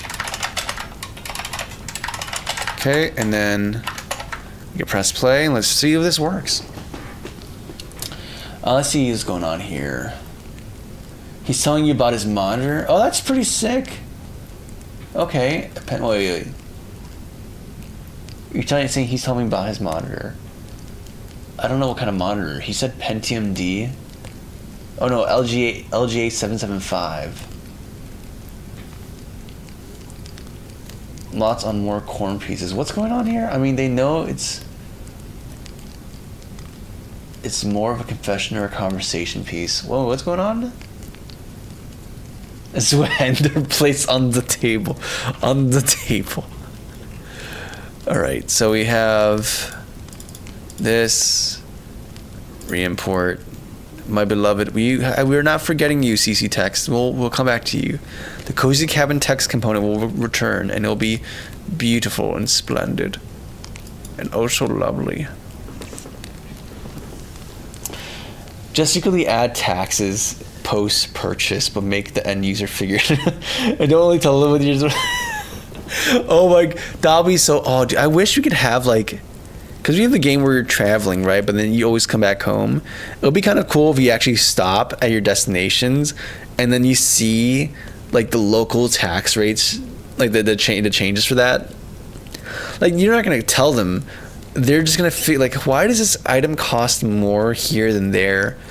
Like I think to do that we'd have to have more consumables or just consumables in general in our game. But I think that'd be hilarious.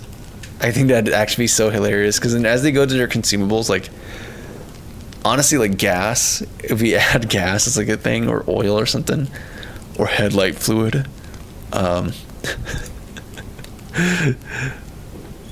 it'll be just so funny if that really. Wait, why is it different? Am I being taxed? Like, oh man, that would be hilarious. Gosh, I want to get this game done in 3 weeks, but at the same time, I just kind of want to turn this in more and more into a weird real life simulator. I have another game idea I came up with on the drive from home that I kind of want to implement as well at some point. Not here, it is a separate game. Okay, Unity. So here's the thing. Here's a cool feature of using Unity on Linux. And it does this really cool feature where it makes you think you're crazy and gaslights you, because you look at this component shop view and I'm scrolling up and down and you see, oh, there's only asset references and then this header, and you think that's the only variables that exist here. But here's the cool thing. If I were to click here and then go back here, you're gonna see, oh, just kidding, I'm crazy. No, that's always been here. What are you talking about? There's always been these view assets here. You thought they weren't there the entire time? Guy, you sound crazy. You sound frankly crazy and insane. You need to take your medications, okay? Because that is crazy talk. They've been here the entire time. Now, if you let what you see dictate what you believe is reality, then you'll go crazy working in Unity on Linux. But here's the thing. If you're so confident in your own understanding of reality, then A, you're impervious to this, but B, this is going to condition you into having absolute faith in your perception of the world. So that when you go out into the world and people say, hey, your fly's down, I just say, nah, I'm not crazy. My fly is not down.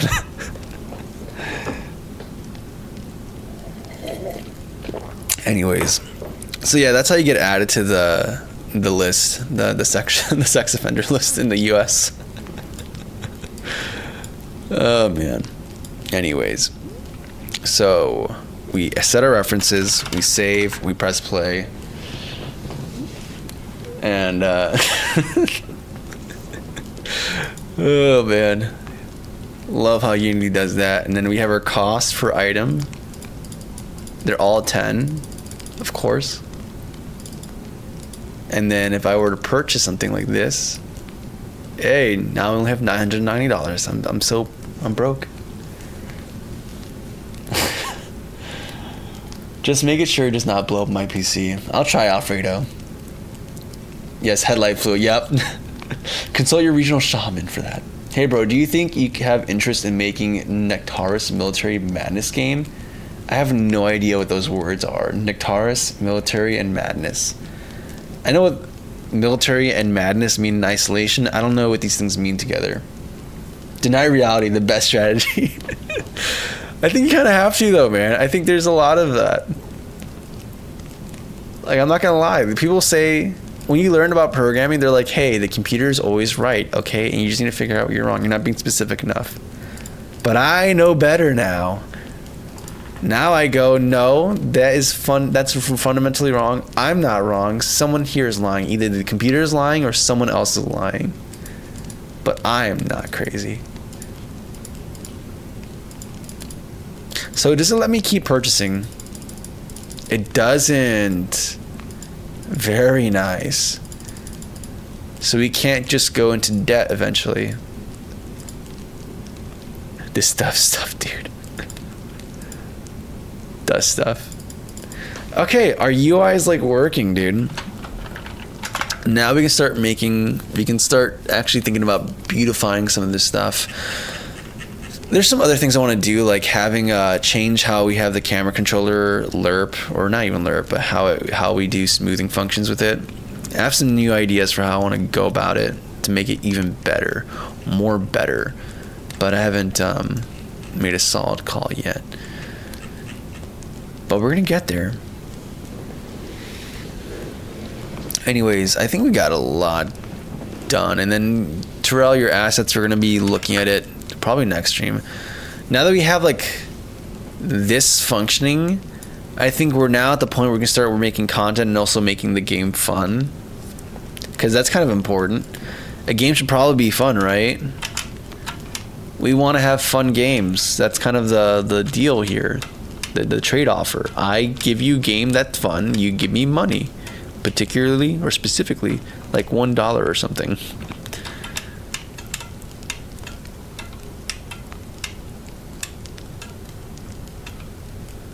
It's not intended, but it's kind of cool how the stars are almost look like they're warp speed from how fast you're rotating. Yeah, there's a lot of things I need to consider here. I'm also still considering if I want to have like the ability to go backwards, or if we're going to have the ability to slow down or speed up.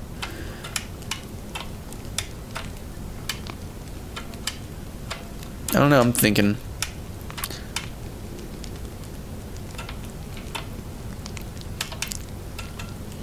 I don't know, we'll figure it out. I also need to play around with the radius, because now we have this thing where like the radius is, we zoomed out and the radius is bigger. But the player sprite feels small in comparison. I don't know. There's a lot to think about here. Anyways. Get status, get add all, get commit,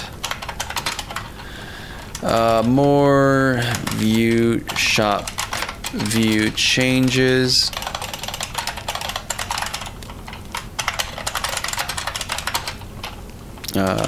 master. Cool, and then gosh, one day, guys, one day. We'll be able to go back to Riven Done and have the task management application of our dreams. The task management application of our dreams. Where is it? CD. Or can I just do? Yeah. I mean, honestly, I could start even use it. It just means certain things I have to like manually manage, but like. Maybe I should just start using Ribbon Done to start managing certain stuff. I need to add the UI though for making a new project. We'll do it eventually. Now add a settings to UI to change fonts and size. No, no, we're not doing. They don't. The people don't deserve that. They don't. People get to have settings when they deserve it. What is that pillar label? Of that last pillar? Oh, you're talking about in game? Yeah, there's some weird the main variant actually looks good. Like it looks good and fine. I don't see anything out of the ordinary. There's two variants that seem odd, and I'm not sure. I probably will follow up with you off stream to get your understanding to know if that's intended or if it's not intended, and what the vision is if it is intended. Where are we? Yeah, we have to do that. Oh, the rider? Yes, it is. Sorry. Yeah, it's coming quite a bit. It's coming together. It's coming together little by little. So yeah, we have this environment, and then we have this other variant. So we have this is. They're in a sequence of that you sent me. So there's this one.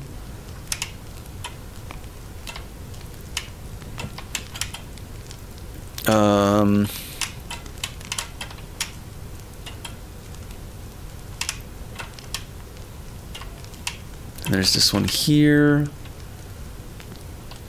That's how I see it.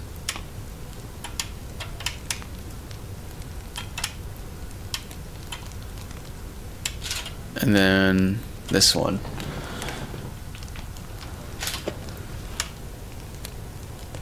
Yeah, I'm thinking about maybe not doing the quad, but instead doing the cylinder thing. A cylinder with like an inverse Fresnel effect on it to kind of have this atmosphere look that isn't banded.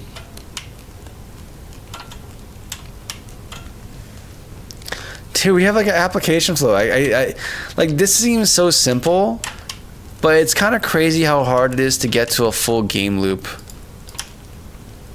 It really is. Like it's odd because you can get so wrapped up in the weeds of like I could have spent 10 days working on this, but no, we actually have a closed game loop now, so we can actually start. I don't know. It's kind of a milestone, man. Yeah, and then we have some stuff here. So that's probably what I was gonna follow up with you about at some point.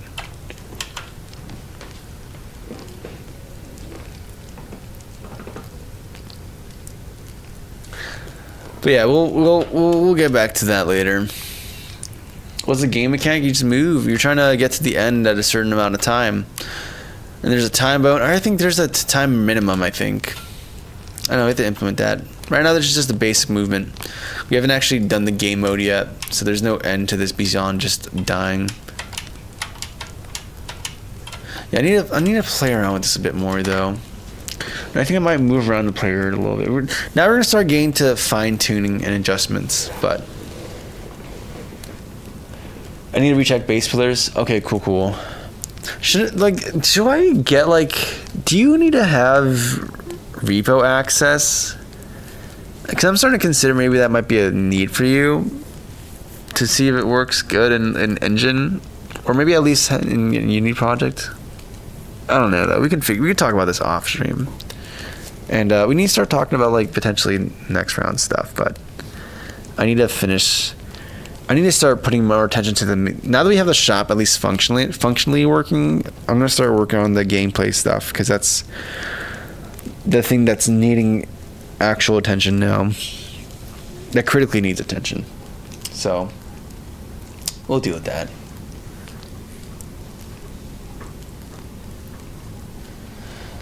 Oh yeah. Well, anyways, ladies and gentlemen, it's been 4 hours and 51 minutes. It's 12:51 a.m. right now. I need to sleep. I have a good sleep schedule, and I really don't want to break it up.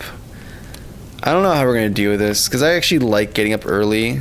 At the same time, my streams, I end up streaming late. So, I don't know. Maybe I'd stream less frequently. Or, I don't know. We have to figure something out.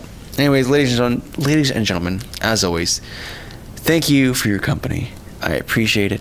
It's always nice having you guys here as I work, and hopefully you got something from it, even if it's just some entertainment or chill environment. And, yeah. As always, thank you for the company. Join the Discord if you want to follow and see some more stuff. Or just, ask more questions over there. And, yeah.